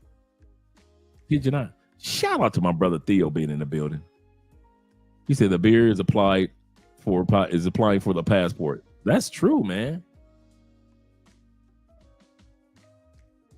Shout out to Chewy. Yes, sir. Shout out to Chewbacca. Slaps you also. Yeah, my man need to just go slap himself for real. Let's get back to the video, guys. I apologize for this last 30-minute, 40-minute rant, but I think that was important for us to.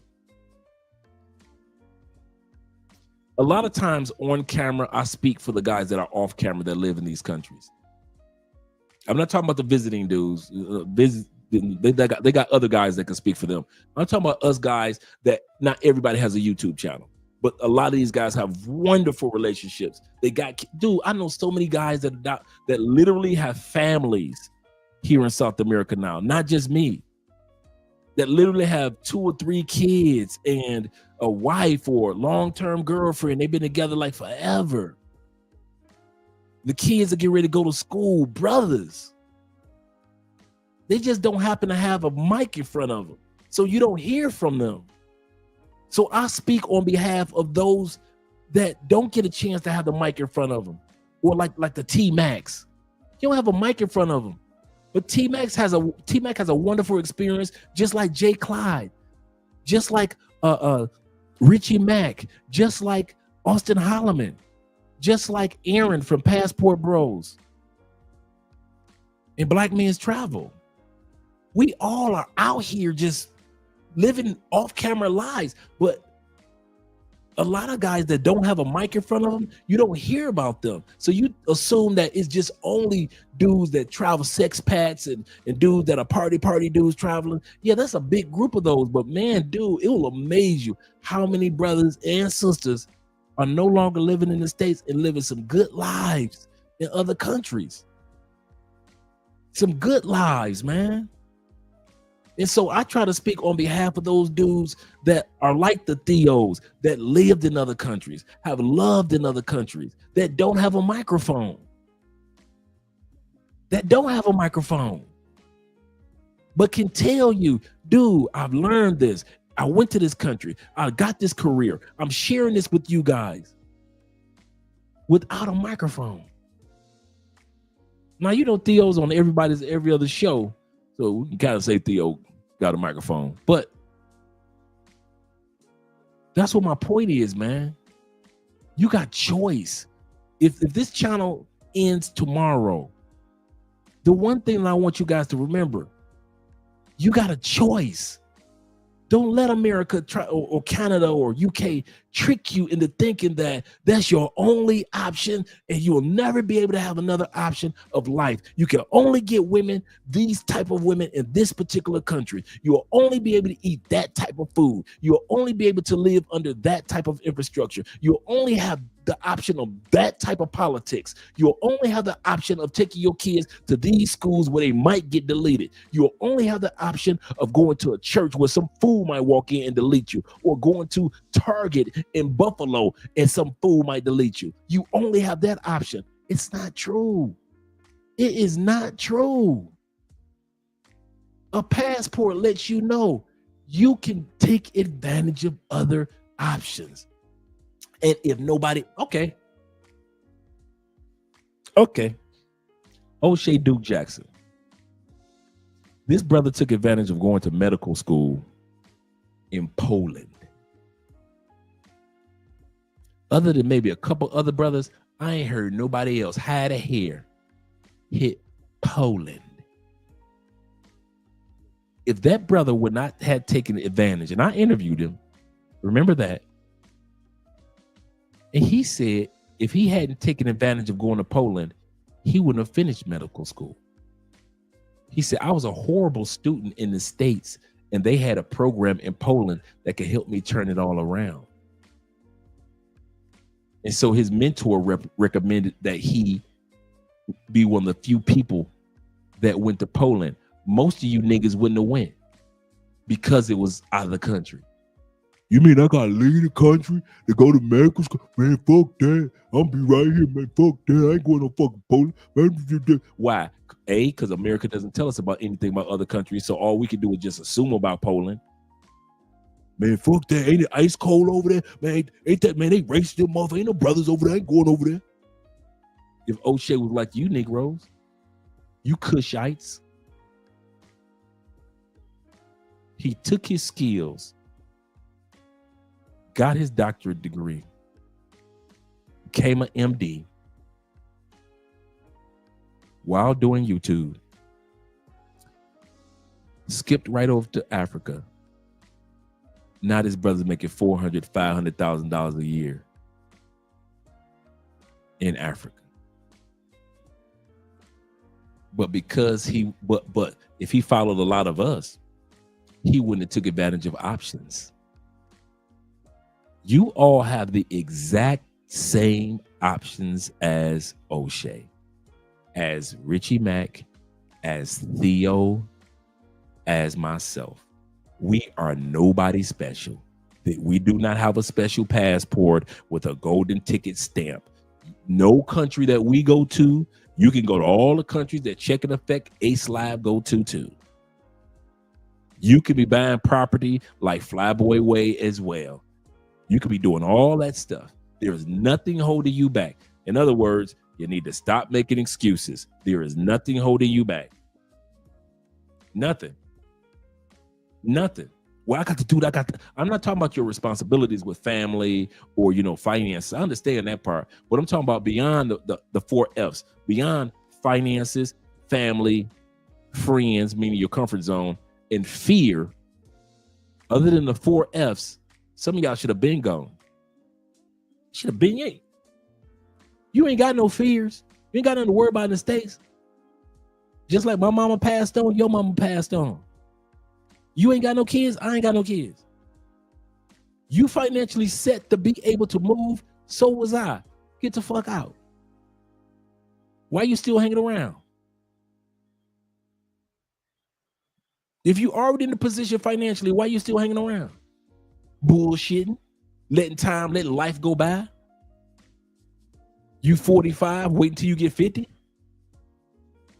for no apparent reason. You own that house? Cool. You gonna either Airbnb it out, you're gonna either rent it out monthly, or you're gonna sell it. It's not that hard. It's just a bunch of excuses you keep giving yourself. It is not that hard. God told you in 2011 to get out the United States. It's 2025. You still hovering your ass around the States. God been gave you the money to leave. You ain't got no economic responsibility to nobody. You can always go back and visit. Nobody said you had to fly far away, but God been told you a long time ago, get your ass out the States. You still hovering your ass around the States, getting bitches pregnant. Now you paying child support in the States, and now you want to cry about the laws. Now you want to cry about the laws. Now you got a 7-year-old. Now you really ain't going nowhere because you're a good dad, and good dads stay with their kids. Dream deferred. You wouldn't have had that 7 years old. Now, bless her heart. Bless your little mama heart. But you wouldn't have had a 7-year-old daughter if you'd have got your ass out the States in 2011 when God told you to get your ass out the States. Your 7-year-old should have been in Tibet some damn where. Your 7-year-old should have been from motherfucking China some damn where, Japan somewhere. Your 7-year-old should have been from everywhere else but the United States. You got a 7-year-old in the United States when God been told you to get the fuck out. So don't blame the laws. I'm gonna say this again. Stop blaming the laws. Stop blaming the white man. Stop blaming the government. It's your fault that you still in that motherfucker and you having kids. It's your fault. All you do is the stepdads. God told you to get the fuck out of the United States, but you want to fall in love in the United States, didn't you? Oh, yes, you did. You fell in love in the United States. Now you got 2 step kids to raise and you got that wife. When God said, if you want to do the step thing, you could have just did it. You could have did that shit in Brazil. If you were so adamant about being a stepfather, you could have stepped your ass on down to Brazil. You could have stepped your ass down to Kenya. Now you got to raise them 2 kids until they get grown. Because you in love and you stuck in the States. Now you can just visit countries. You come visit, do some Instagram photos and get the fuck back home to the States. You and your stepkids. Instead of doing what God said in 2011, getting the fuck out. But then y'all want to get mad at me and other brothers for leaving when God said get the fuck out. When Trump was first president, it didn't take me 2 Trump terms to get the fuck out. All it took was the day of the election. Oh yeah, 2016. Yeah, I kid you not. I was like, let me turn this TV off. I told y'all, I did not turn the television back on until that one that's in the living room right now. The day, America on some bullshit. They electing entertainers now. Okay, you are fired too. I cut that down. It was a brand new television. Just got that motherfucker. Just got it out the box. Cut that motherfucker right off. It didn't take me 2 Trump terms. God didn't have to come back around on me and say, I told you to get the hell out during the Trump term. I didn't know what you meant, Lord. You might have meant the second one. No, all it took me was 1 Trump term to get the fuck out. Some of y'all on your 2nd Trump term, and you still hovering your happy ass around the United States. You got the money. You ain't got no kids to raise. You ain't got no responsibilities in the States. Everything is going good. You own 3 or 4 properties that you can rent out. Everything is smooth. And you still hovering. And when Trump is gone, you will still have your happy ass in the States. Well, stay there. Stay right motherfucking there with Freelancer. You can stay right there with Freelancer and have a great life. I am not a hater. Shout out to you guys. I know I missed a bunch of comments. And if I missed the super chats, man, and I want to give you guys some shout outs, man. I'm just running off at the mouth.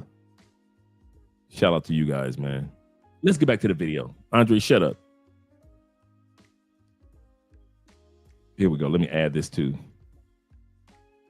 the stage. I sat in the pink room for a bit, then went to take a shower and put on my super comfortable silk muumuu. Then I had to clean up the kitchen from the cookies that I made. Once I was done with that, I grabbed a quick snack, and now I'm gonna sit here and watch Real Housewives till the man gets home. We're trad wives. We believe in gender roles in our marriage. We're gonna be watching I think Enter the Dragon. We're gonna watch Enter the Dragon, and I'm trying to think of a Richard Pryor that I might do. I might do Which Way Is Up. So we're going to do Enter the Dragon first, or I might just do 2 Kung Fu flicks. So this Saturday, for all you guys that watch the Saturday evening movies, we're going to be doing Saturday evening movies, and this one will be I might just do 2 Bruce Lee movies. Yeah, I think I'm going to do that. I'm going to do 2 Bruce Lee movies. So we'll do 2 Bruce Lee movies back to back this Saturday. Usually we start at we usually start like 7:30. We start like 7:30, 8 o'clock Eastern. And we always come here for 30 minutes on YouTube. And then we all head over to Rumble, because we can't watch the movies on YouTube because, copyright strike type of thing. But we'll head over to Rumble like we always do. And we're going to watch 2 Bruce Lee movies. Yeah, if you got shout out to my man said, if you got, like I said, if you got one of the 4 F's, I understand. If you got financial responsibilities, you still got your job, you still make your money, you're still trying to stack, it's going to take you 10, 15 years to leave, cool. If you got family to take care of, whether it be your mom or dad getting older, or you take care of an auntie, or you just got your kids to raise, your kids are 3, okay, cool. Take care of them kids. You can visit countries now. Why you taking care of the kids? So when the kids are grown and gone, you're like, I already visited 5 countries. I got my 2 countries narrowed down. I'm up out of here. So you got time to go visit countries. Friends, your comfort zone. That's what I mean when I say friends, being in the comfort zone. You can have your comfort zone or your routines in the States, but you can also translate some of those routines to some of the countries that you plan on visiting. Fears and worries. While you're still raising your little one, when it comes to your fears and worries, now that gives you a chance to do research. For example, I'm gonna keep pushing these books just in case y'all guys wondering if Andre gonna stop. Hell no. You go ahead, order the books. The book has done your homework for you anyway. And so it'll help you get over some of the fears of what if I move to this country? What if I move to that country? That's one of the things I do like about that I wrote this book. I wrote this book for the what if guy. Andre, I can't get to Thailand. Don't worry about it. I got that in here for you. I got thorough detail on that one. Dre, I can't make it to Colombia this year. Don't worry about it. I got thorough information in here for that one. Well, Drake, I can't make it to Kenya. Don't worry about it. I got thorough information in regards to Kenya. I got thorough information in regards to 50 countries and how you can go from your couch to Colombia in 5 months, in 5 years, or in 15 years. This book wasn't written for just one era. I purposely made sure I thought about all you dudes that got kids or you take care of your mom or dad. I just write this for the dude that, hey, you need to get out tomorrow. Hell no. I didn't do it like that. Taylor Made Dreams didn't do it like that. Flyboy Way didn't do it like that. Ace Live didn't do it like that. Check and Effect, all of us, it took us a few years to get the hell out the United States. So who are we to try to pretend like you can get out tomorrow? Oh, no, the hell you can't. So I wrote it from the perspective of it's going to take you a few years. So instead of you have to do all the legwork and homework of whatever country you're thinking about, from Morocco to Egypt to Spain, I already got the homework in here for you. I kid you not. I already put, and that's why I keep on pushing it. This is a relocation channel, so I guess I'm going to keep on talking about relocation books. Shout out to my man Christopher Brown. Once again, Shout-town with the $10 love. Appreciate you, brother. Yeah. Next time, consider audiobook. Oh, not next time. This time, all these books are going on audio. I'm just getting everything together. I'm hoping that this month is going to be the audiobook month. Don't we all think alike, gentlemen? I love me some good old-fashioned audiobooks. So yeah, these books will be going on audio, and hopefully I get it all taken care of this month. Yeah, we think alike. Great minds. Shout out to you, Timothy. Let's get back to the video. The young lady is talking about her husband had just left, and now she is. No, man, you know I love some good old-fashioned anime. But we're going through the classics. We're going through the classics right now, but don't get it twisted, dog. I love me some anime. Meek says this. So what's the title of the other books? Okay, we got Anywhere is Possible. All these go on Amazon. I'm gonna drop the links. Anywhere is Possible. You can live in 60% of the world for between $2,500 and $3,000 a month. You can live in the upper middle class. I purposely wrote this book for us that like to live in nice areas and cities. I did not write this book for dudes that like hood chicks. Sorry, brother. I wrote this for all of us that like to live in nice areas. We did not retire and move to other countries so we could live in raggedy ass areas. So I purposely wrote step by step how you can relocate to the nicest areas in many of the cities, in many other countries. Numero dos. Stop making excuses. 28 days. In 28 days, you can finally overcome fears, distractions, complacency, and discouragement.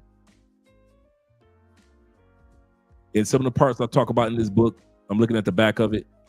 I talk about why over planning is killing your progress.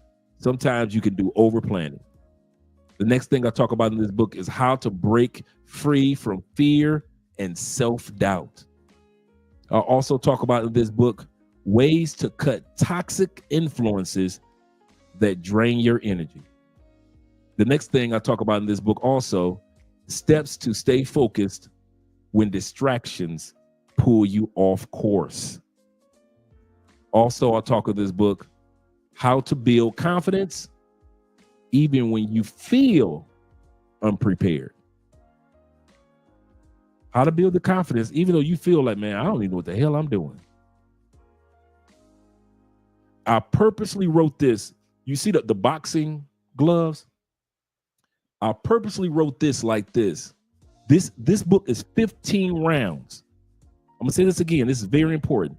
This book is 15 round fight. I did not write chapters. I wrote 15 rounds. This book does not start with chapters. This book actually starts, stop making excuses. It actually starts with, let me get to that part. About the author, blah, blah, blah, blah, Andre. Let me get to I'm trying to get to the index. Okay. I start off with the first introduction. After the intro, the first chapter is 7 days of training, just like a boxer. I prepare you for the fight that you're about to have with yourself. Next chapter is day 8 through 21. The next chapter is day 22 through 28. 28 days of training before you even start the fight with yourself. Because you can read a book and then all of a sudden you can put it down. There is no, I ask you questions that you got to answer at the end of every chapter. I ask you 3 questions. Give a perfect example. I give you a perfect example. We can go through chapter.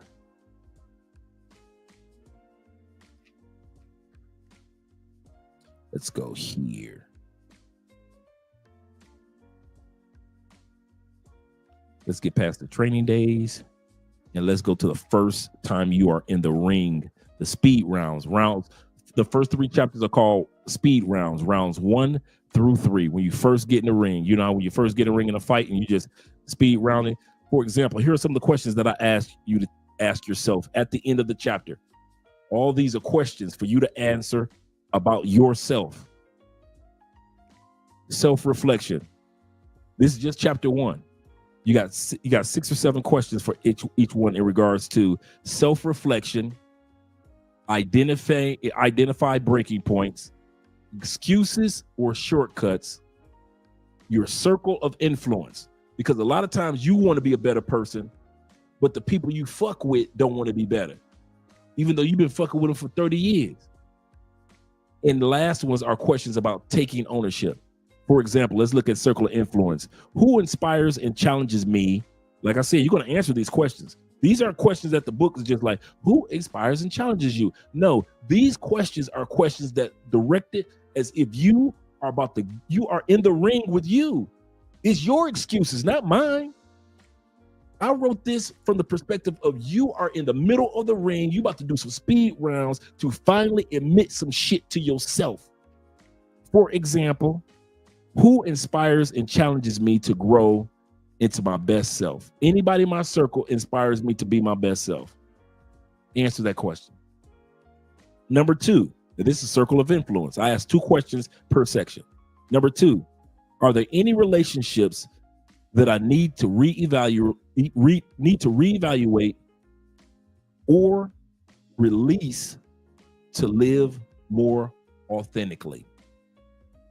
Is there anybody, male or female, in your life that you hang around with or that you've been tolerating? Any bitch that you got in your phone that you've been tolerating, and you have to pretend to be something to fuck with them?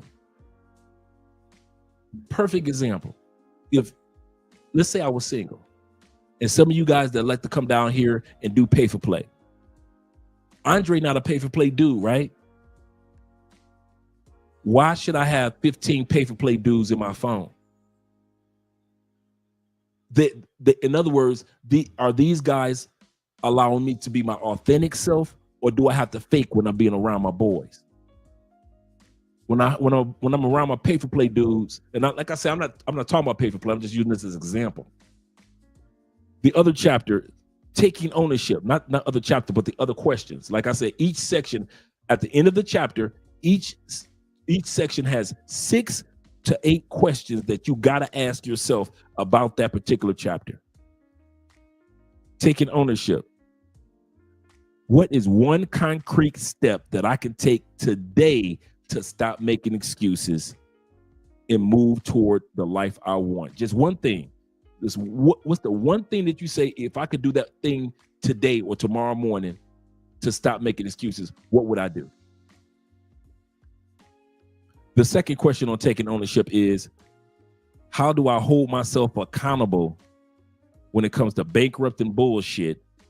And bankrupting bullshit means to overcome excuses and take meaningful actions, to actually do something and not keep talking about what I want to do.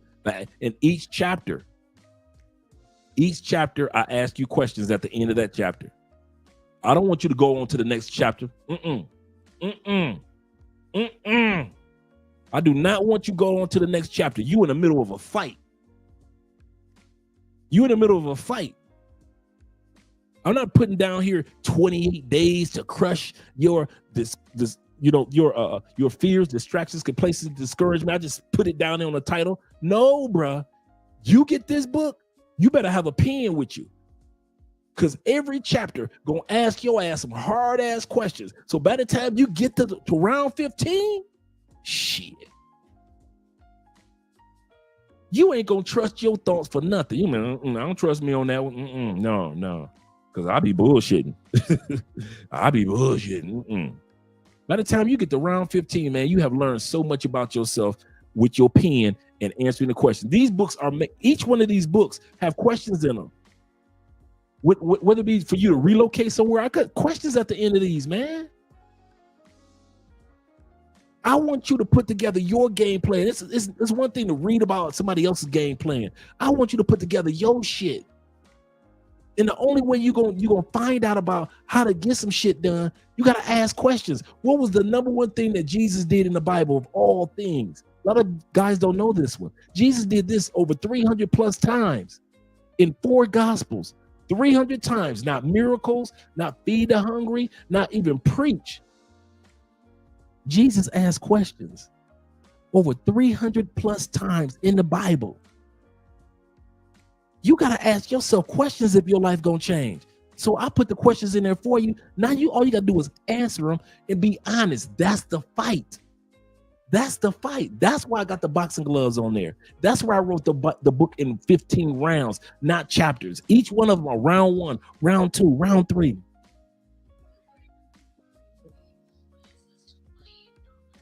Damn. Y'all paying $20 for lettuce in the States? Goodness gracious.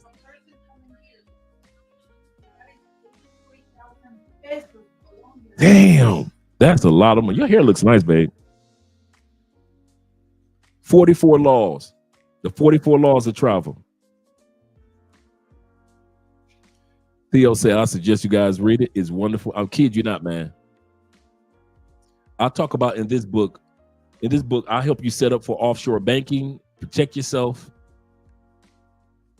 build tax havens, avoid legal traps in other countries, how to move among different cultures. Some of you dudes think you just assume I'm an American, I can move among any culture. That's how y'all get caught up. I'm gonna tell y'all something. Y'all ready? I don't move in Colombia like I know Colombia, even though I've been here almost a decade. Just like I have no problem saying that America has moved on without me, Colombia was developing before me. I'll show you how to move in other countries and not be an asshole at doing it. That's basically what the book is about. Not putting yourself in problematic situations in other countries.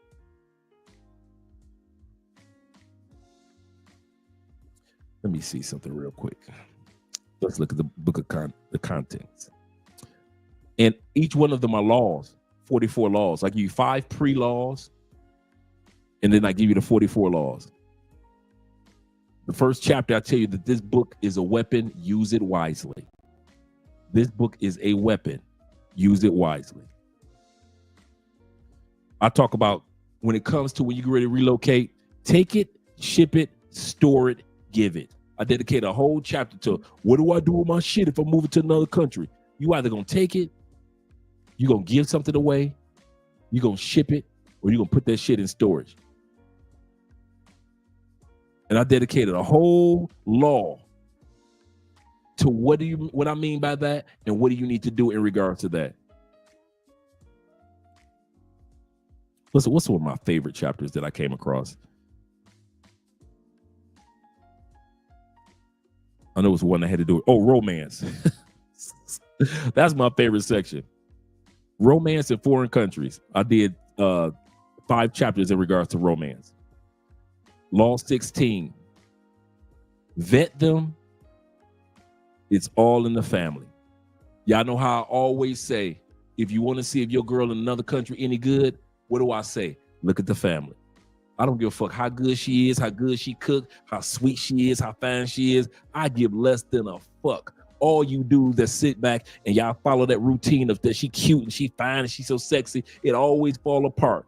Look at her family. It's all in the family. Everything you need to know about a female, talk to her about her mom's side. I don't give a fuck about her job, her career, none of that. I don't care how good she can cook, none of that. I don't care how friendly, how nice she is. If you want a woman for long term, all you do is all talk about, I want a good woman. It's all of it is in her family. It's guaranteed. The family is the pattern. If you ever want to know how your woman gonna be at 80 years old, look at the 80-year-olds in her family. You want to see how she's gonna be at 40? Look at them damn 40-year-olds in her family. If the 40-year-olds in her family ain't shit, guess what your little 23-year-old gonna turn out to be? Ain't shit by the time she hit 40. Oh, she's so wonderful now that she's 27, ain't she? Guess what? She ain't gonna be 27 forever. Is she? She gonna hit 37. Look at the 37-year-olds in her family. They ain't shit. Guess what she gonna be by the time she hit 37? She might be sweet as bad meat at 27, but by the time she hit 37, with these examples, she ain't gonna be shit. It's all in the family. That's why I said law 16, vet them. It's all in the family. Law number 17, be a river, not a flood. Be a man of standards. You guys have always heard me say that. What's the difference between a river and a flood? A river has standards on both sides, boundaries, limitations. A flood doesn't. Law 18, stand guard, because money attracts everyone. Some of you dudes go to other countries. This is law number 18. Some of you dudes go to other countries and you think that your money is not going to attract women like it attracts women in the United States. Money attracts everyone, males and females. Males will gringo. Ask these dudes that travel. A male will gringo price you as a taxi cab driver just as fast as a woman. Just as fast as a woman will gringo price you with pay for play. You would think the woman was getting over on you, wouldn't you? Shoot, a taxi driver, a male taxi driver will gringo price you too. So when I put law number 18, I'm serious. Stand guard. Money attracts everyone. Law 19, never lose frame in a relationship. I don't care how much that foreign woman does for you. She does good, but sometimes she may do things. Never lose frame, bro. Stay cool. Keep your calm. You in another country. You among her cousins. You among her male cousins that like to use machetes. Keep your frame. Stay. I don't care if you find out that she giving that coochie away. So be it. Let her go. Shed your tears. Move on. Keep frame in a relationship in other countries, because you don't know all the laws and you don't want to get caught up on some stuff in other countries. And the last one we're going to look at in regards to the relationship section, law number 20, protect your wealth at all times.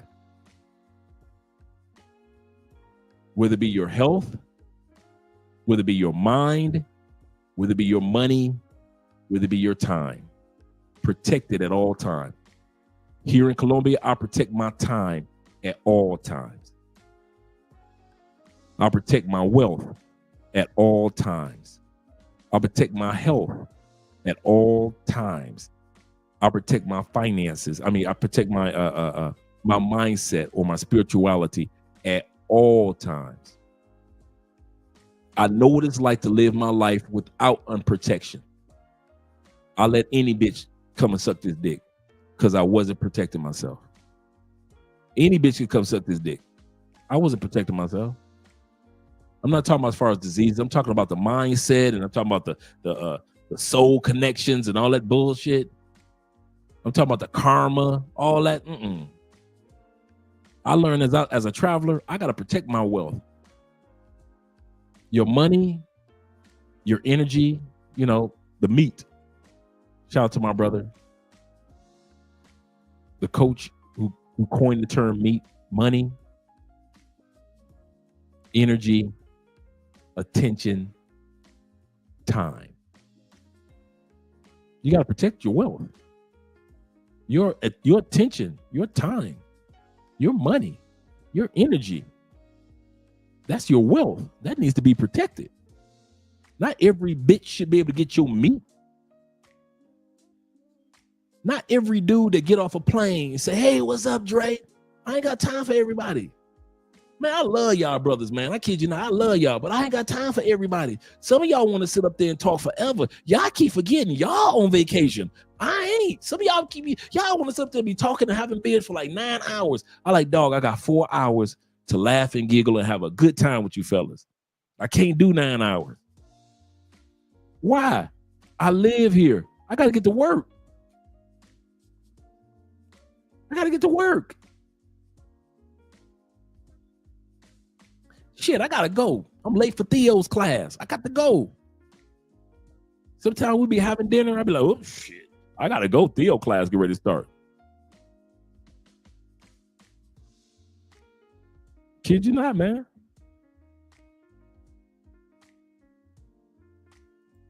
Shout out to you, brother. Kid you not. So those are 3 books, man. Let's finish off the video. Let's finish off the video. Make sure I didn't miss anybody. I think I got everybody.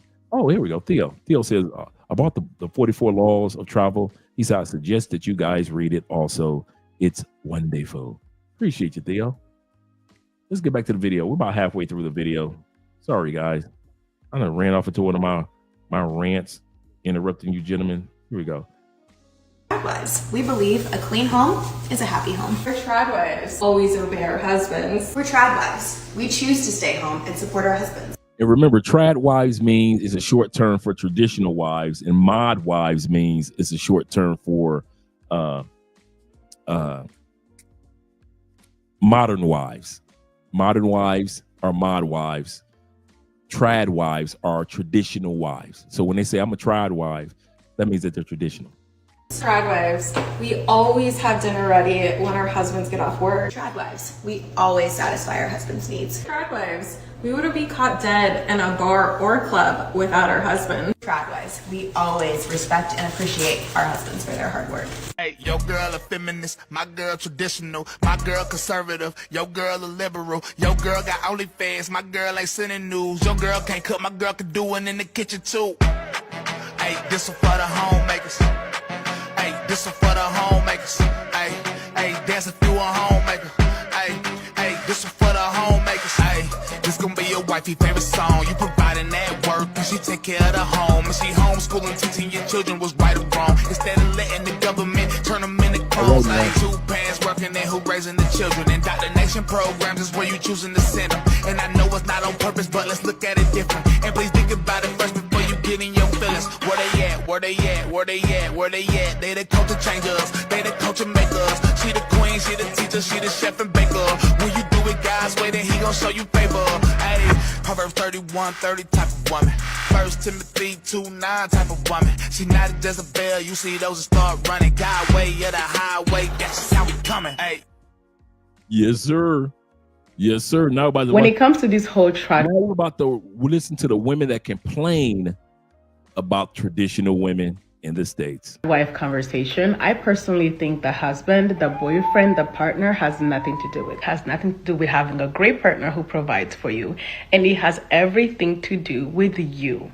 When you are a traditional wife or a trad wife, you are essentially working for free. You don't get to work outside of the home, therefore you don't have a 401k. You are using up all of your earning potentials. 50 jobs that you do in the house are not considered a job outside of your home, so you can't put them on your resume. Years you could have been using building up your resume are now being spent building up your children and building up your household and building up your husband, because when you get to stay at home, he gets to go to work and he gets to advance his career. The problem is leaving yourself behind and leaving yourself unprotected, because if we're being honest with yourself, anything can happen to your partner's job. Anything can unfortunately happen to your partner to where they're no longer able to provide for you. And we're not talking about people who have invested very well and constantly have income coming in outside of their one partner's income. We're talking about people who are strictly trad wives who rely on that one income and absolutely nothing else. Where trad wives are being portrayed on this app, you're seeing women who said they don't have a bank account, they don't have this, they don't even know what the mortgage is with, they don't even know what their husband is. Okay. Before we go any further, you're going to notice that these women are making a lot of assumptions. I'm going to say that again. You're going to notice as these women talk, tearing down trad wives, traditional wives, that these women are going to make a lot of assumptions about these ladies. I'm going to give you the facts. I'm going to pull these facts up, these stats regarding traditional wives and their economic status.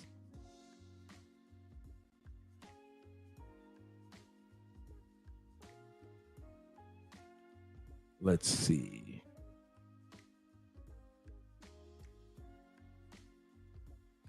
Let me pull this up on the screen.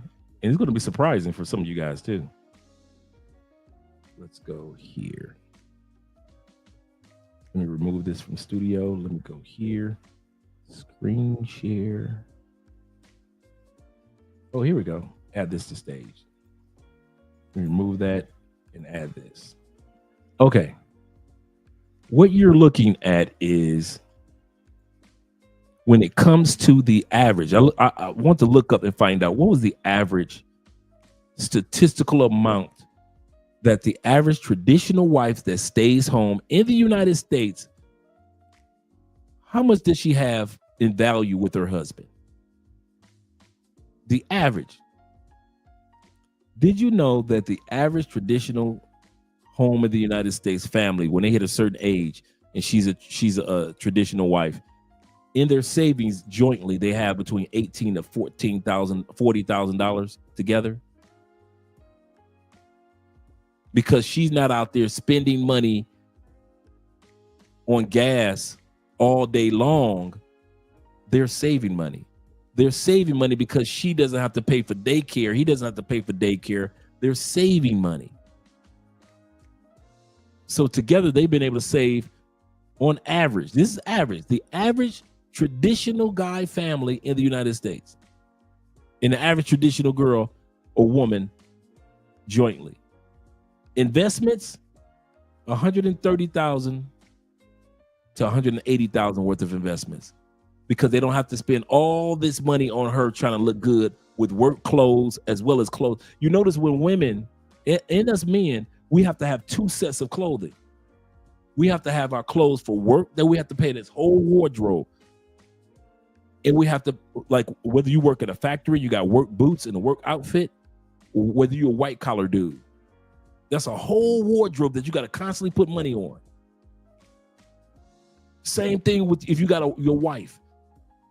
She got to pay for her wardrobe and when she get off work, clothing. Well, what if she didn't have that expense?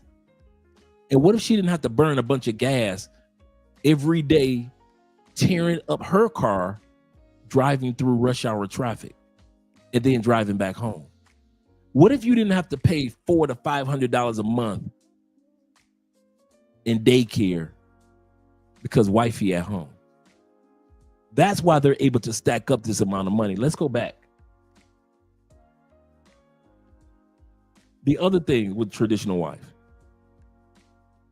when it comes to business assets, if they're going to do business, they average at least $5,000 to $25,000. even though only 13% of trad wives, traditional wives, own their own business. In total, the median for a traditional family with a trad wife, meaning that the man goes out, make the money, but they take so much of the money in savings, investing, home equity. They purchased a home, $250,000 to $300,000. The average trad wife with her husband is worth $170,000.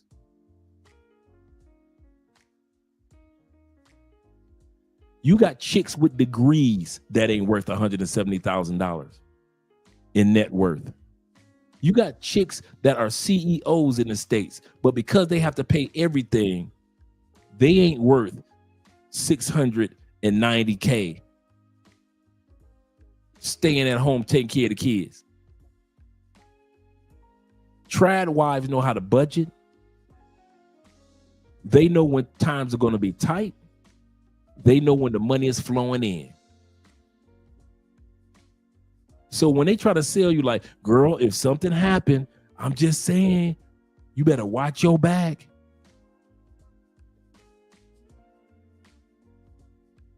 Remember when I had throat surgery last year, guys? Did we have to shut the channel down? What happened? Andrea did the shows. Andrea set everything up. Andrea did all the live streams on this channel and her channel.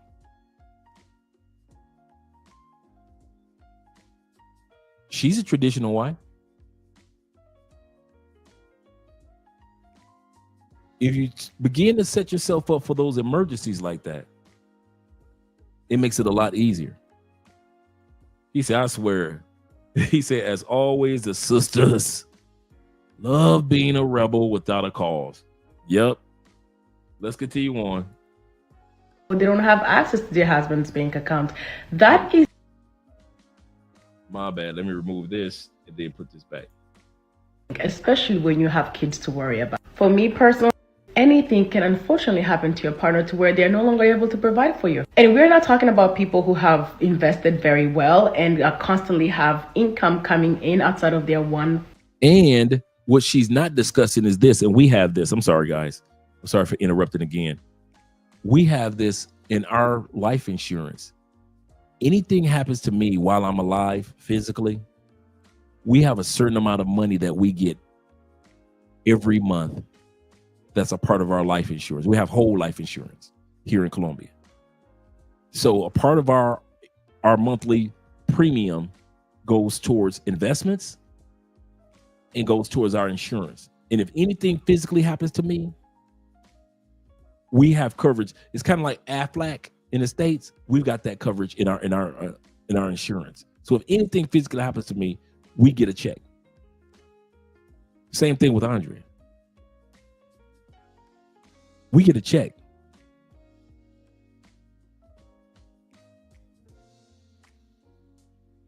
They try to act like we as husbands are super irresponsible and don't prepare ourselves for emergencies. Some emergencies you can't help.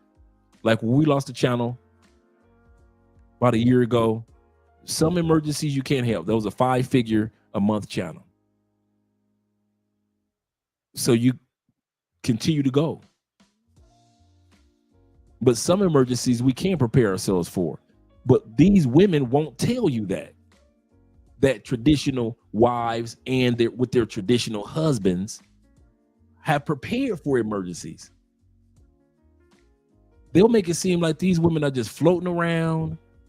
And once again, as you watch the video, remember what I said earlier, look at the quality of homes that these women live in. Dude, I'm able to do so much for our brand, for our family, for you guys, because Andrea does so much behind the scenes. not only for me, but for you guys too. She does so much for all of us behind. A lot of you guys are like, man, if it was for Andrea, I wouldn't have this, or I wouldn't have. Andrea does so much for all of us behind the scenes, dude. You guys always, hey, Dre, could you ask Andrea this? Could you ask Andrea that? Could Andrea meet me down in so-and-so, man? I need somebody to do the translation for me. I wouldn't be able to do all that, keep up with all the stuff that needs to be done around the house, all our medical appointments, all our business investments, do all this, do the taxes. Andrea does all the taxes because that's what she specializes in her career. She does so much. Dude, I thought I prayed for the family. I'm supposed to be the priest. The Bible says you are the priest of your household. Andrea prays, if not more, for the family.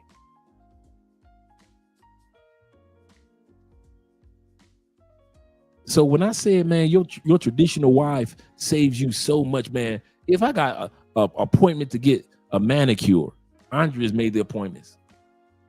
Pedicure, Andrea's made the appointments. A medical checkup, Andrea's made the appointments. Andrea called me today. She said, babe, I ordered from your favorite vegetarian restaurant. They got a vegetarian stir fry. We haven't tried it yet. I hadn't even thought about eating. And Andrea made sure that we had a hot meal because she didn't feel like cooking today. And so she knew my favorite restaurant was the vegetarian restaurant that we both love. It's an Afro-Colombian vegetarian restaurant right by Chippy Choppy Mall. Well, you ain't got time to think about your own meal. There's somebody that's there. But you only get 15% of women in the United States that think like that. Remember, the traditional women said that, or the married women in the United States, only 15% said that they're traditional. Let's go back to the video. Partner's income. We're talking about people who are strictly trad wives who rely on that one income and absolutely nothing else. Where trad wives are being portrayed on this app, you're seeing women who said they don't have a bank account, they don't have this, they don't even know what the mortgage is with, they don't even know what their husband is making, or they don't have access to their husband's bank account. That is a dangerous way of living, especially when you have kids to worry about. For me personally, when my husband gets paid, I get paid. I 100% believe in absolutely having your own line of credit, having your own 401k, having your own credit cards, your own bank accounts, because you as a stay-at-home mom do have a job. You are working inside the home. The way I look at it, because you trust your husband so much, that he should have no problem making sure that you are able to sustain your lifestyle by yourself, even if he decides today that he doesn't like you. At the end of the day, making sure you have insurance for yourself is not saying you don't trust your partner or you believe something bad is going to happen. We all have car insurance. Doesn't mean we walk around driving our car into a ditch or into a tree because we have insurance. TikTok's trad wives are under attack because the internet thinks they're a plague to society. These trad wives on social media are going to be the end of y'all. They are selling you a life and a dream that they do not even live. In the past few months, the internet has been flooded with a surge of content where young moms and wives look and act like they came out straight out of a 1950s magazine. They are devoting themselves to their kitchen and their family, taking care of their working husband and children, while also looking extremely content and very fashionable. These are the internet's trad wives, and they are pushing the new, most ridiculed genre of content currently on the internet. The world became familiar with trad wives because many of them celebrate and promote their values through social media channels like YouTube, TikTok, and Instagram. There, they've created communities through hashtags like #tradwife and use these channels to provide tips and tricks about their lifestyle.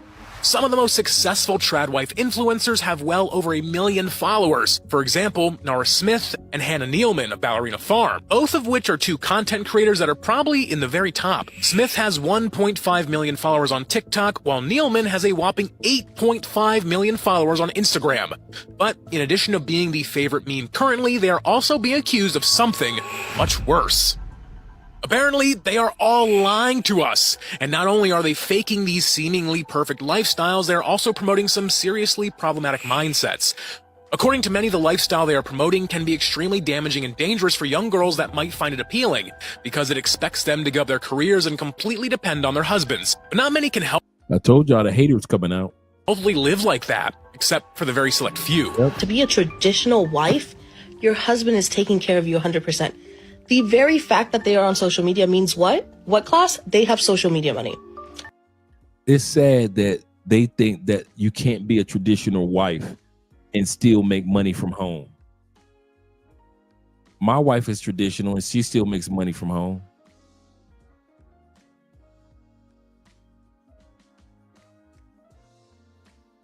It's the craziest thing.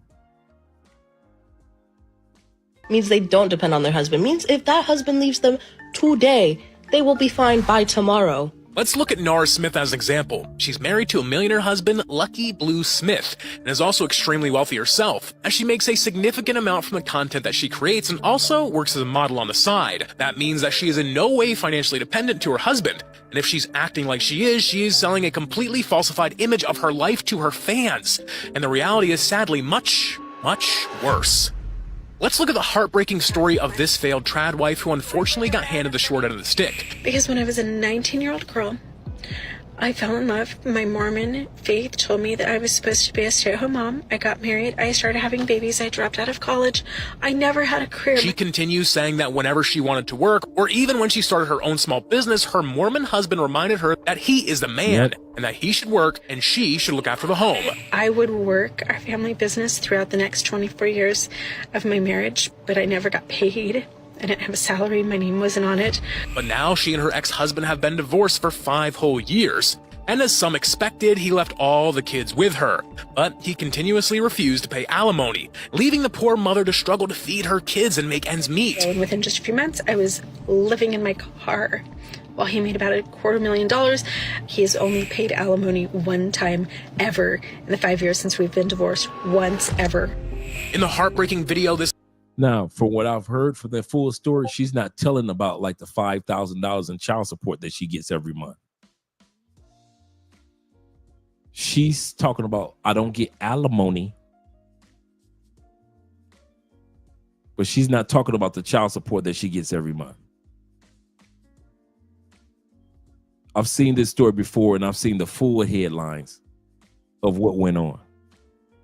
mother reminds young girls of a very important life lesson, and that's to always be smart and careful about who they trust, because there sadly isn't anybody that will look after them better than themselves. Every time people bring up trad wives, they always bring up Nara Smith, and in my opinion, Nara Smith is not a trad wife. A traditional housewife is defined by usually a woman doing the majority, if not all, of the cooking and the cleaning, the child rearing, and Nara goes out of her way to show you that her husband, even though she always says he doesn't cook, he cooks, okay? He's in there cooking and baking, and he cleans, and he does the daughter's hair. Like, she lets us know in subtle ways, I'm not doing all this by myself. Everything about Nara's content, which I love, okay, is highly produced. And that's why some of us enjoy it. The camera quality, the aesthetics of it all. She comes on camera looking beautiful, nails done, hair done, everything did. Like, she looks amazing.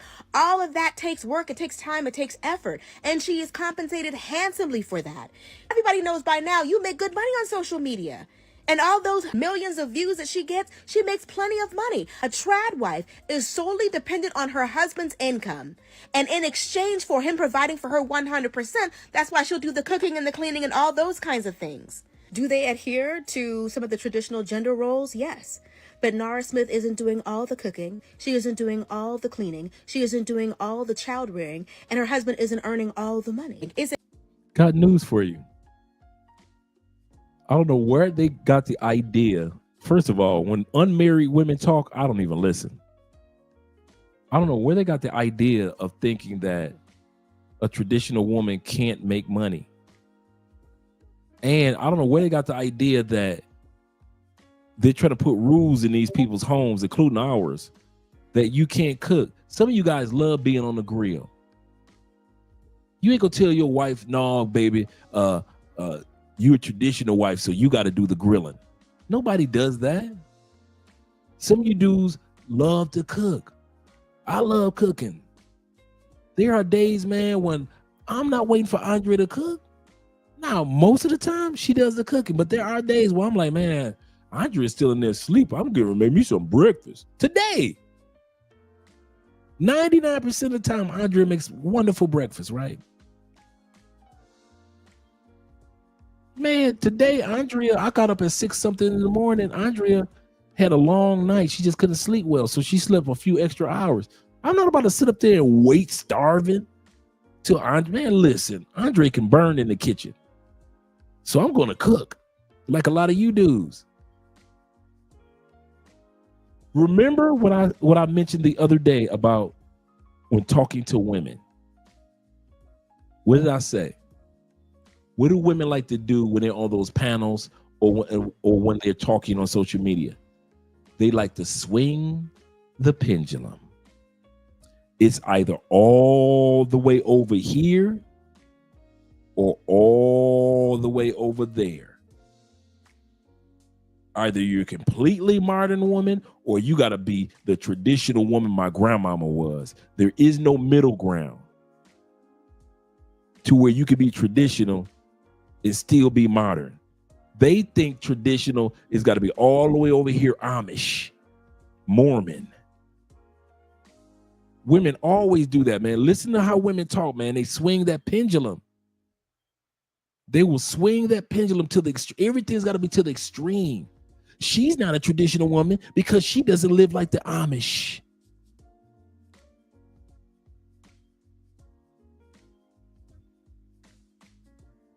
Back to the video.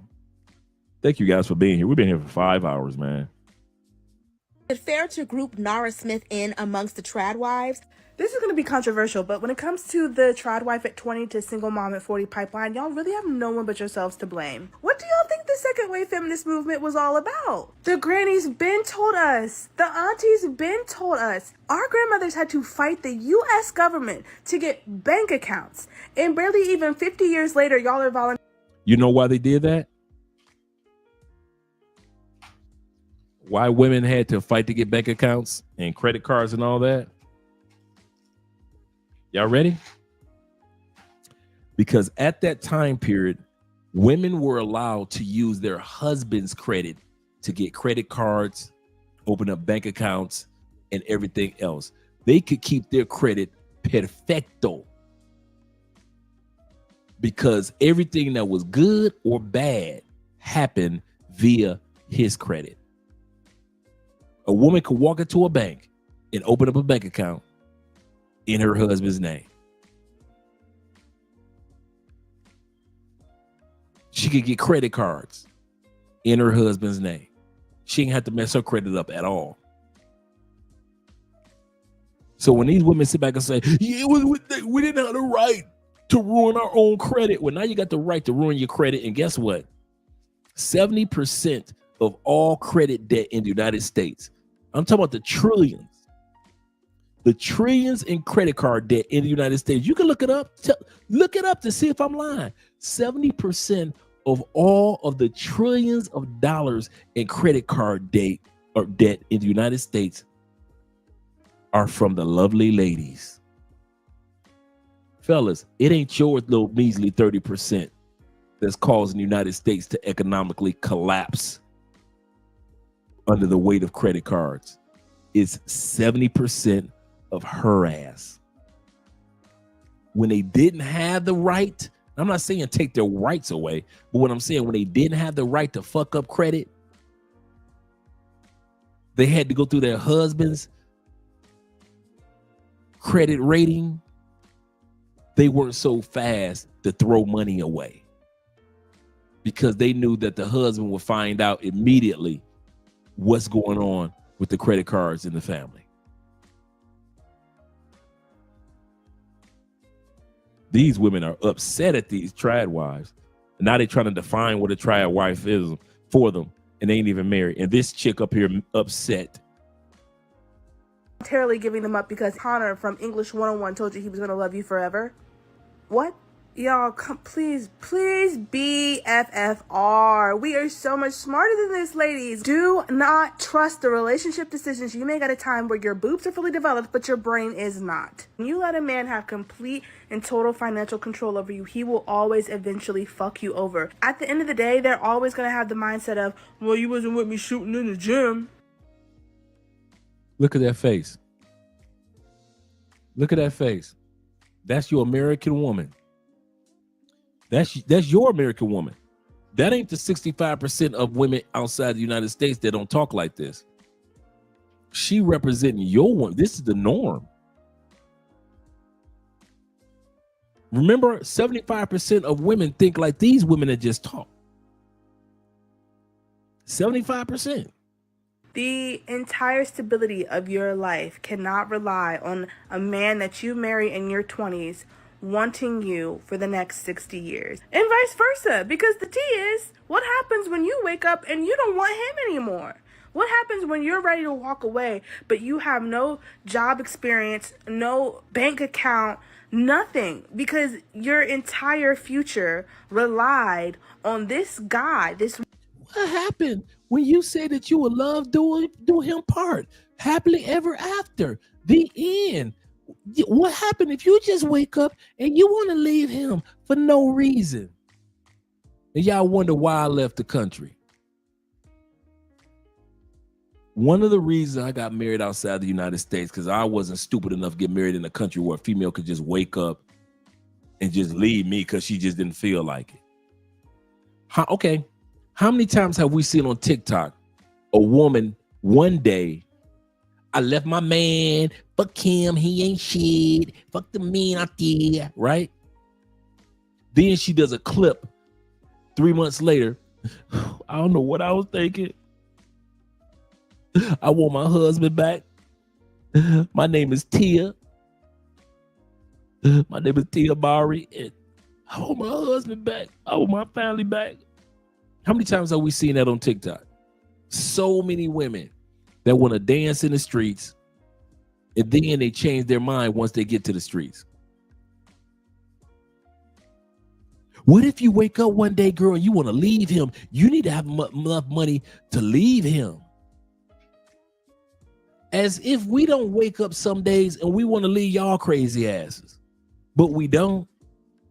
We know that feeling gonna pass. We know that, hey, I got married to you for good or worse, sickness and in health. Sometimes we have a good day. Sometimes we have some worse days. That's why one of the reasons I knew about it. That's one of the reasons why I understand when Pastor said for good or worse, because there's gonna be some worse moments. There's gonna be some good moments. But these females always want to bail out when it's worse. And y'all wonder why I didn't man. That getting married in the States, man, that's old. That's old school, man. When I kid you not, when I see you dudes get married in the States, I keep my mouth shut. I don't go in the comment section. I keep my mouth shut because I'm one of them people that I don't want to give don't ask me because you really don't want to know the truth. Do not ask me because you don't want to know the truth. So when y'all dudes get married, I put my little congratulations and I shut the fuck up. One human being wanting you forever, or you wanting them forever. I love my man down. Man. What? So somebody married this chick. She's already put it in her mind that eventually she gonna leave him. Y'all like it? I love it. Down. I would die for that man right now. I truly am in love with him from the bottom of my feet to the top of my head, but I will always love myself more. Always. I'm talking separate bank accounts, prenup, the works. Because when you fail to plan... And this simp will sit up there and say, she right. And you're what? Planning to fail. Always remember, if you don't take nothing else away from this conversation, always remember a man is not a plan. A man is not a plan. A man is not a plan. If there's anything that women should learn from that Ballerina Farms article that came out, is that men are not stupid. I've said this once in a video before, and I'm going to say it again. Men are not stupid. They're not stupid because they know your potential before you do. And they will go out of their way. They will pull strings, the same strings that her husband pulled on that JetBlue flight so that he could sit down next to her. And mind you, she rejected him before. He had a whole strategy laid out because, one, he's the heir of JetBlue, so he's got resources, he knows people, he knows what strings he can pull, he has the power, right? So he pulled strings over at JetBlue to make sure that he sits next to her on that flight to wherever she was going. Tell me that is not manipulation. He knew that she was going to get into that ballerina school, the most prestigious school to get into if you are a woman who wants to become a ballerina. He knew that, and he had the intention to say, nope, you're not doing that. Instead, you're going to dedicate your goals, those aspirations, and those dreams into me. You're going to center me. Everything that woman does, from taking care of the kids, from cooking from scratch, from having that one epidural out of, 8 kids? You see how rooted in male-centeredness that is?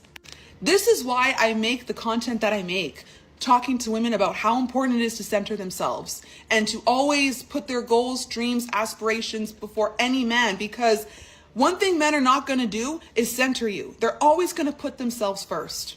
Many women were not raised to be wives or told what a wife is, and there are many men across this country paying the price. What I have found is that many men in this country suffer in silence. And so many times, what I hear from women is complaining about the little things in relationships or in life. And oftentimes what I find is that men are belittled and put down by their wives across this country, and they just suffer in silence. Many men are in sexless marriages and they just suffer in silence. Many women were not raised to be wives or told what a wife is, and there are many men across this country paying the price. I asked men, what are some of the ways you have felt disrespected in a relationship that your significant other may not be aware of? The number one complaint that men had of how women disrespect them in a relationship is disclosing too much to your female friends. It's us first, not your gossip group.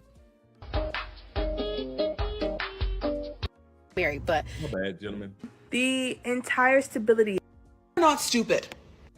Dedicate your goals. And there are many men Extremely happy with our life. Men had of how women disrespect. It's us first, not your gossip group. Has anyone noticed that you never see women in their 40s and 50s posting trad wife content on here yet? Oh yeah, that speaks for itself. So they're trying to say that most of these traditional wives get divorced by their 40s. But the truth actually is,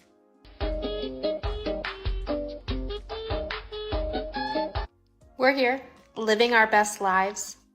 Not every traditional relationship ends in divorce. A lot of us are thriving. We're happy. We're not dealing with bullshit. Most of us don't post on social media because we're extremely happy with our lives. We're cooking, we're cleaning, we're taking care of our amazing guys. We're here.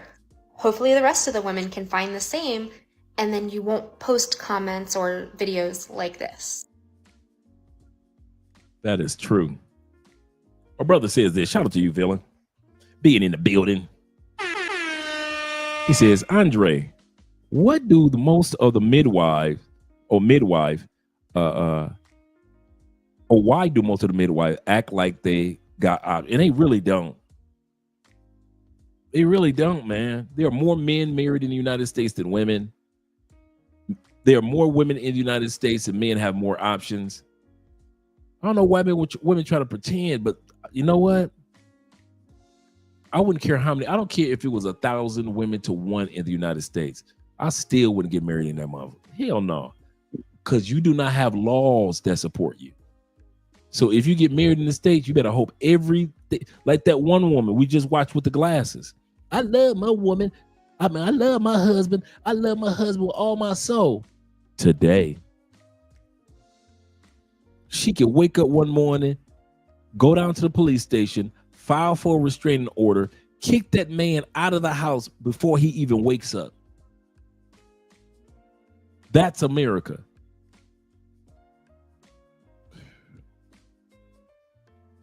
They don't have options, bro. Okay, the last part that we're going to look at for the next 10 minutes, I'm going to shut up. And this is traditional wives or trad wives in other countries. Shout out to my brother. He said, Andre, which one of the Louis Vuitton colognes would you recommend for daily use? You know what? I don't know, because I'm not, man, there's a couple of Louis V's, man, that I've been following lately. But I haven't got my hands on any of the Louis V's, man. I'm glad that you mentioned that. I need to go ahead and order me some. I need to order me some. Man, I had one on my mind too. True. That's true. That's the one I was trying to think of. Imagination.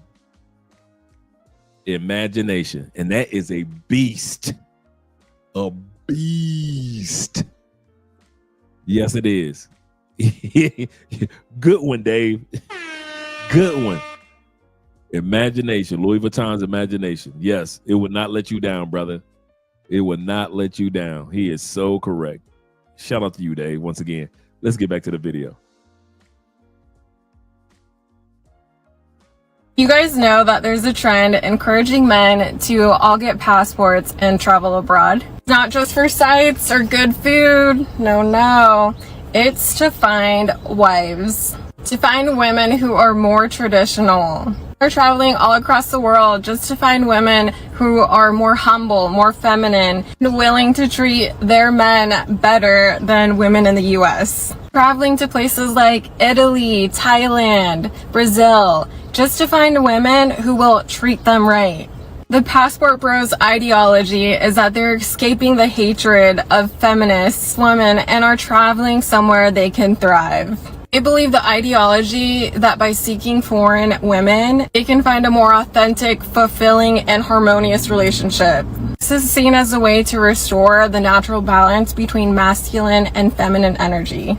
This is triggering some women because they think that these men are interested in finding these women. They think they will be more submissive. Not sure if this trend / movement is gonna end or only get worse. What do you guys think? My wife's cousin married a Brazilian woman. We shared a summer rental with them in Cape Cod for a week. This woman he married shows up 9 months pregnant, cooking and cleaning for all 10 of us in the house, right? Disciplining everybody's kids all at the same time, and somehow pulling off muscular 9. Love you too, brother. Really do, man. I got love for you brothers, man. Y'all really don't know. Y'all really don't know. We put in a lot of work behind the scenes because we do have love and appreciation for all of us, man. And when I say that we really ain't got anybody else in this kind of like travel space, we don't. We're a small group, man. And I feel so blessed that God put us in a position to say, here, the other people ain't got passports, but here's one for you. We could have been stuck in the States, dudes.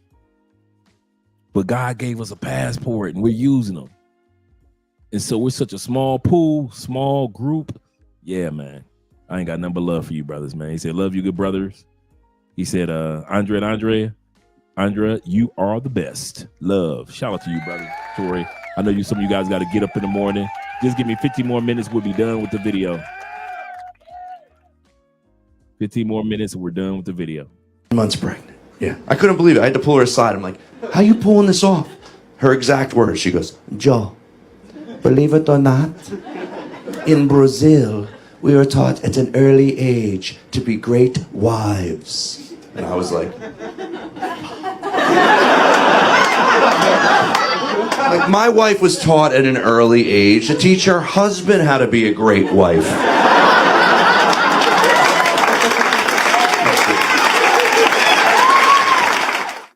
Come with me to pay my bride price. As a white man, I did not know this was a thing until I met Chisola, and by the time I found out, I was already in too deep. The lobola happens in 3 stages. The first stage is happening now, where my representative presents a token of money to their family and says that our intention to come into their house is to marry their daughter. Here I am bearing gifts in my African outfit. The second stage is the non-negotiable stage, where they tell me, if you want to marry our daughter, this is what we need from you. Usually chickens, goats, axe, and then clothing for their parents. And then the final stage is the fun part. That's the negotiations. So the families will go backwards and forwards with the price. This price is normally in cows, but in modern days, they just convert that into money. Their family will say, oh, Chisola's well educated, she's got a great family, she's got a good job. And then my family will come back, well, Charlie's also well educated, he's also got a great family and a good job. Until both families agree on a price. We then have a chat, have drinks, and mingle. And then oh wow, that's a good prediction. He said brothers will get the wives they want. And women, talking about women in the States, will try to catch us at the airport instead of the church or club. Really? Really? Oh man, that's funny. That is funny. Thank you, brother, for the $5 love. He say Saturday next to him in Houston. Oh, he say sat next to him in Houston at the cigar bar. Got love for Big Bro. Yes, sir. Yes, sir. We had a good time at that cigar bar. And we then went to another location, met all of our family and friends, and had a nice little celebration. My friends, they ask me, say, oh boy, what is the matter? We had to tell them, say, you they make my scatter. I used to lie to myself that I always be a player. But since I set my eyes on you, boy, you don't make me fall. Foreign women versus American women. Is there a difference in the dating experience? So of course, we cannot lump all women together, but I have noticed some patterns worth sharing. In my experience, foreign women have approached dating as a more serious endeavor, whereas American women might be more open to casual dating. To this point in my experience, the foreign women I've dated placed a higher value on marriage, started this conversation early, and were even open to marrying younger. American women often emphasize individual independence and personal goals, whereas foreign women may prioritize family and community ties. Foreign women, I've noticed in some cases, may be adverse to public displays of affection, and their approach towards conflict resolution may be more indirect than American women. So now I'm curious to hear your thoughts. Do you think there's a difference in dating foreign versus American women? So, I mean, it's like that here in America. Overseas, is people are normal. They still get it. You know, they still understand. So that's what people I always, some people tell me that it's globalization. Women are changed across the world. Would you say that that's true somewhat or not at all? Like, do you think that women in Japan are completely different than the Western women? Oh, dude, night and day. It's night and day. Night and day. It's all about how you're raised, and they're literally raised completely fucking different. Yeah, with a father in the house.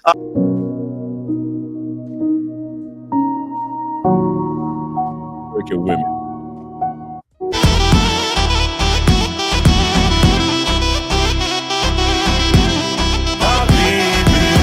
A lot of guys, they don't do the work and they come to Colombia expecting the women to just bow down for them. I do say it's a more feminine culture. Like, you don't have to fight the women to be women, opposed to here. 100%. Like, I feel like in America, it's more of like even though I like this guy, even though he's the guy I want to be with, let me play difficult. I feel like that's not so much there. But if you come to Colombia and you're not in good shape, you don't dress well, you just think girls are just gonna like you for you, then they have every right to finesse you. Facts. Yeah. Thank you. You can find good girls anywhere, bro. It's just there, I believe there's more feminine essence. Gotcha. Right, that you don't have to fight for. Gotcha. Look at the difference between these two women. In sickness. And in health. And in health. To love. To love. Cherish. Cherish. And to obey. Talk about that one in council. We did talk about that in council. Yes, we did. So you want me to repeat that again? You want to just keep going? I think we can keep going. All right. I'll forever submit to your minds. I'll forever respect your minds. I'll forever honor your minds as the head of our home. In heaven, they hear. On earth, I declare and decree, I shall be a submissive wife unto you. Now listen, I don't know about y'all, but watching these two clips, I already know what my choice is going to be. What's going to be your choice? He ain't got my smile, that don't bother me a bit. He's got somebody else's eyes, I'm seeing myself in. I'm holding on to every moment, God knows I've missed a few. I'm Black American, married to Filipina. Of course I love Chinese food. Rice is rice. I'm gonna say rice is rice.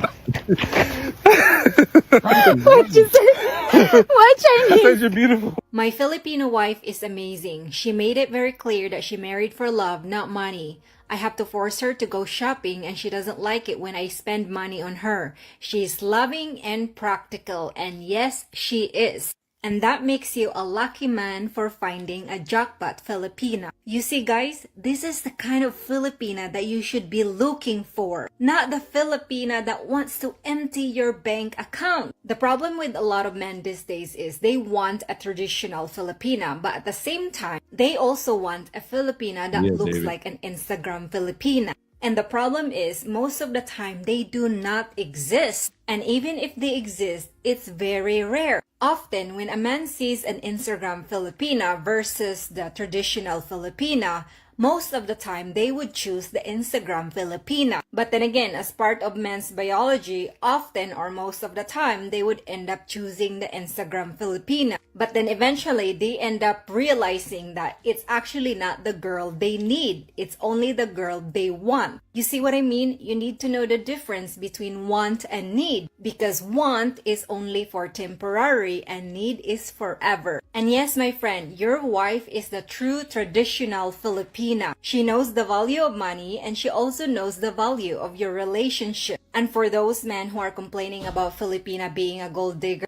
guess what? You are manifesting and attracting those girls. The truth is, they are everywhere. And for those men who are afraid of finding a Filipina because they think that all Filipinas are gold digger, guess what, my friend? Papa Bear here just prove it that not all Filipina are the same. So what are you waiting for? Find your Filipina now. What?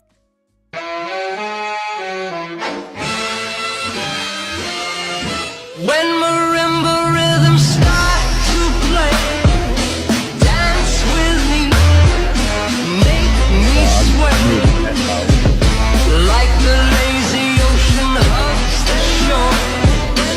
Hold me close, sway me more. Yeah. Fire beats to the flow right now. Eat her up, show her how you get down. Ethiopia. Fuck it up, hit the ground. Eat her up, eat her up, eat her up. Eat her up, eat her up, eat her up. Eat her up, eat her up, eat her up.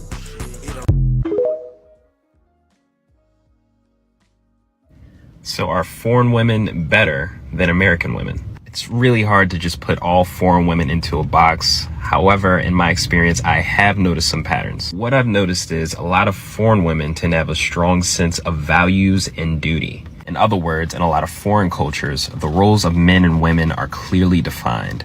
Whereas in America, those lines are becoming increasingly blurred. Often foreign women will make the extra effort to please their man despite how they may be feeling internally in a moment. And I feel this is because they have a strong sense of duty and are really just focused on the bigger picture. A lot place a big emphasis on cooking for the men, and many are very good cooks. So should American men be looking to date foreign women? I'm curious to hear your thoughts. Definitely like and follow for more. So what do you suggest the women in the West do if everyone's advice is for men in the West to look elsewhere for a wife. What happens to all the women in the West then? Well, that one study we referenced that said by 2030 or something, 50% of the women will be without a man. So that's the direction we're heading, because the men that are looking for those traditional values are starting to go overseas, and then the other half of the men are just checking out completely. They don't want to deal with women at all. So this is going to be a big issue that women are going to deal with in the future as their options dwindle. It's because they want a woman who is dependent on them for their life. So it couldn't be because wokeness is destroying the family structure in this country. So it couldn't be because a lot of women in this country can't even cook a simple meal. It couldn't be because a lot of women in this country don't even want a man because man ain't shit.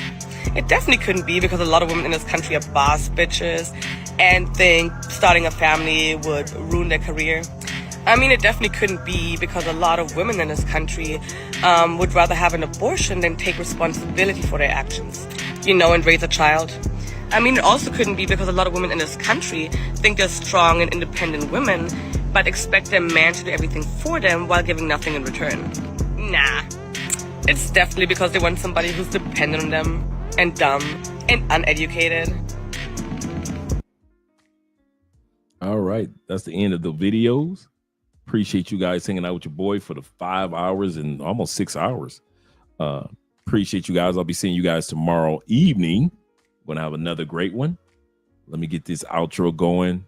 Appreciate you guys with the super chats. Appreciate you guys with the cash chats. Appreciate you guys for purchasing the books. Really do, man. Let me drop those links one more time, just in case. Just in case. Here we go. Yeah, those Ethiopian women, man, they are beautiful, beautiful on a whole nother level. On a whole nother level. Let's get these outros going. Let's go here.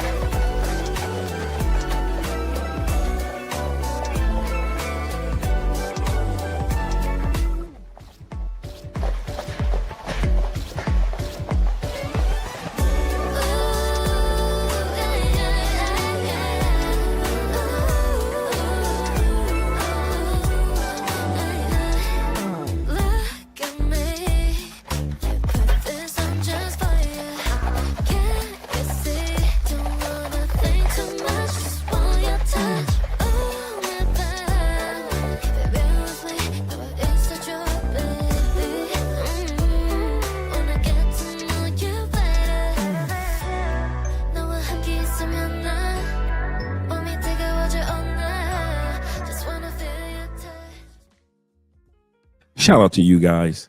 This was a good question. Timothy said, Andre, have you met any women there that were saved?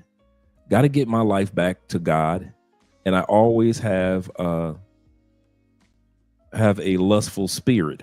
Want to get right. Let me see something. Let's see if I can pull something up real quick. Yeah, we go to church every week, actually. Now, there be some baddies up in there. I go, let me see if I can pull this picture up, man. Got a picture. What was this? Let me see if I can find this photo.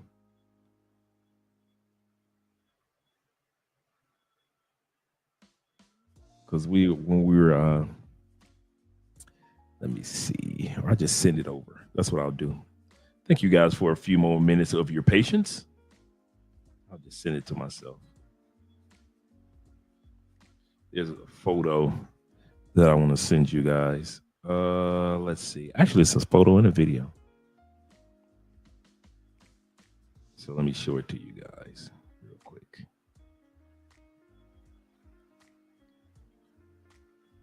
Let's go here. Thank you guys for your patience. I know we were heading out, but that's a good question.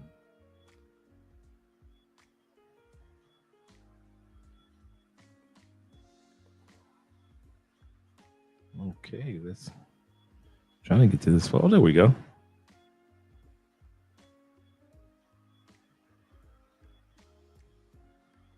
I was trying to find a video I took too.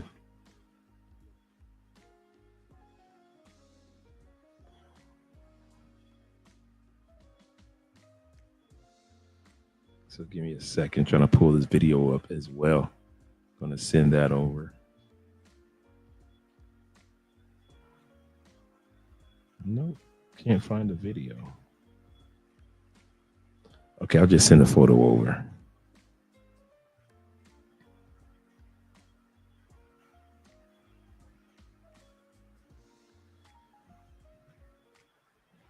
Give me a second.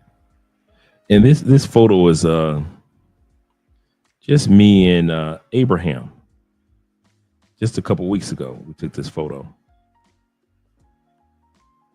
I don't know why I'm making this so difficult.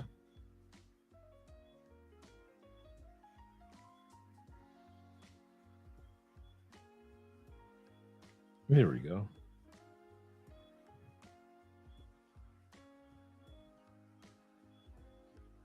Okay.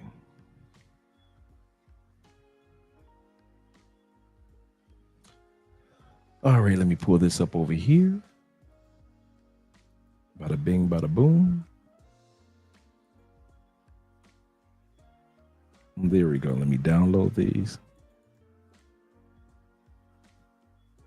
And there we go.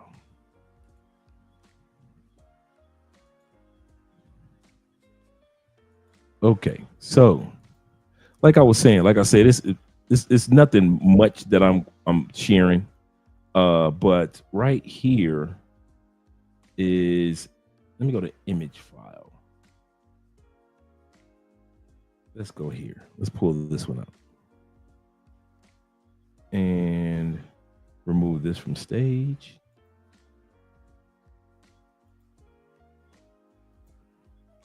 And this was Easter.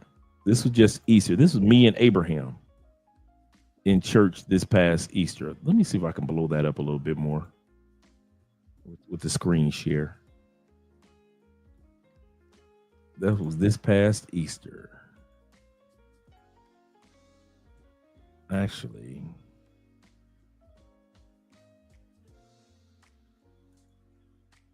no, not with that file. Let me open it up here.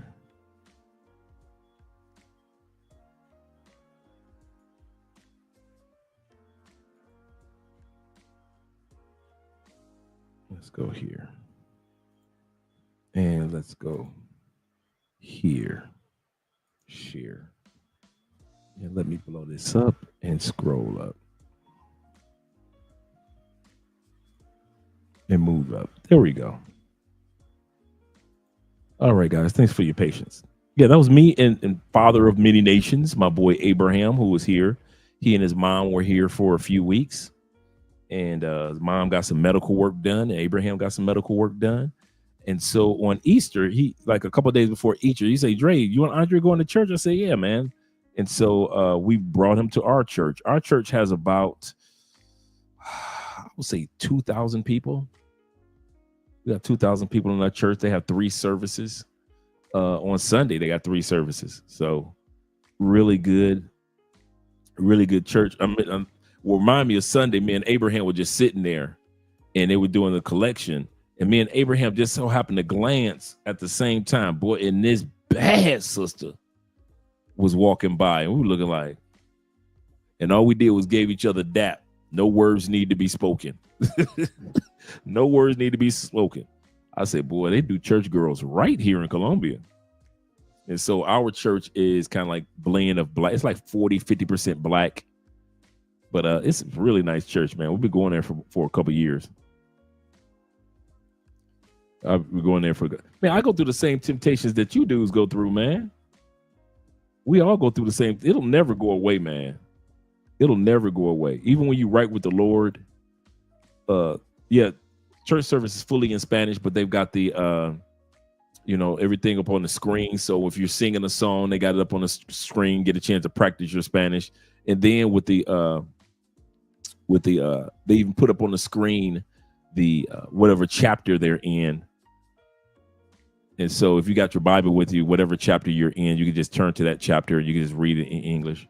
So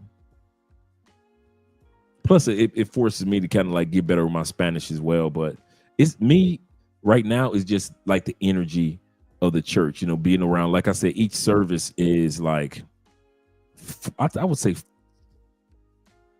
400 people to 1,000 people each service. I say 400 to 800 people for each service. Man, my Spanish is still trash. Wah, wah. Wah, wah.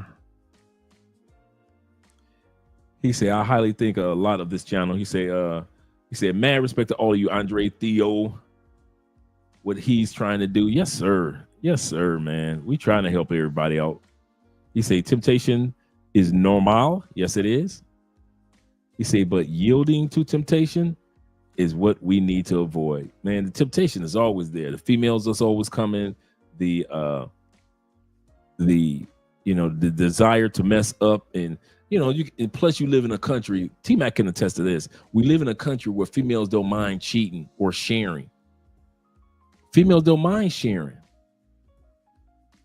I've had females literally tell me to my face, I have no problem with playing my position. I could have easily said, bet. I have no problem with playing my position. I could have easily been bet. I'm about to beat this one down for a few months. No, I think I'm kind of spoiled now, man. I'm used to that organic love that me and Andre have, man. I'm so spoiled with I don't have no guilt in my mind. If I look at Andre and I tell her I love you, it's real. It ain't I love you, but I got 5 bitches on the back. Then y'all know me. I know, right? See, appreciate you, brother. And y'all know me. Like I always say, I'm not gonna sleep with one. If I cheat, ain't gonna be no one. It's gonna be 41, 51, 61. So I know, sit my butt down somewhere. Dre, I had a best friend snitch on the other so that they could get with them. Damn. Some of them Colombian women, they are ruthless. My style as a juvenile, hang with a gang, bang in the me round. Yeah, they are ruthless. They are ruthless. He says some American Temptations is the difference. Different American Temptations is easy. We just don't want them U.S. chicks. That's true. It's easier to sit back and say no in the U.S. But dude, you out of the States, yeah, it can be it can be a barn burner. He said, any pictures of any of the saved women, Andre, I need to see so that I may end up with the gray skirt. I know who you're talking about too, Tim. Yeah. And a check it. And the chick that we was glancing at was built like gray skirt. We was like, dang. And we just having a glance, we just having to look over, and we're like, I didn't even think he noticed. He looked, as soon as he saw her, and we got done getting our glance on, he looked at me, and like I said, we just stuck up with the dap. We ain't had to say nothing. I was like, man, that shorty was bad. Yeah, I be seeing some baddies, man, up in, and I ain't got no photos of them, man. You know, it's church service, so you know how that goes. My man Aqua in the building. Aquamini says this. He says, since we met, I had some bad setbacks. He said, my new Kenya girl makes me find, let me go back.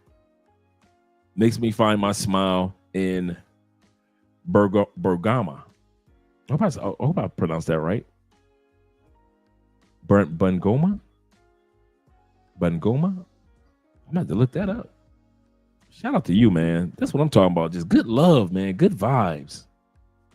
That's exactly what I'm talking about.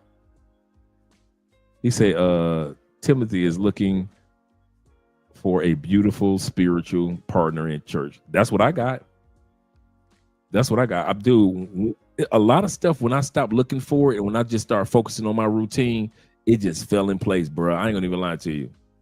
When I met Andrea, she was Catholic, but from being around me, and I hadn't said anything. All I had to do was just be the Christian man that I am. And Andrea decided that she wanted to go to Christian church. Didn't know anything about Christian church. So we started going to church together, and that's when she went to the altar call, gave her life to the Lord. And Andrea has been serious, dude. You talking about somebody that had Bible study 2-3 times a day, man. Man, my boy, as a gift, one of my partners in Bogota, sent me a Bible. And half of it is English and half of it is Spanish, right? On the same page. And so I'm thinking like, okay, I can practice my Spanish, blah, blah, blah. Brother, I haven't been able to touch that Bible. Andrea got so many notes off of that Bible. It was like the Lord said, I'm going to send a Bible to your house, but it won't be for you. I still got my Joel Osteen Bible, right? I got my Bible from when I went to go see Joel Osteen like 15 years ago. And so I still got my Bible, but I haven't had a chance to even touch that Bible that the brother sent me. Andrew's like, oh, it got half Spanish. I'll take that. And she takes it and puts all of her notes and everything in it. So I got the Christian woman and spiritual woman that I've always wanted. And so I'm good, man. That's another reason why I don't cheat. Cause I'm like, man, everything that I really wanted in a woman, man, Andrea is, man. I wish I could pretend and act like, nah, but nobody's perfect. But she perfect for me. She perfect for me. I ain't even tripping on it, man. I ain't got to say to Andrea, let's go to the gym. Andrea, get up in the morning, go to the gym. I ain't got to ask for a meal. Andrea's already on top of it. She takes care of so much business, man. I never have no problem with giving Andrea money. None. But if y'all want to know the truth, I have to tell Andrea to spend some money on herself. I'm like, babe, this for you. What for? For you to spend? But she said she was raised that any extra money gets saved or put to the side or, you know, because Andrea, you know, she still pays towards her Social Security here. They have pension here in Colombia. It's just like our version of Social Security. Andrea still pays to her Social Security. He said, I never doubted. He said, I need a Bible, both sides, English. Yeah, that's what Andrea has. Well, that's what I used to have. I don't think I had that Bible a couple weeks. As soon as Andrea gave her life to the Lord, that was it, bro. I see the Bible, but I know better than to touch the Bible. Like I said, I got mine sitting over here anyway, so I'm good. That's Timothy and T-Mac. Shout out to you guys, man. I'm about to head up out of here, man. We've been here officially 6 hours. Officially 6 hours. And y'all know me, I can do about a good 3 more. So shout out to you. And shout out to my brother with the love. Aquamini in the building. I mean, Akimini. There we go. Akamini. There we go. Yes, sir. You guys have a great evening. I'll see you guys mañana, tomorrow night.